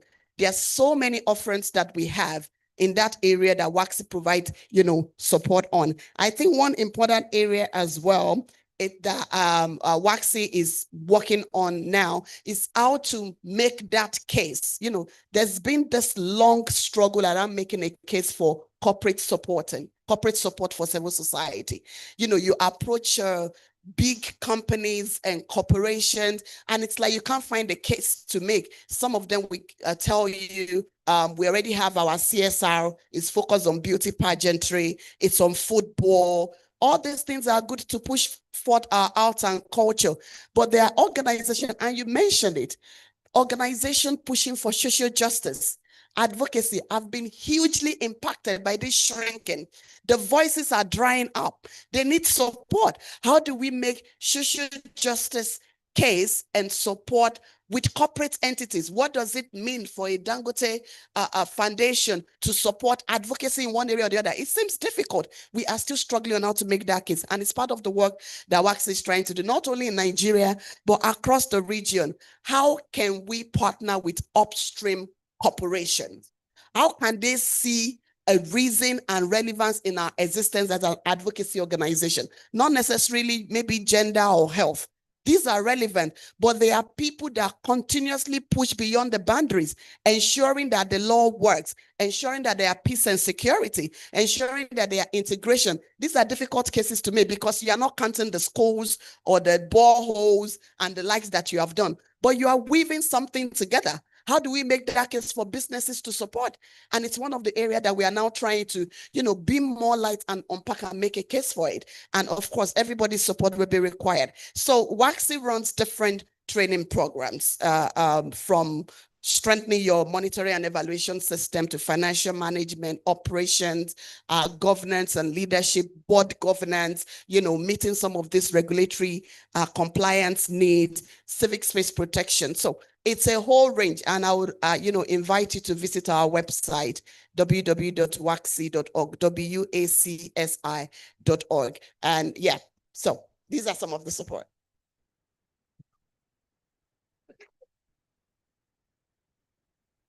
Thank you, Bolara. I can be sure that you will have a lot of people come to you after, at the end of the session or after the panel.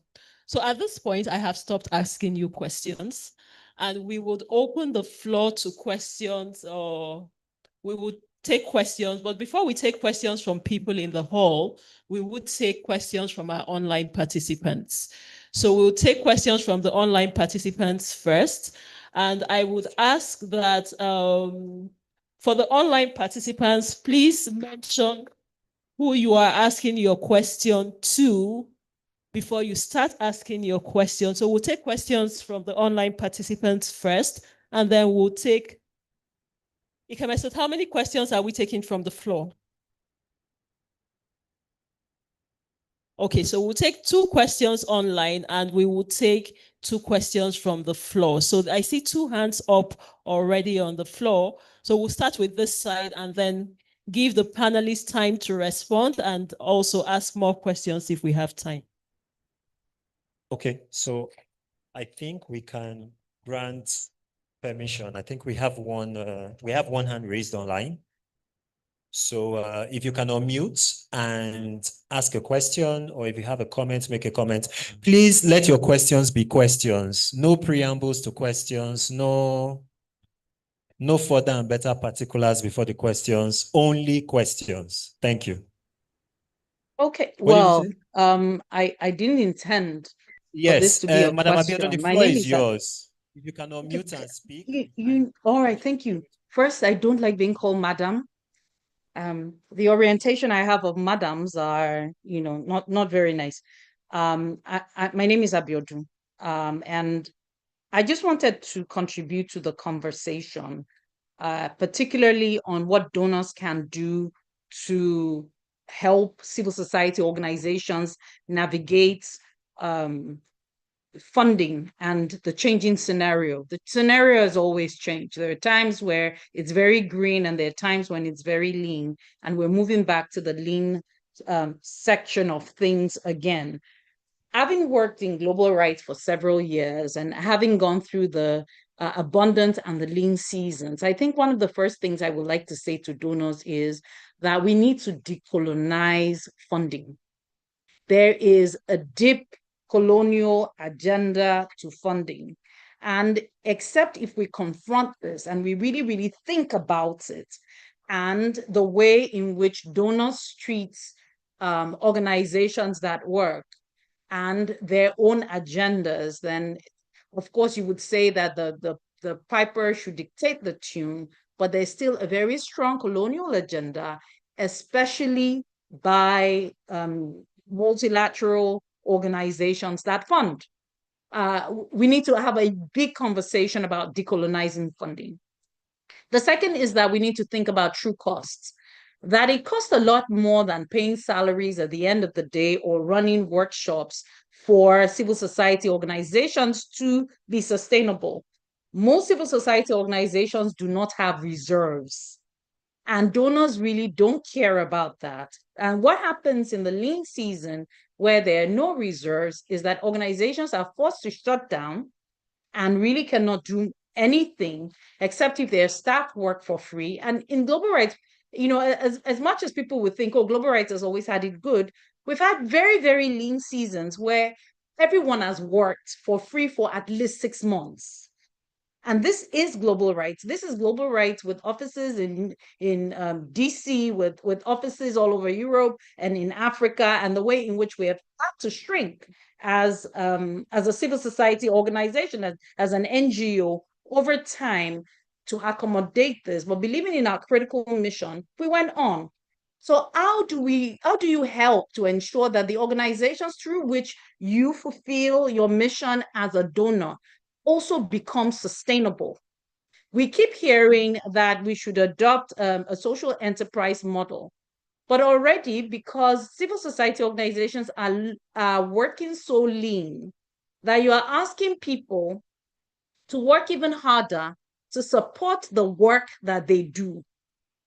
And it is very difficult, and that it is not impossible, that there are creative ways of doing this, but we must then have funding. Social entrepreneurship itself needs to be equipped and needs to be funded. Equipping is not always funding. Equipping could also be ensuring that the organization is able to restructure and model itself in such a way that they have an arm that does the work and produces funding for the other arm that does the nonprofit work, especially when you think about organizations that work in accountability. One of the things I think that donors also must work with civil society organizations in situations such as in Nigeria, as some people like to call us, the global South, is that we must also think of how to enhance laws to promote philanthropy at the grassroots level. Nigerians are very giving people, but the laws themselves do not allow people to want to give. They don't receive credit for giving. So, for example, in a country like the United States and in most of Europe, if you give to charity, you will receive a tax break for the amounts that you are given to a charitable organization. In Nigeria, we have no such thing. So which discourages organizations and individuals from also formally giving in that sense. We also need to have a mind shift about individual donors and developing templates for engagement. And I speak not only to donors, I speak to myself as well. I speak to us as NGOs, as civil society organizations, that we really don't believe that engaging individual donors can raise sufficient amounts of money for the work we do, especially when we work on social justice and accountability issues. But in other countries, it works. The question is, why isn't it working and how can we tweak it? Because Nigerians do want accountability. They don't know how to go about it. They see our organizations, they applaud us. But in what other ways can they support us? And finally, I know Winifred would want for me to be quiet now. It's about the political philanthropy that is going on across the world and in Nigeria that is also inhibiting the kind of funding that civil society organizations need. Political philanthropy is people realizing where the power lies with the political power blocks.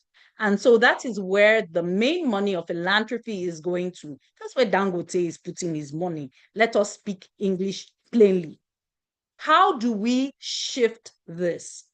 It's all in the work that we do and in shifting that political philanthropy into putting power in the hands of the people, helping people realize, look, they will support politicians. You better be supporting accountability of these politicians. Is also very, very critical.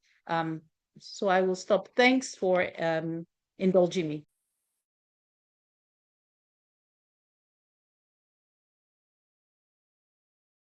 For that very, very useful, very timely intervention. Okay, so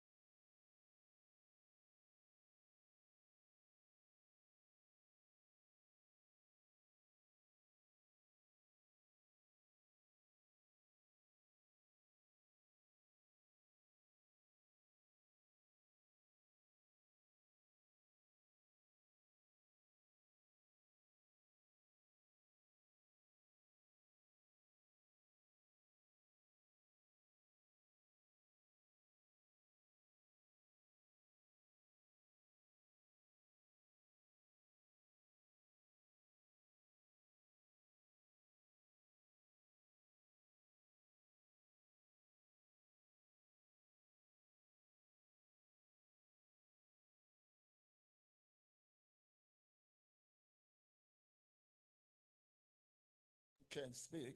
It's very difficult to have a question to ask him. It's always been very apt and inciting. Yeah, Ken, what steps can we take to build trust and sustainable collaboration with the communities we partner with? Like you did say, donors don't just give you money now when you design a program or a project. Definitely get back to the community you have worked with to know how well you actually worked with them and try to get that transparency, whether that worked, and so on and so forth. So moving forward from now, for those who want to really create that collaboration and trust, I would appreciate if you can shed light on the step that could be taken. Thank you. Thank you very much, Dr. Kalio. So I'll come to you, Ma, and then I'll go across. Okay, thank you very much. My name is Dr. Cookie. So I've just been reawakened to the fact that the challenges that the CSOs will be facing in this time, the challenges of coming from shrinking funding is as a result, partly as a result of the focus on funding projects and less focus on funding people. You know, it's always about the projects and almost never about the people that are actually executing this project. And when Ken mentioned the CSO that approached him, the CBO, about using his account to get access to particular funding, and all I could think is how somehow Ken has been instrumental in allowing this CBO lose funding, not because, yes, it's not his fault, but then that's all I've just been thinking about. So we lack CSOs, CSO members, especially the CBOs lack capacity. Yes, it is a question. I'm coming to the question. They lack the capacity to survive, not to talk of even become sustainable. So I'm just wondering, now that the funding opportunities are shrinking, and there's this need for capacity, funding for capacity to build capacity, how do we begin to get these CBOs understand the realities on ground right now and begin to,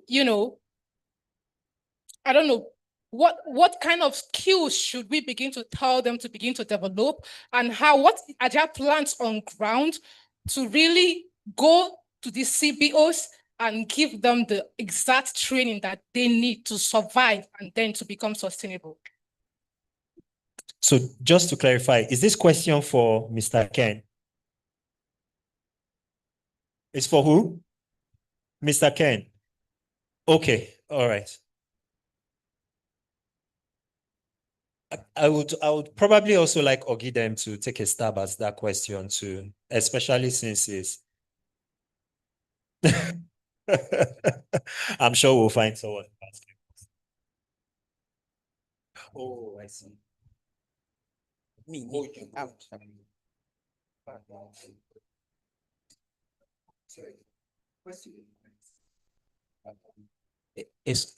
It's more of a suggestion. Good afternoon, ladies and gentlemen. My name is Chinyere. I'm from Edo State, and I'm also a deaf person. I appreciate what the Global Right have done by providing sign language interpreter for this great event. So now my suggestion is that, or my opinion is that for CSOs, okay, during the first panel discussion, we have the former Commissioner for Women Affairs talked about less impact in the disability area. So we emphasize that for CSO to carry deaf persons along, they should make use of sign language interpreters so that they can be carried along. So the second question now is, there should also be a regulatory body that govern CSOs so that they can address any issues related to them.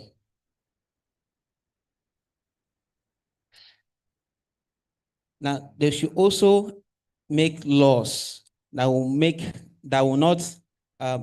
tax more easier for them to be able to incorporate their activities, because most times when they pay multiple tax, they find it so difficult to continue their programs or their projects, and most times they can't even attend conferences because of these taxes.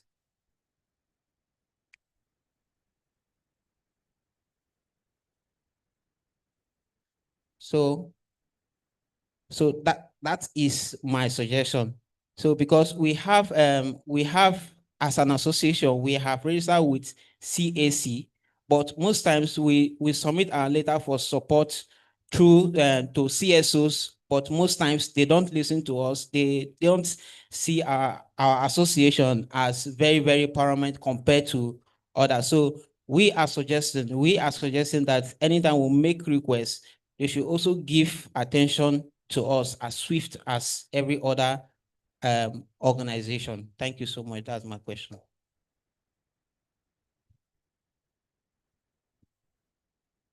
Thank you very much, Ma, for your suggestions. So we have 3 questions for panelists. Well, 3 questions, but we'll get 4 responses. because 1 question is going to get a response from you and Oga Ken. So I think we can proceed. Okay, so can I hand over? Thank you so much. Quickly, I'll start with Dr. Philip Kallio. Thank you for your question. How do we build? How do we do my suggestion, right? So really, for me, it's about, there's something we have done wrong in the past. And that's the fact that we have treated communities, those people at the grassroots, as if they do not know. You know, I had an instance where I went to a community with a colleague of mine in my former organization, and he went, he was saying, we are here to teach you what you don't know. We know that you don't understand these things, so we are here to help you and all that. And when the first speaker picked the microphone, he said, my name is Dr. that, former permanent secretary, retired.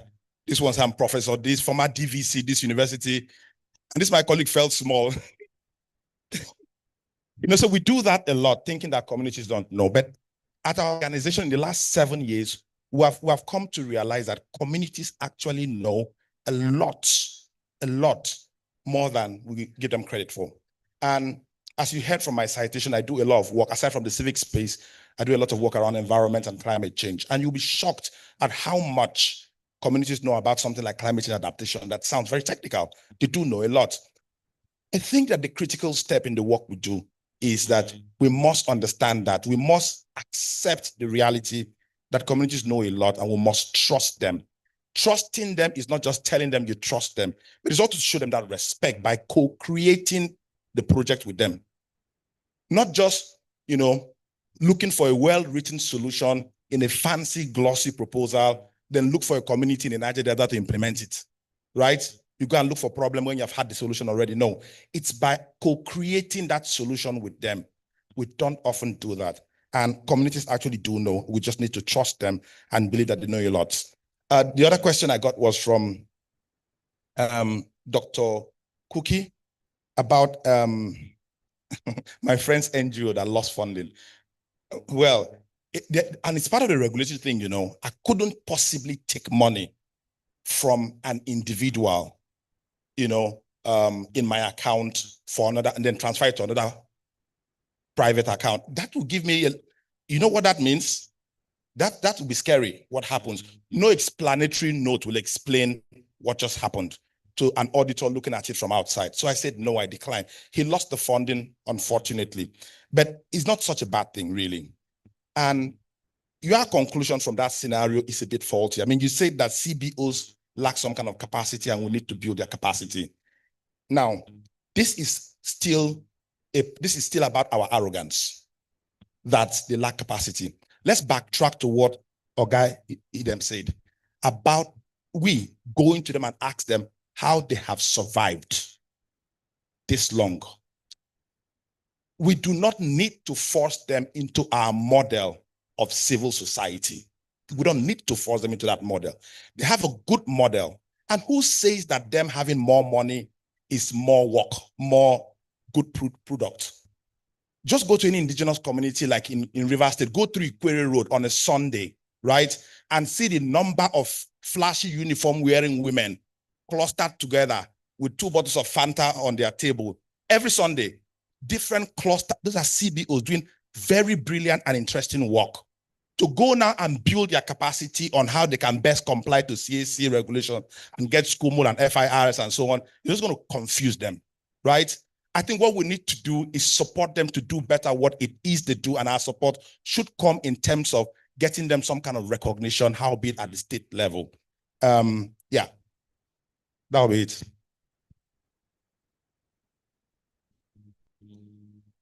So, Omolara, there's one specific question for you on social entrepreneurship, how a small NGO can handle mounting pressure of taxation when they engage in social enterprise. However, I would also like to turn Chinyere's suggestion as a question to you to know if the capacity building sessions that are provided by WACC are inclusive for people with disabilities.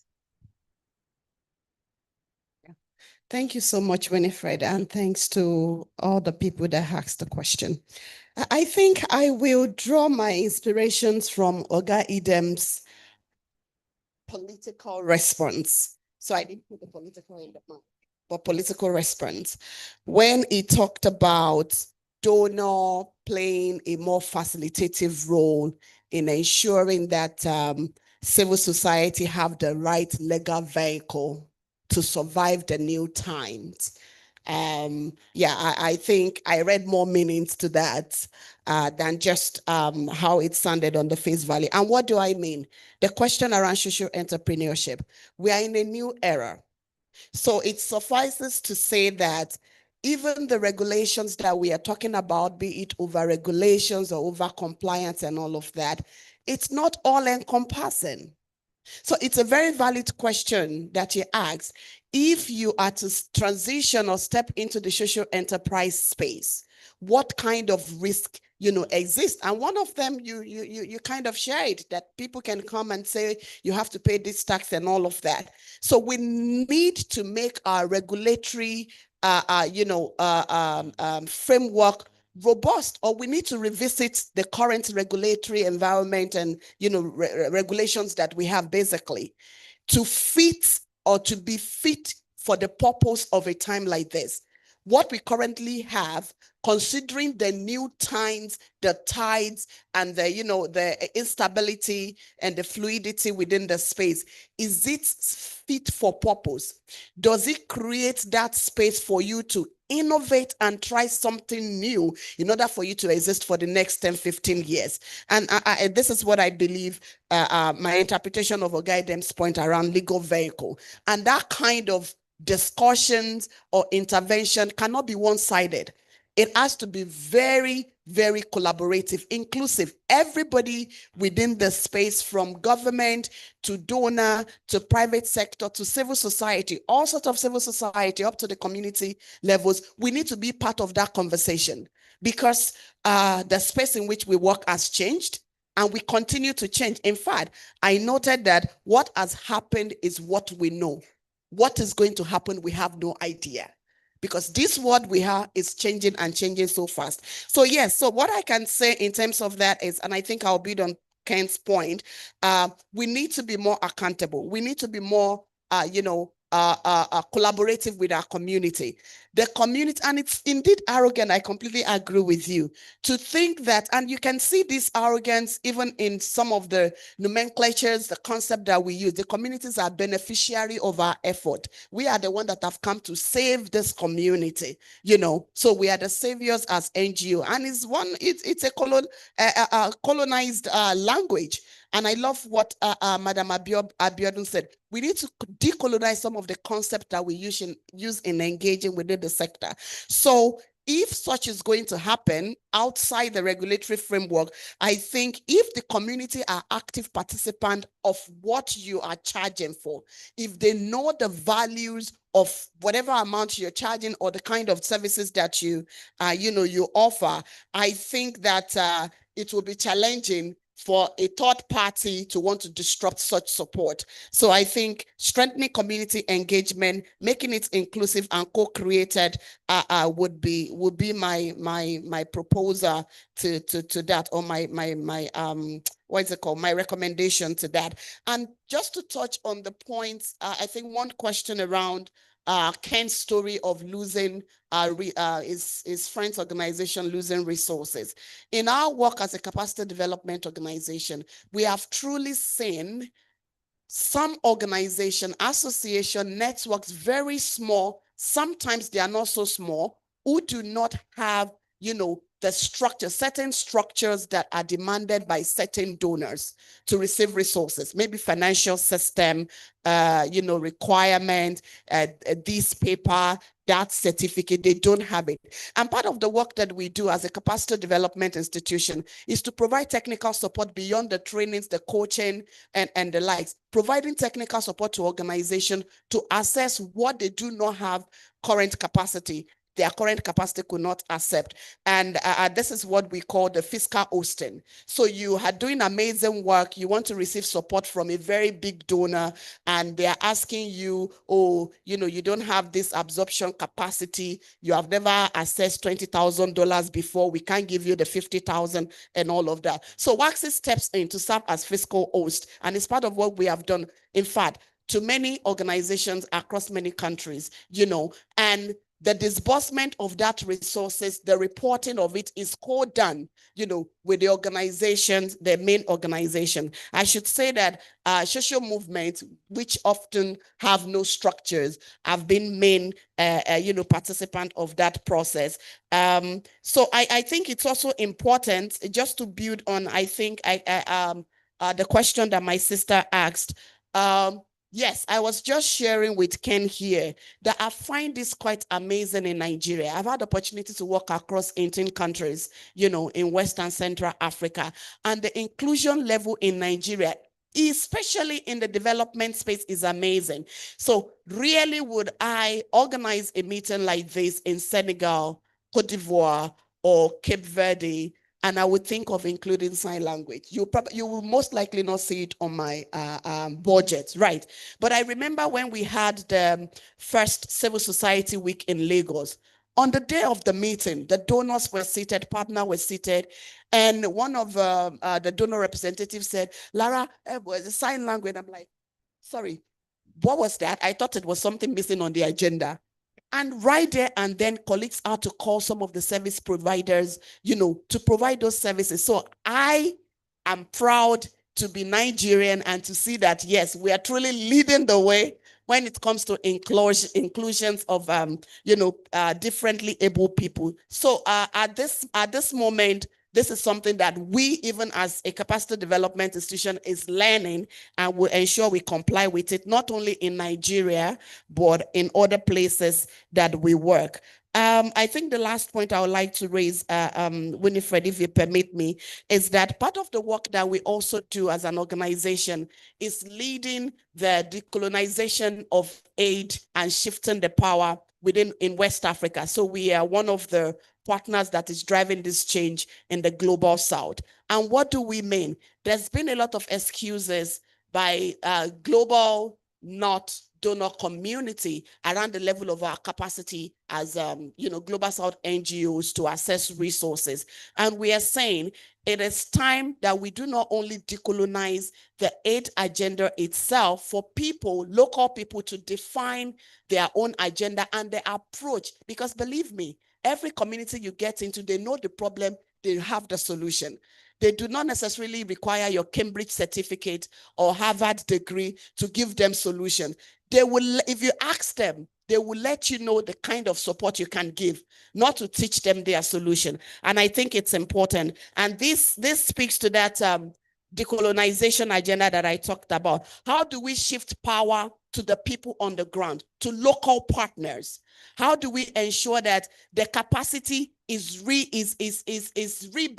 How do we rebalance power between donor, be you from the global north or even in the south here, to the people who are actually, the vehicle, the legs of this development agenda? And I think this is very, very important. How do we also carry out what I call intentional capacity transfer, especially between the big INGOs and the local partners that they work with? How do we blow off that intermediary role? These are some of the, conversations and capacity transfer that we are leading as an organization in West Africa. Thank you. You got your 1 minute for the last question. Okay, thank you to my panelists. And we have come to the end of this panel discussion. So, Guide, I would give you 30 seconds. No thanks to Omolara. It was supposed to be 1 minute, but I'll give you 30 seconds for any last words that you have to say.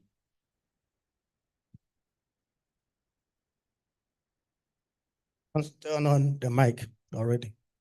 For me, it's still back to the same thing. We have to find a way of helping CBOs to have legal personality status, one way or the other.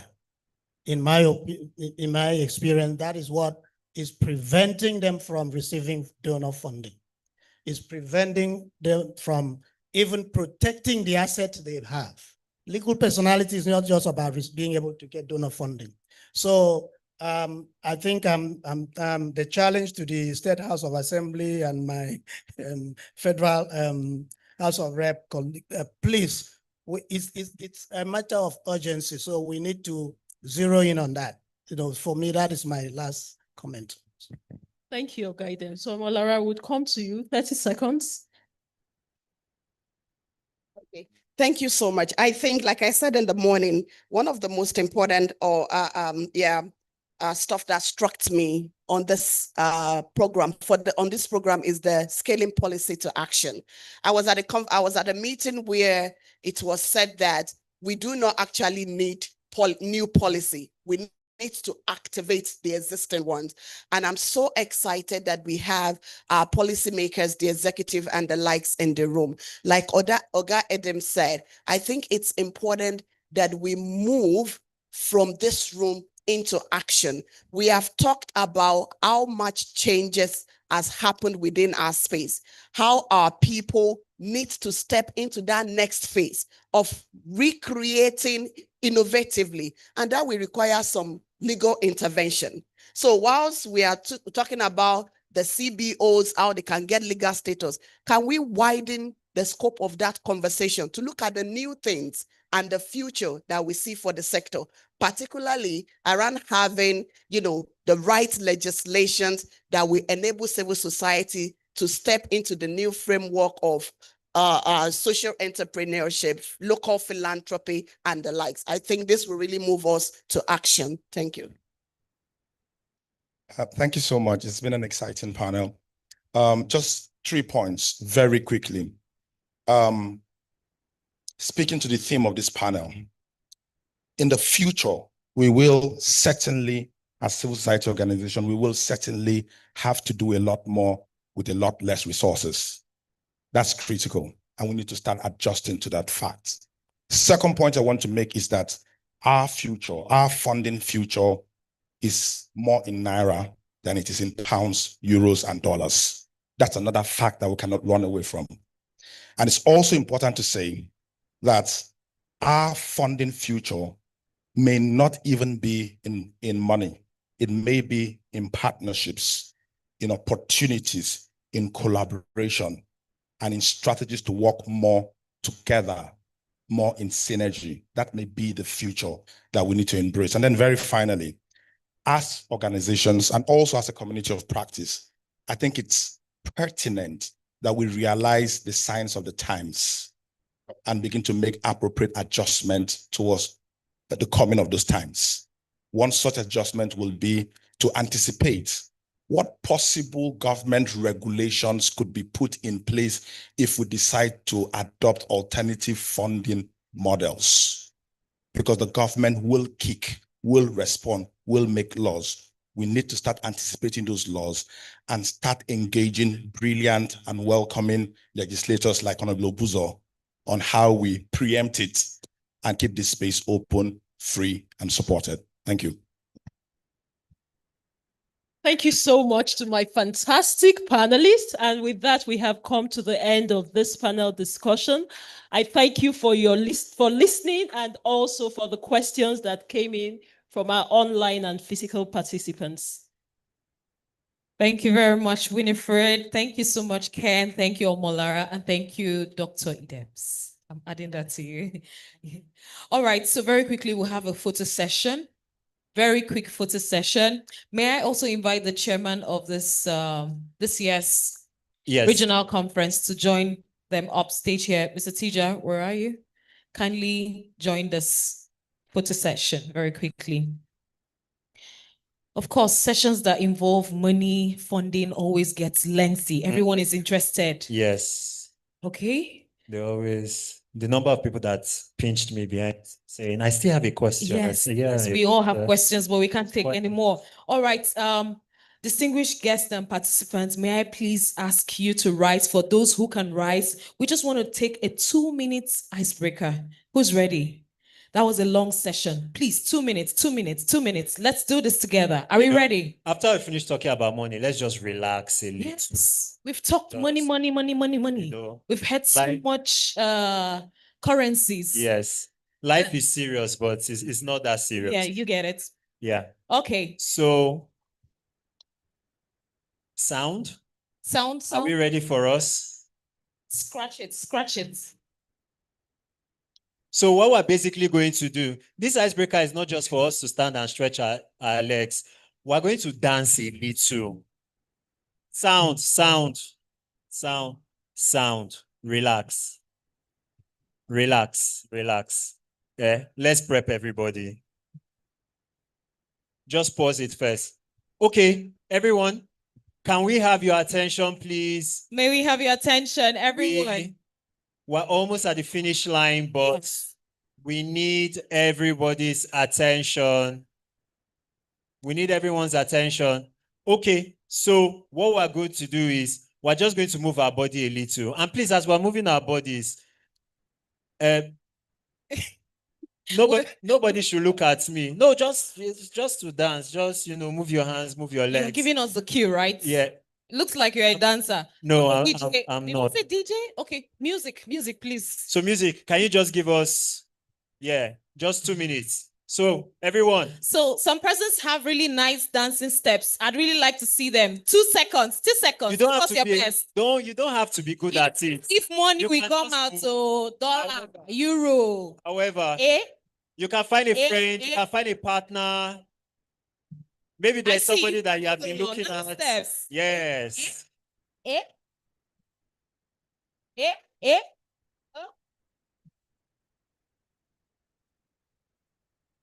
You can do your own. Don't just admire other people. Oh, yes. Just a little. Thank you. Hey, he's got the steps. He's got the steps. All right, let's do MC.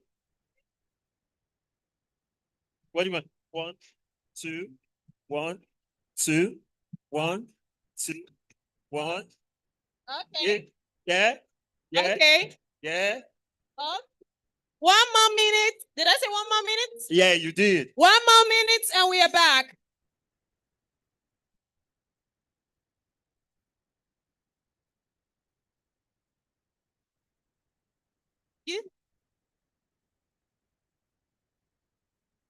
Yeah. I can see some people. I can see some moves at the back. Yes. Well done. Well done.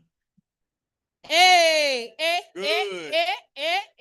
All right. Come on. I see. That's right. That's the step. That's the vibe. Yeah. That's the vibe. Okay. Yeah. All right. Why not? Okay. Why not? Okay. Sound. Thank you so much. Thank you. Thank you. Thanks, everybody. Okay. All right. Okay. Playtime is over. Can I have everybody's attention back? Thank you very much. It's great to see that we were able to do a bit of moving around. We have less than 1 minute to reconvene, so we could be snappy with the next panel session, and then we move on to the next item and get it done. Can we all Distinguished guests and participants. Can we all have our seats, please? Thank you very much. Thank you. We will have time for socials. We'll have time to exchange those cards. We'll have time to meet the people we want to meet. All right. Can we all take our seats, please? The faster we take our seats, the quicker we will. That's how we get to leave. Exactly. Yeah. So please, can I crave the indulgence of everyone? Please, can we just have our seats? Thank you very much. Thank you very much. We are preparing for the very last panel now. It's also a very important panel. Sorry, can I have everybody's attention? Do we have a siren sound?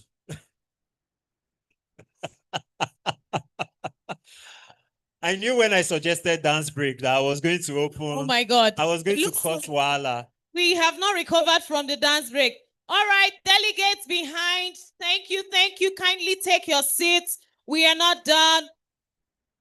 Yeah. Thank you. Thank you. Thank you. Thank you. Please, our colleagues that are behind, can we all come back to our seats, please? Thank you very much. The very last panel session for today. Delegates at the back, please, can we all be seated? Can I ask that our organizers, members of the organizing committee, can I ask that you help usher our delegates back to their seats? Please, those who are standing at the back and socializing, we need you back here. All right. Ladies and gentlemen, we have not wrapped up. We have not shared the grace. We have not dismissed proceedings for the day. We still have one more panel. Please, we need everyone seated. We need your attentions here. Thank you very much as you oblige. We are waiting for you. We are waiting for you at the back. Thank you. Some of you are looking at me. You are the ones I'm referring to. Yes, we need you back. Yes. Thank you so much. Thank you. The familiarization can continue. It's not your neighbor, it's you. The conference is over. Thank you so much. Please, can we reconvene? Can we reconvene? Thank you. Thank you. And as the French people will say, merci beaucoup. Merci beaucoup. Or they want me to speak the local dialect. I think so. I think Yes, do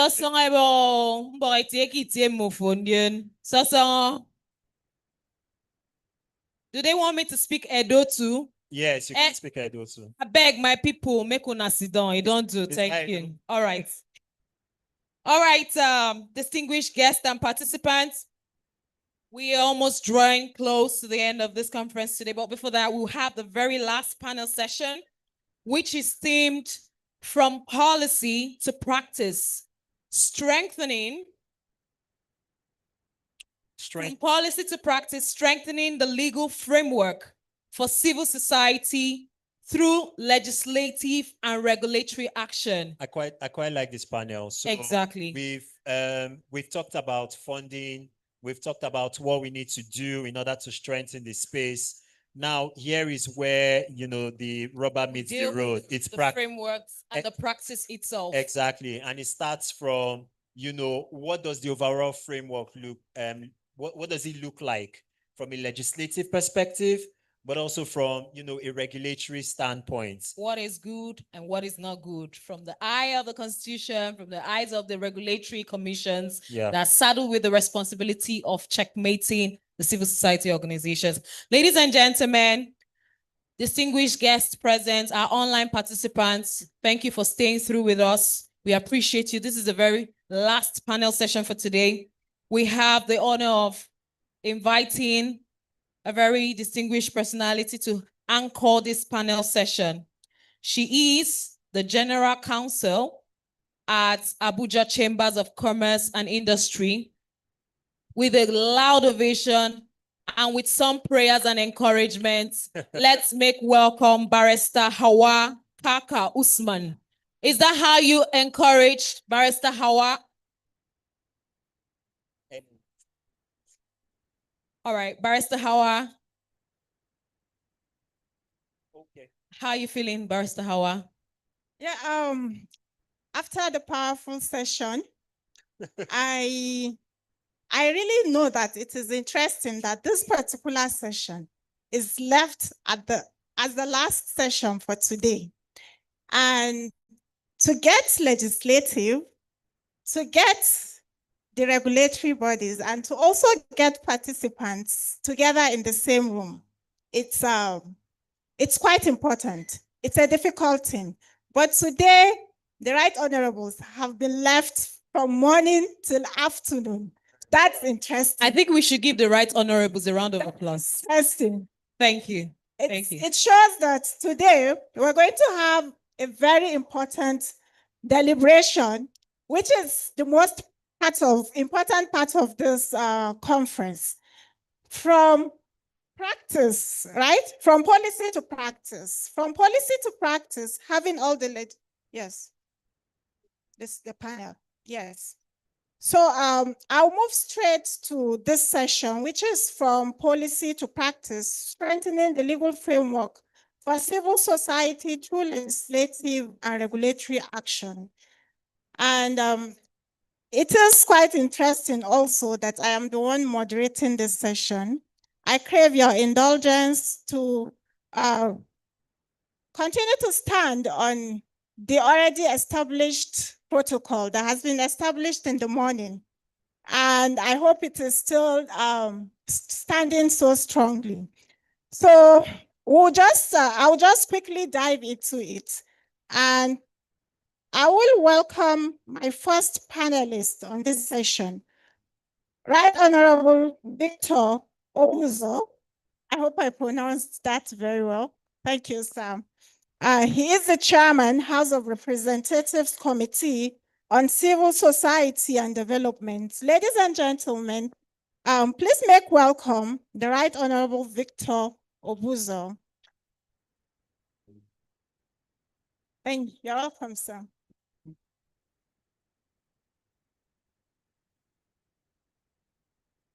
Also, I have Honorable Barrister Sunday Umeha, member, House of Representatives Committee on Disability.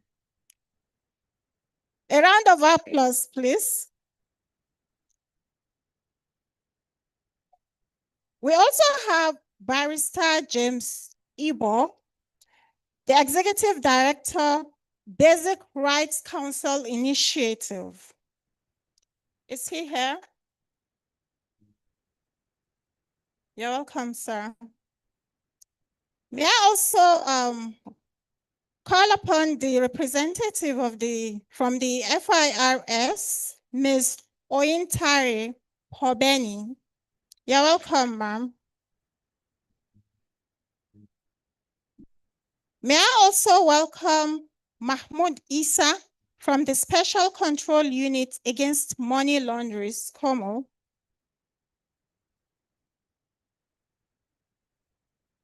May I also welcome Salisu Abubakar from the Corporate Affairs Commission.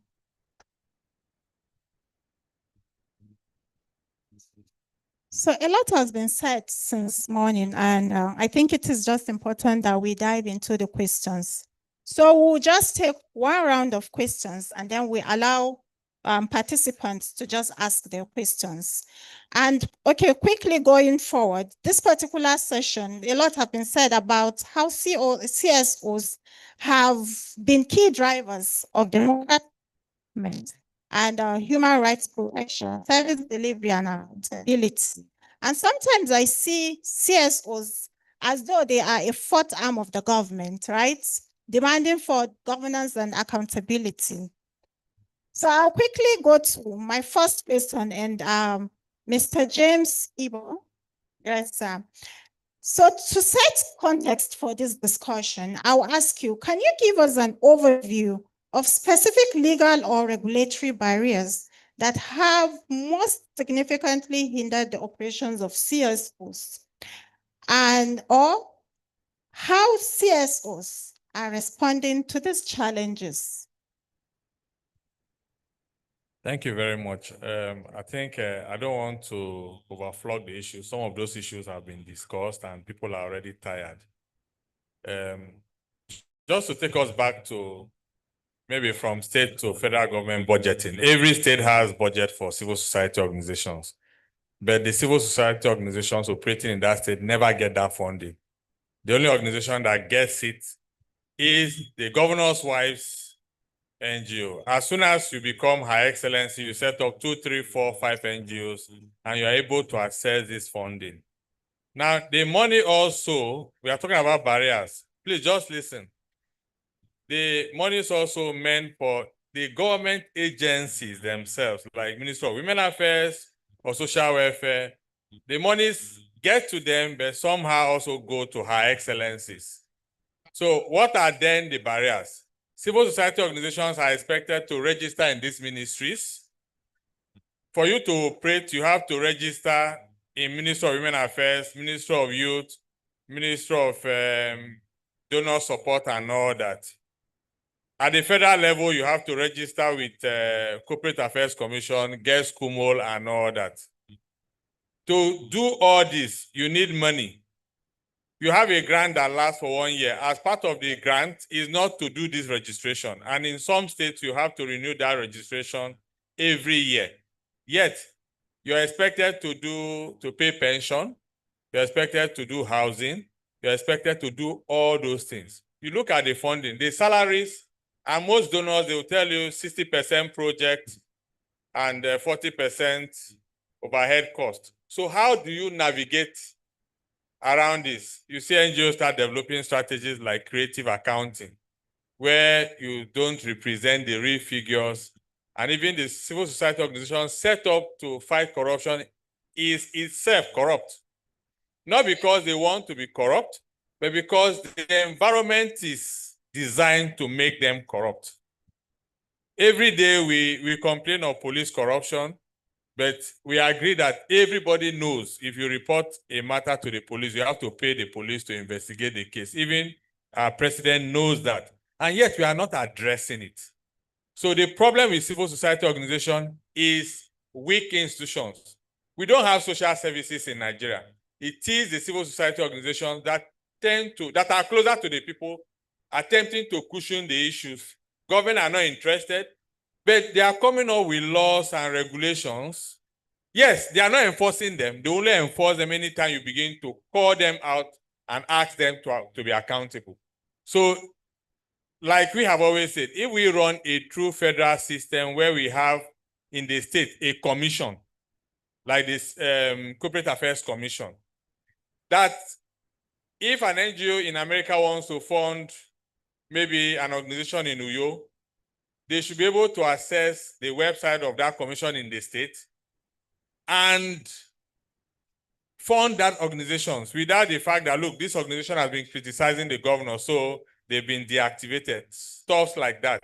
So we have to run a truly federal state as a country and begin to look at the exclusive legislative list and the concurrent legislative list and not bind them together where you say, okay, if the national government legislates and the state legislates and there's a conflict, that of the national law will override. We don't need those kind of issues. We should have clear demarcations, having states running their commissions, registering NGOs even at the village level, and having that legal personality. The only thing I'll have to ask civil society organizations receiving funding now, let's try to be compliant pending when the necessary changes are made. Thank you.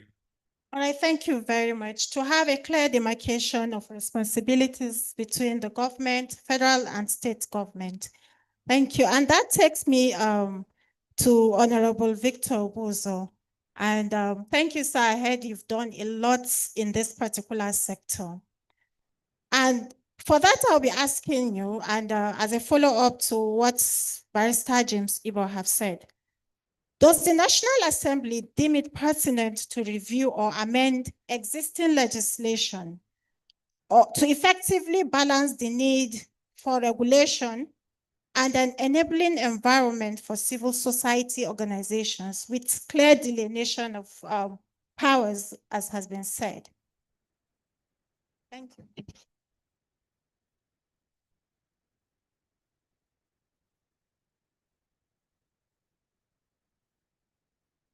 Thank you very much. To answer this question that everybody has been talking about. I want you to be clear about it. So it depends on what reviews. I want to come from the perspective of one of the speakers in prior session. We keep going back and we keep coming forth. At least I've attended about 4 of these programs that have to do with regulation of the SIP space. I believe very strongly that we all, deep down in our hearts, we know what is wrong. The civil societies, they all have fears. They have fears that are affecting their decisions. There is risk in everything you do. And to move from one point to another, you have to make a shift. You might do it and it's all rosy and gloomy. You might do it, it might have some little, rough beginnings, but it will smoothen itself out. We have talked about the law that the CSC.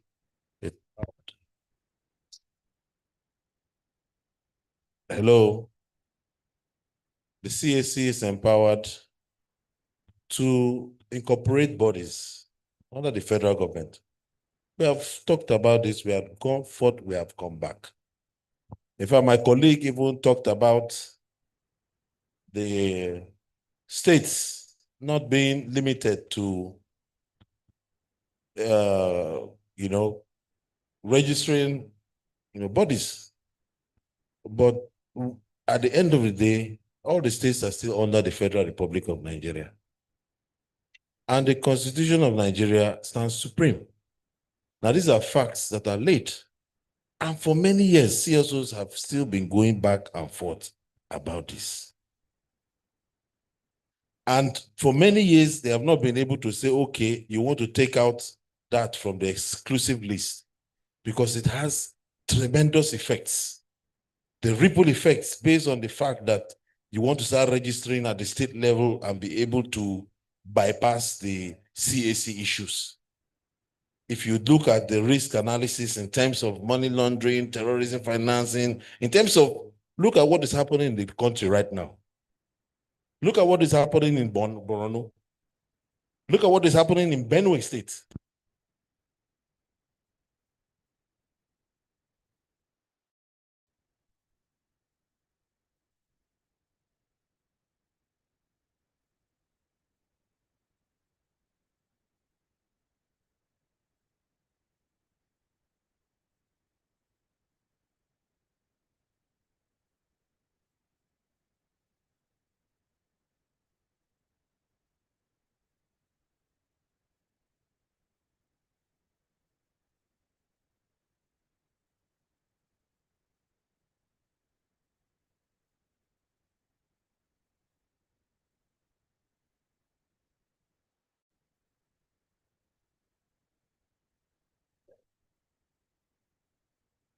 Hello, please let's go on because today is fast spent and my brain is tweaking too.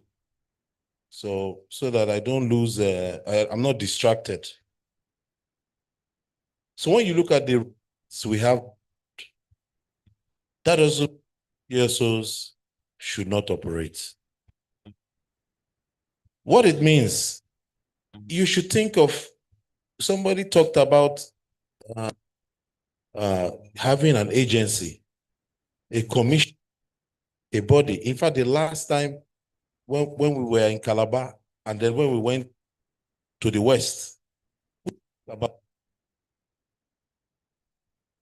if you have this done at the national level, you have an agency in charge, and each of the states have an agency in charge. It will eliminate all the different, you have to register with education, health, this and that. You just go one place.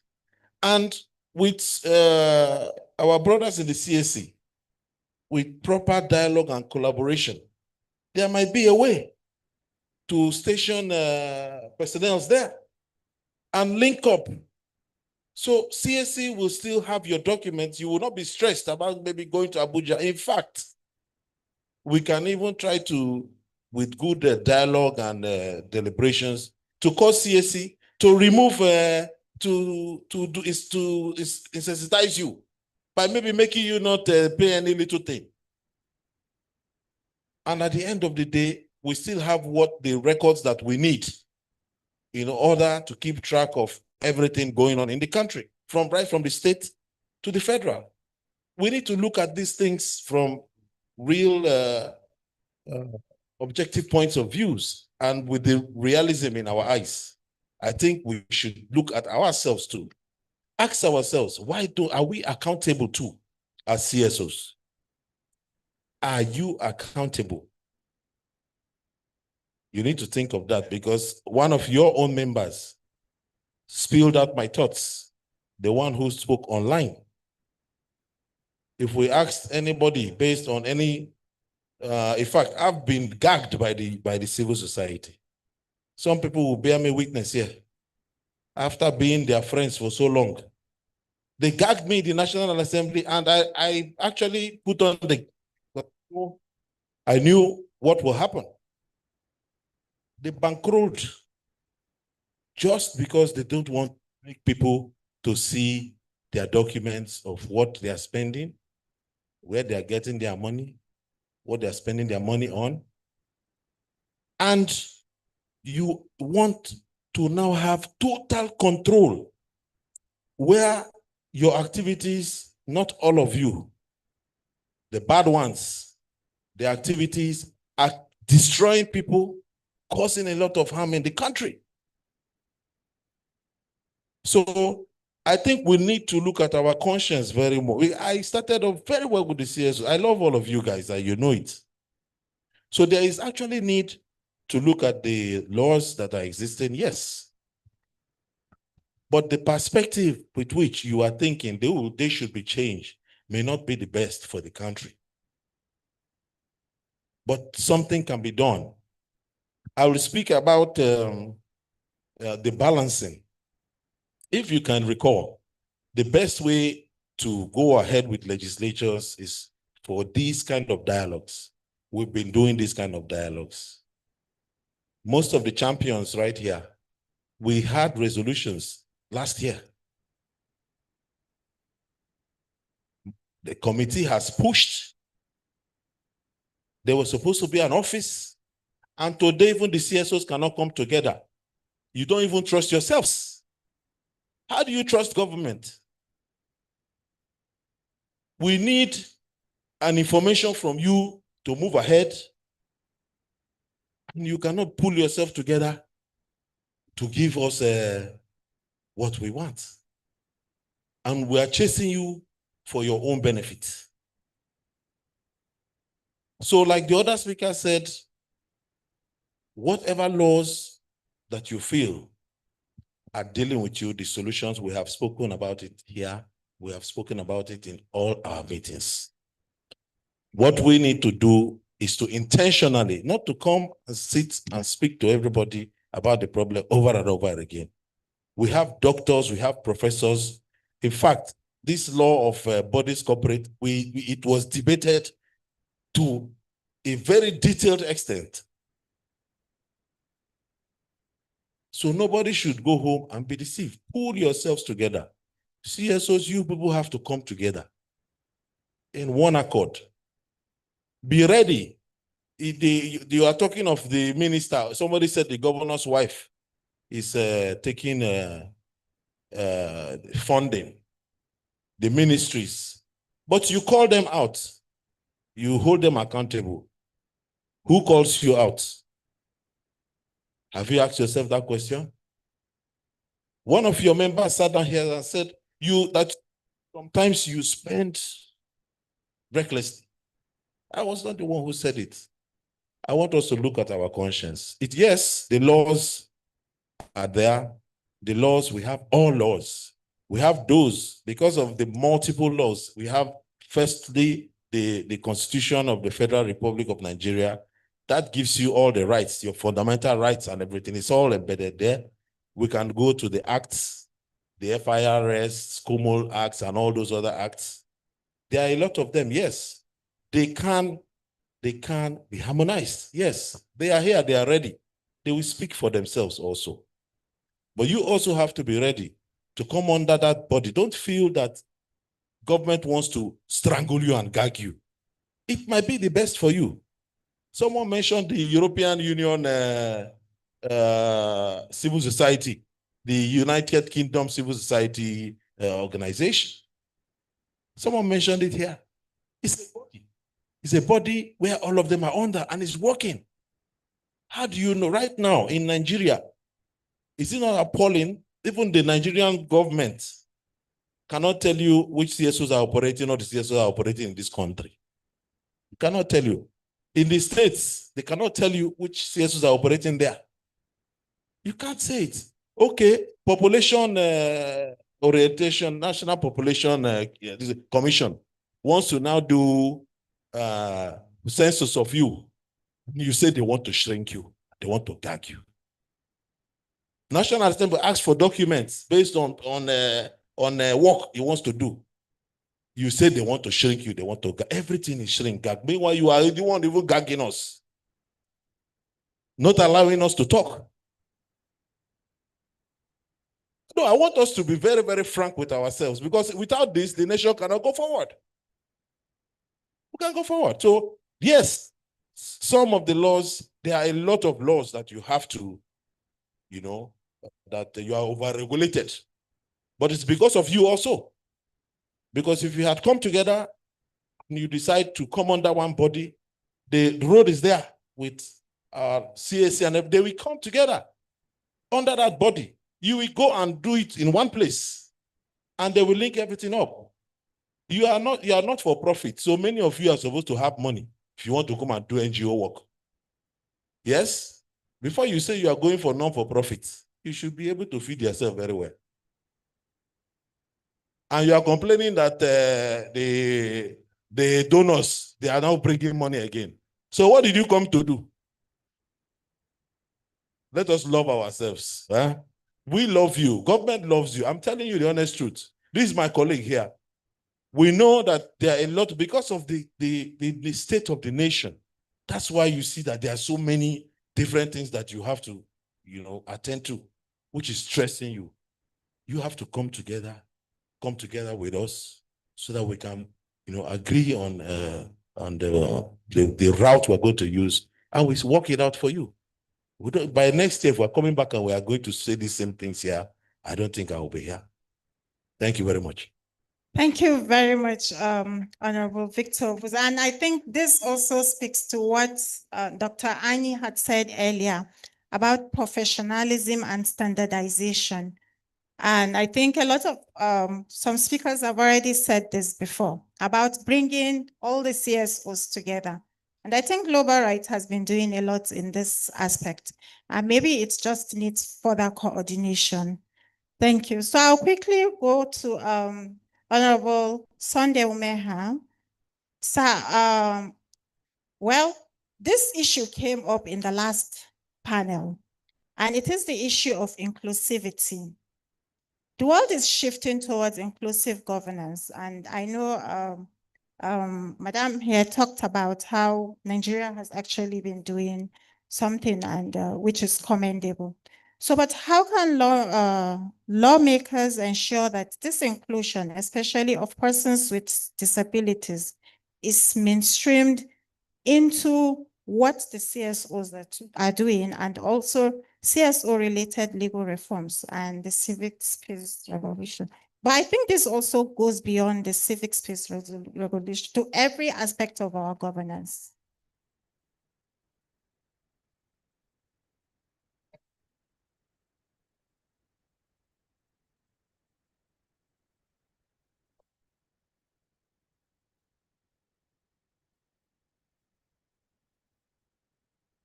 Thank you. Well, let me start by first of all saying that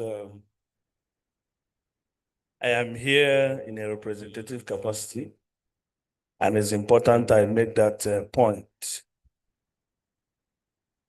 My name is Sondu Meha. I'm a member of House Committee on Disability, but I'm here representing Right Honorable Dr. Bashiru Daud, who incidentally is out of the country, is unavoidably absent, and he's the House Committee Chairman on disability. Now to the question proper. When I came in, the first thing I did was to take a look at the composition of the people duly seated in the hall to see to what extent we have given a sense of inclusion to persons with disability. To a large extent, I think we tried, but just like Oliver Twist, we'll continue to ask for more. I am happy with the organizers for extending hands of fellowship and inclusion to our brothers and sisters. You see, today you can be an able-bodied person. In the next minute, you can be a person with a disability. It's not our prayer, but it's nobody's prayer. But these are realities of life. While you're going out of this place, something can happen. The next minute, you fall within the category of these persons. So wherever we are, whatever we do in life, let's try to remember them and try to give them sense of belonging. Now coming to the government aspect or the National Assembly, I will give a lot of kudos to National Assembly, especially under the reign of our Speaker, Right Honorable Tajuddin Abbas, and also the House Committee Chairman on People Living with Disability, for taking it as a task to ensure that not only that the laws as currently constituted are implemented, but make sure that our brothers and sisters are given adequate sense of belonging.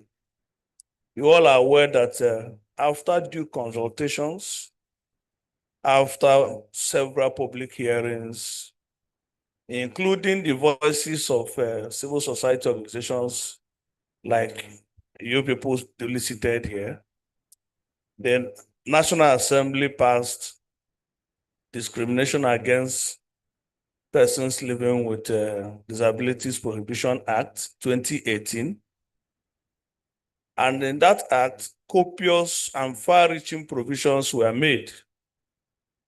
And one of those provisions are contained or is contained in sections 3, 4, 5. We also have the provisions in sections 28 to 30 of the Act. And in sections 30, subsection 1, subsection 2, not only government agencies, MDAs, but also the civil society organizations are enjoined to encourage and give sense of inclusion to persons with disability.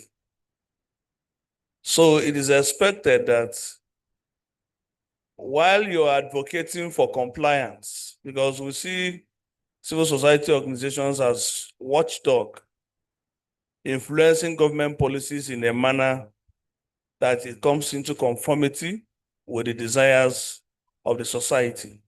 So while you advocate for that, on your own part, as members of this body, to what extent have you also given a sense of inclusion, or you have complied with these provisions of the law in your organization, in the leadership architecture, in the leadership organogram of your organization? How many persons with disability can we find there?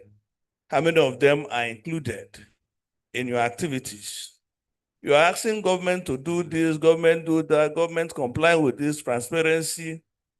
Before you remove the plank in a man's eye, you first of all remove the one in your own eyes. So we expect that you include them and give them sense of inclusion in your activities. So that is one. To tell you the level of effort we are making, we did not only end up at promulgating that law. Recently, in fact, it's still ongoing. We embarked on oversight functions. We have so far visited 13 agencies of government to enforce compliance with the provisions of that law. And we are doing it in collaboration with the relevant organizations governing persons with disability. They joined us and they've been there, they follow, they partake in asking questions. And what are those things we're asking? One, the law provides that the persons living with disability should have access to every public facility, government offices, in the same basis, in the same manner, and equal rights with the persons living with disability. And the law gave a period of 5 years within which government agencies, parastatals, and different bodies or organizations are to comply with the provisions of this law. It is now 5 years plus. We have commenced oversight to know to what extent the agencies of government are complying with this. One of it is their public buildings. Are they in such a state that persons living with disability can access freely without any restriction? Some are compliant, some are not compliant. Another important aspect of that provision that we're also enforcing at the moment is the issue of 5% of the employment quota. Before now, many MDAs, government agencies, are in violation of these provisions. But at the moment, we are strictly enforcing that before you carry out any employment, the 5% provision as provided by the law for persons living with disability must be complied with. It must be adhered to. So the National Assembly has done a lot in this aspect, not only for CSOs organization, no, but for the government institutions, government agencies, to ensure that our brothers and sisters in these categories are carried along. And we are not resting until actualize complete and total enforcement of these provisions. We also enjoin your organizations to be compliant. While you ask government to be compliant, try to also be what? Compliant in your own organizations. So this is what I will say as of now. Thank you. Thank you very much, Honorable. And I think the key word there is enforcement. The laws are already there. And what is important is how we enforce them. Thank you. It is good that I have the regulatory commission, all the regulatory bodies together. So I'll ask one single question and then I'll give everyone 5 minutes to just respond to that question. And a lot have been said, and I know you have mentioned when you answered a question about the engagement that has been happening between the regulatory bodies and the CSOs. So I'll just ask, and maybe our audience participants here will want to know, if there are there ongoing efforts to simplify compliance procedures for CSOs, particularly the smaller or grassroots organizations with limited administrative capacity? So I think this goes to all the regulatory bodies to share with us. And maybe I'll start with you, Salis.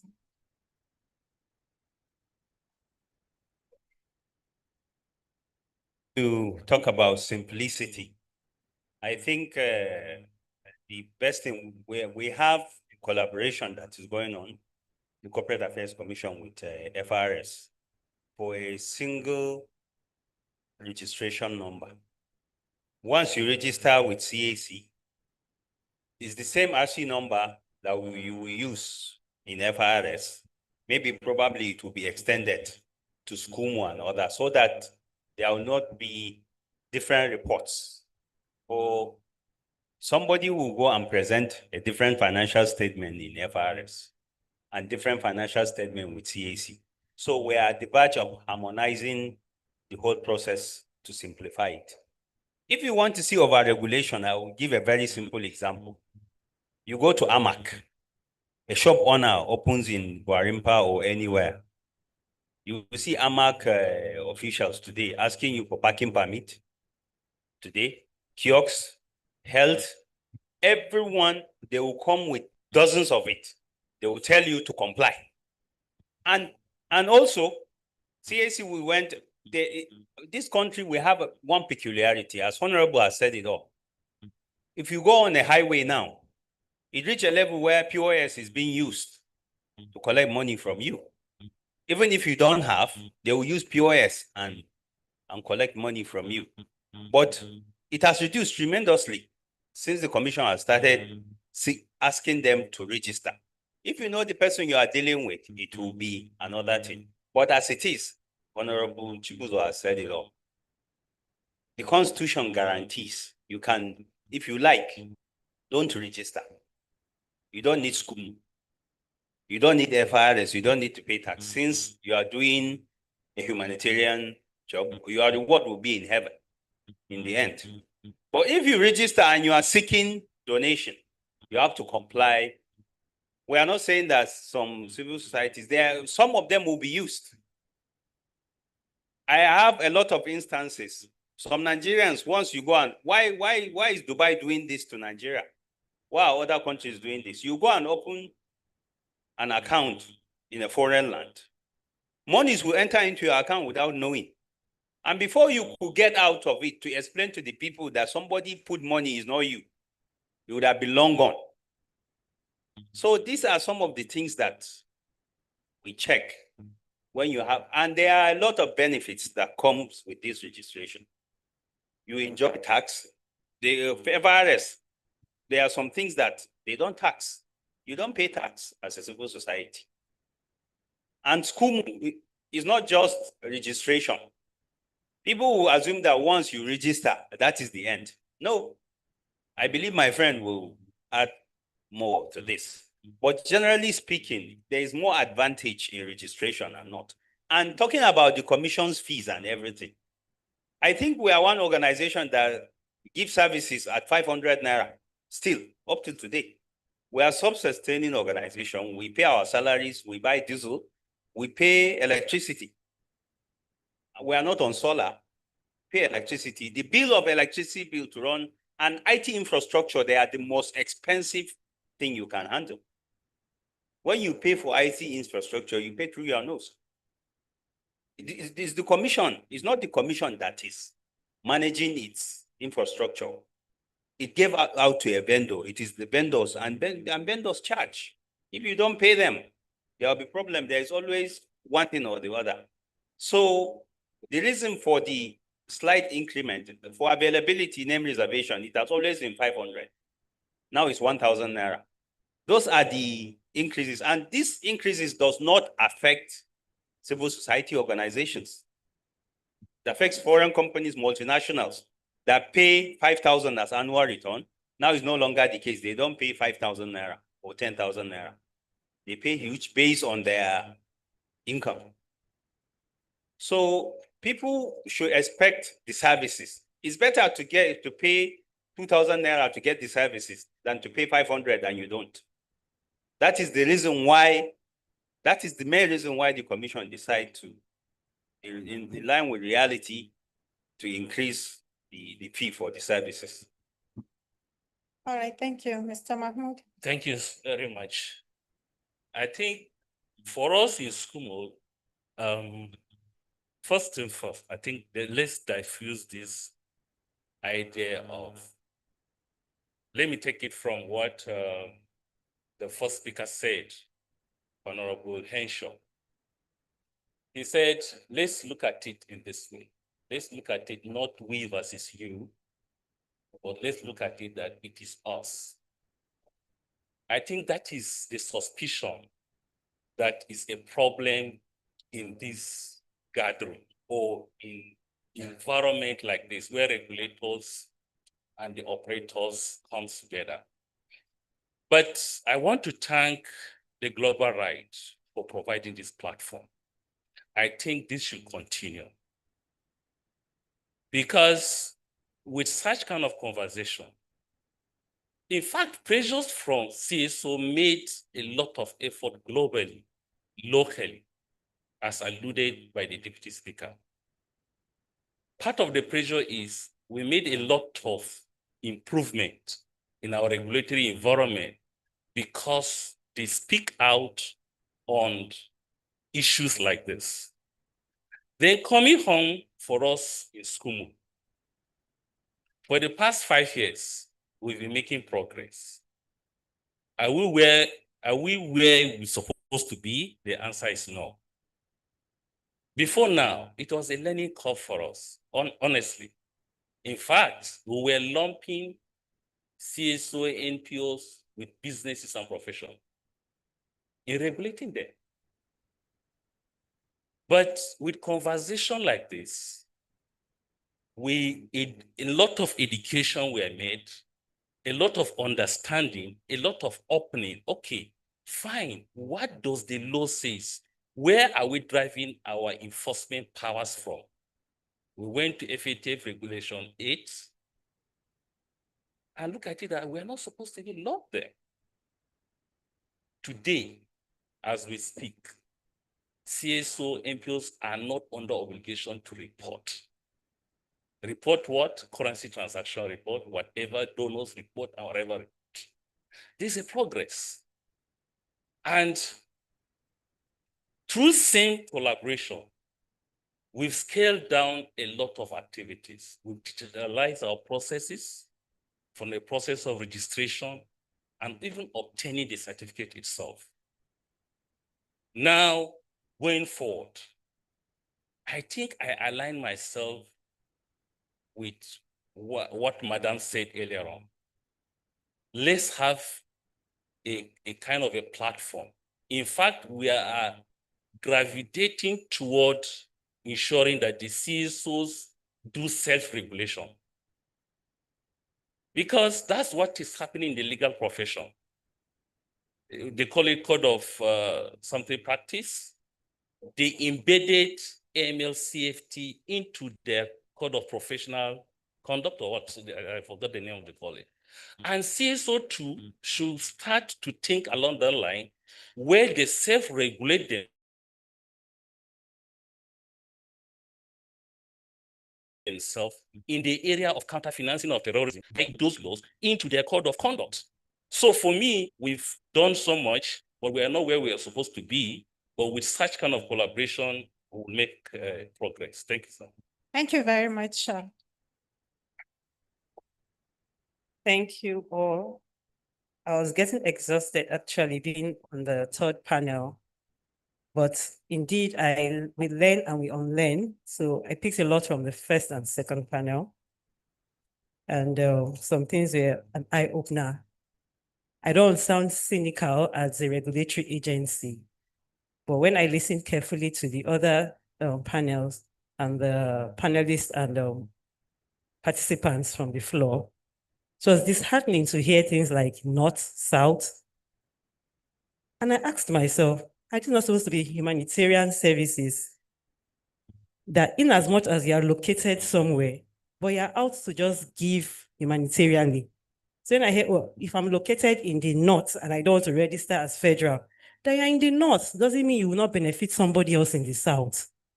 I could have an organization in Lagos. I want to just distribute books and say, okay, 2 schools in each state.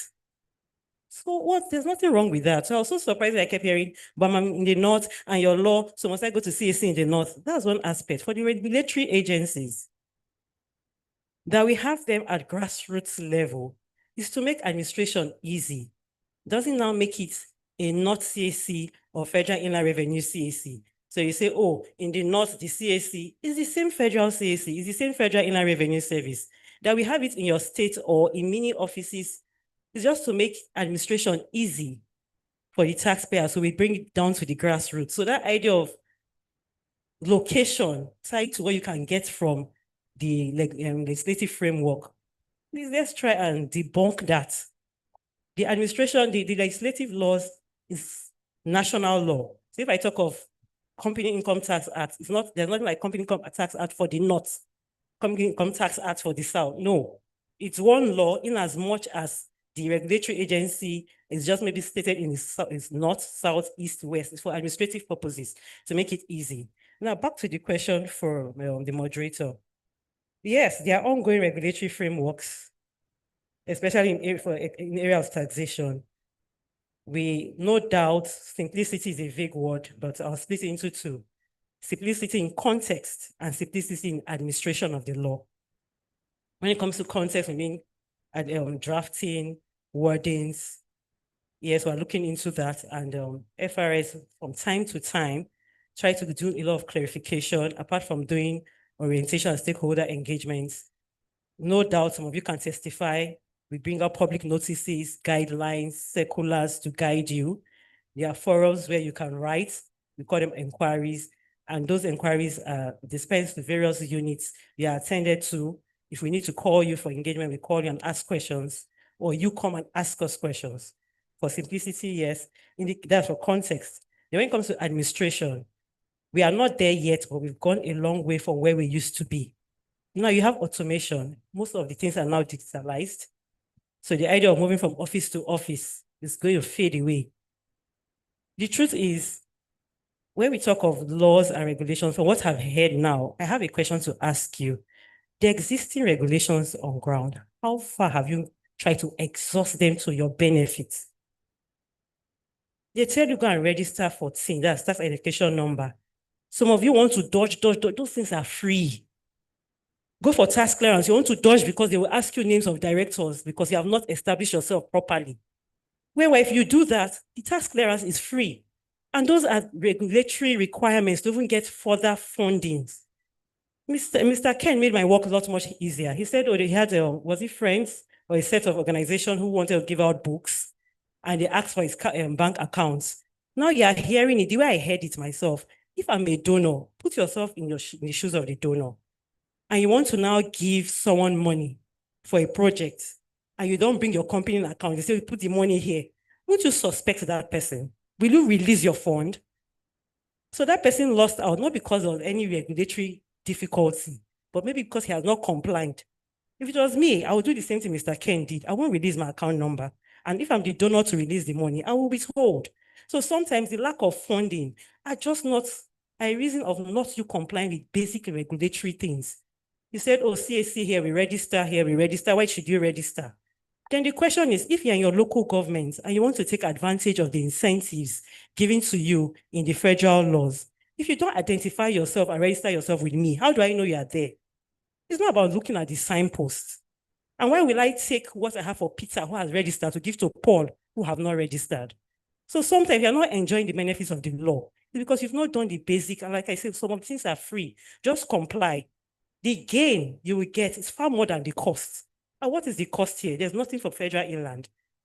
CAC has already said even the costs are just fees you need to pay. Because you want to register yourself so that you place yourself right to get funding to achieve your objective. When the funding comes, nobody's going to take it from you. It's your gain to achieve your own objective. So we're here to help you and we'll always be here. Please, the laws, we know we're looking into it. Like we say, it's an ongoing process, but we can't do much if, like I say, if you have not even complied with the available ones. And for wherever you face bottlenecks, please go to the nearest FRS office. We're one family. The essence of decentralizing, like I said, for administrative purposes, lay your complaints there, you attended to. Thank you. Thank you very much. Madam. And I think with that, we'll just take two questions, one online and then one on the floor here so that we can quickly round up. Please be informed that we have just 1 second each to ask our question. And okay, so keep your questions brief, please.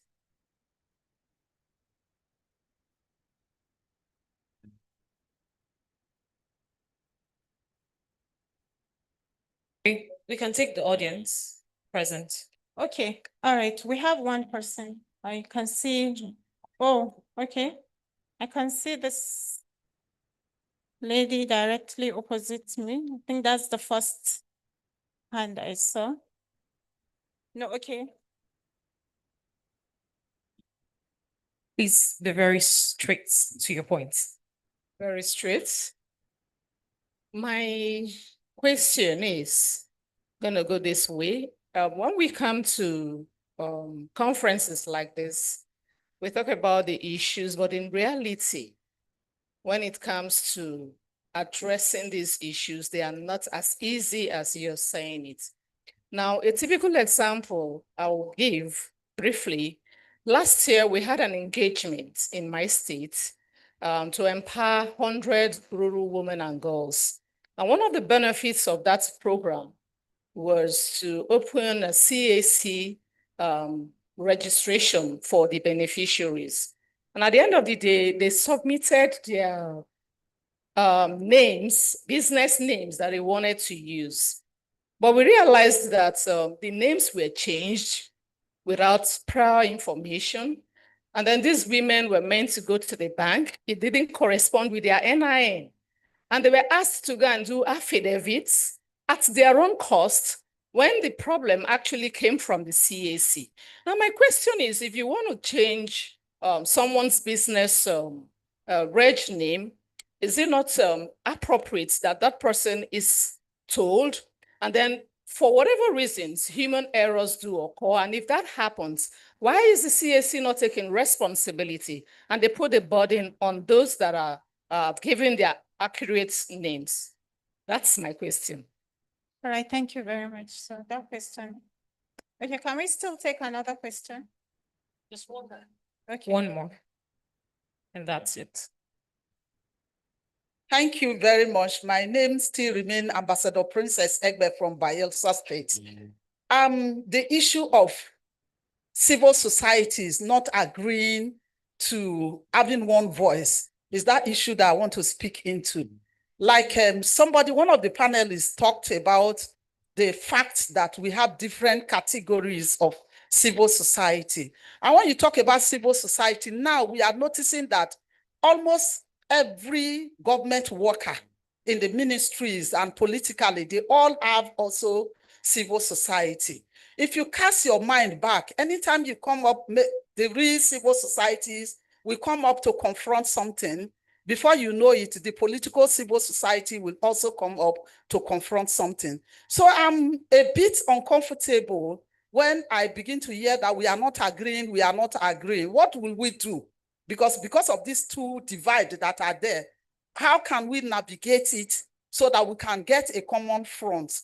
That's what I wanted to ask the Honorable, our person from the National House of our Assembly. All right, thank you. Thank you very much. I think that question was for you, sir. Yes, okay. We'll start with the first question, then you answer second. Hello. Yeah. Ma, can you hear me? I can. Let me see her. You mentioned about 100 business names for registration, right? Normally, this kind of registration names, once you reserve a name on the Commission's portal, you have the right over the name for 60 days. After which, if you don't register within, somebody can apply and take the name. That is if you don't revalidate. So for this kind of registration, it's like when you apply ABC Nigeria Limited. It's not a limited liability, it's a business. Maybe when you say ABC Enterprises Limited, you want to register an enterprise, which has no legal personality. It's just a trade name that you are using. Once you submit that for this kind of system, instead of denying it, it will automatically get an option for you. Option within, if there is no ABC, is taken by someone, it will give you BCD for you just to go ahead and register. This is automated registration. It's not the normal registration that you do. You have the option of entering the name again. The system automatically gives you a name because this registration was done on discount for you. And we have offices in all the state of the federation. In fact, Lagos, we have two. Abuja, we have two. And there is always a help desk. If you are not interested in that name, you can easily change it. But for the fact that you mentioned affidavit and things like that at your own cost, it's not something that I know. But CAC has moved from manual system to automated. And in fact, they are even using AI now to do registration. And I'm sure that name that you submitted is the AI that gave you an option. You have the option to register it or to change the name entirely. Thank you. I hope that answers her question. All right, Honorable, you can go ahead. Yeah, so the madam, well done. So you said people please have CSOs too, right? Personally, I can't say if the owners of these CSOs are government workers, as you speak, or politicians. When, for example, I can try to create a scenario of what you are talking about. Maybe there's an advocacy against something, and you now see another group maybe coming on the news, to counter and all that. I think that's the scenario you are talking about. But the civil society, the NGOs, you're grouped, like you said. You have those facing educational activities, those that are for women. We have those for gender. We have those for justice and all that. I've been with you a long time, and we know your forerunners. We know people who have been in the system for a long time, who are leading the other newcomers into the industry. We know the pace setters, and we'll be working with them. So why I use that statement of you guys coming together, for example, the office that we should have set up since, the one we call CSOLO, some of the pioneers are here, that we should have set up since. The major reason why it has not been set up is because the foreigners and majority of you have not come together. There is an agreement that you should have.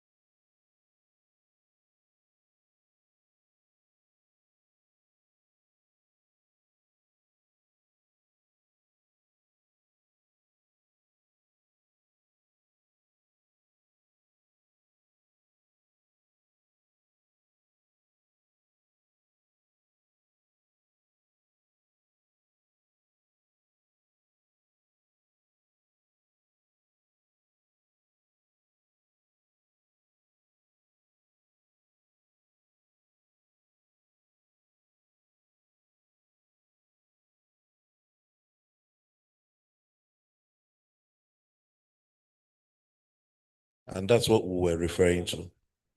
Thank you.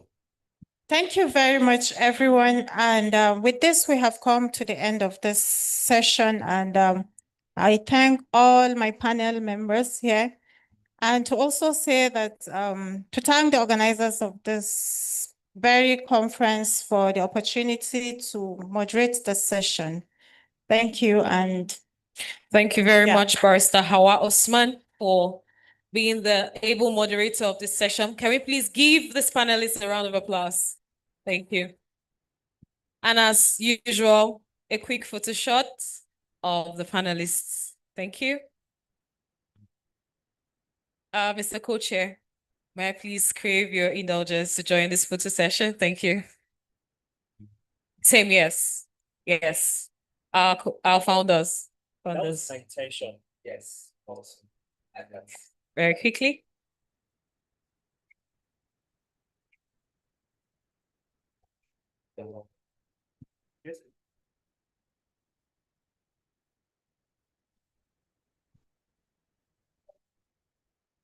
Oh, and the programs. Oh my God.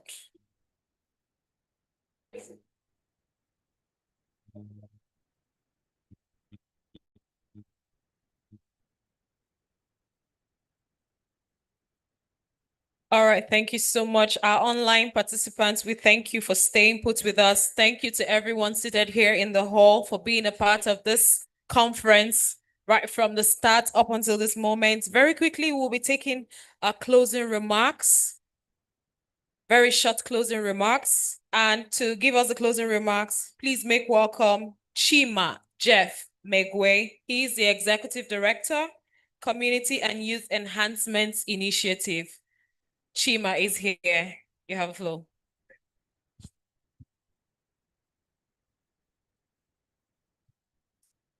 Okay, thank you so much. It's been a busy day for us, and I want to thank each and every one of us for being here. On behalf of the steering committee of COP, South, we want to thank you. And we do a whole lot has happened here today. We've had a whole lot of conversations. We thank our honorable members, all the CSOs, all the stakeholders. But one thing still remains here for us to do, and which is the conversation is not ending here. There are a whole lot of things that resonated from this conference, and we need to start acting. There are some things you noted, there are some actions you need to take as an individual. Are you a government? Are you a policymaker? Are you a CSO person?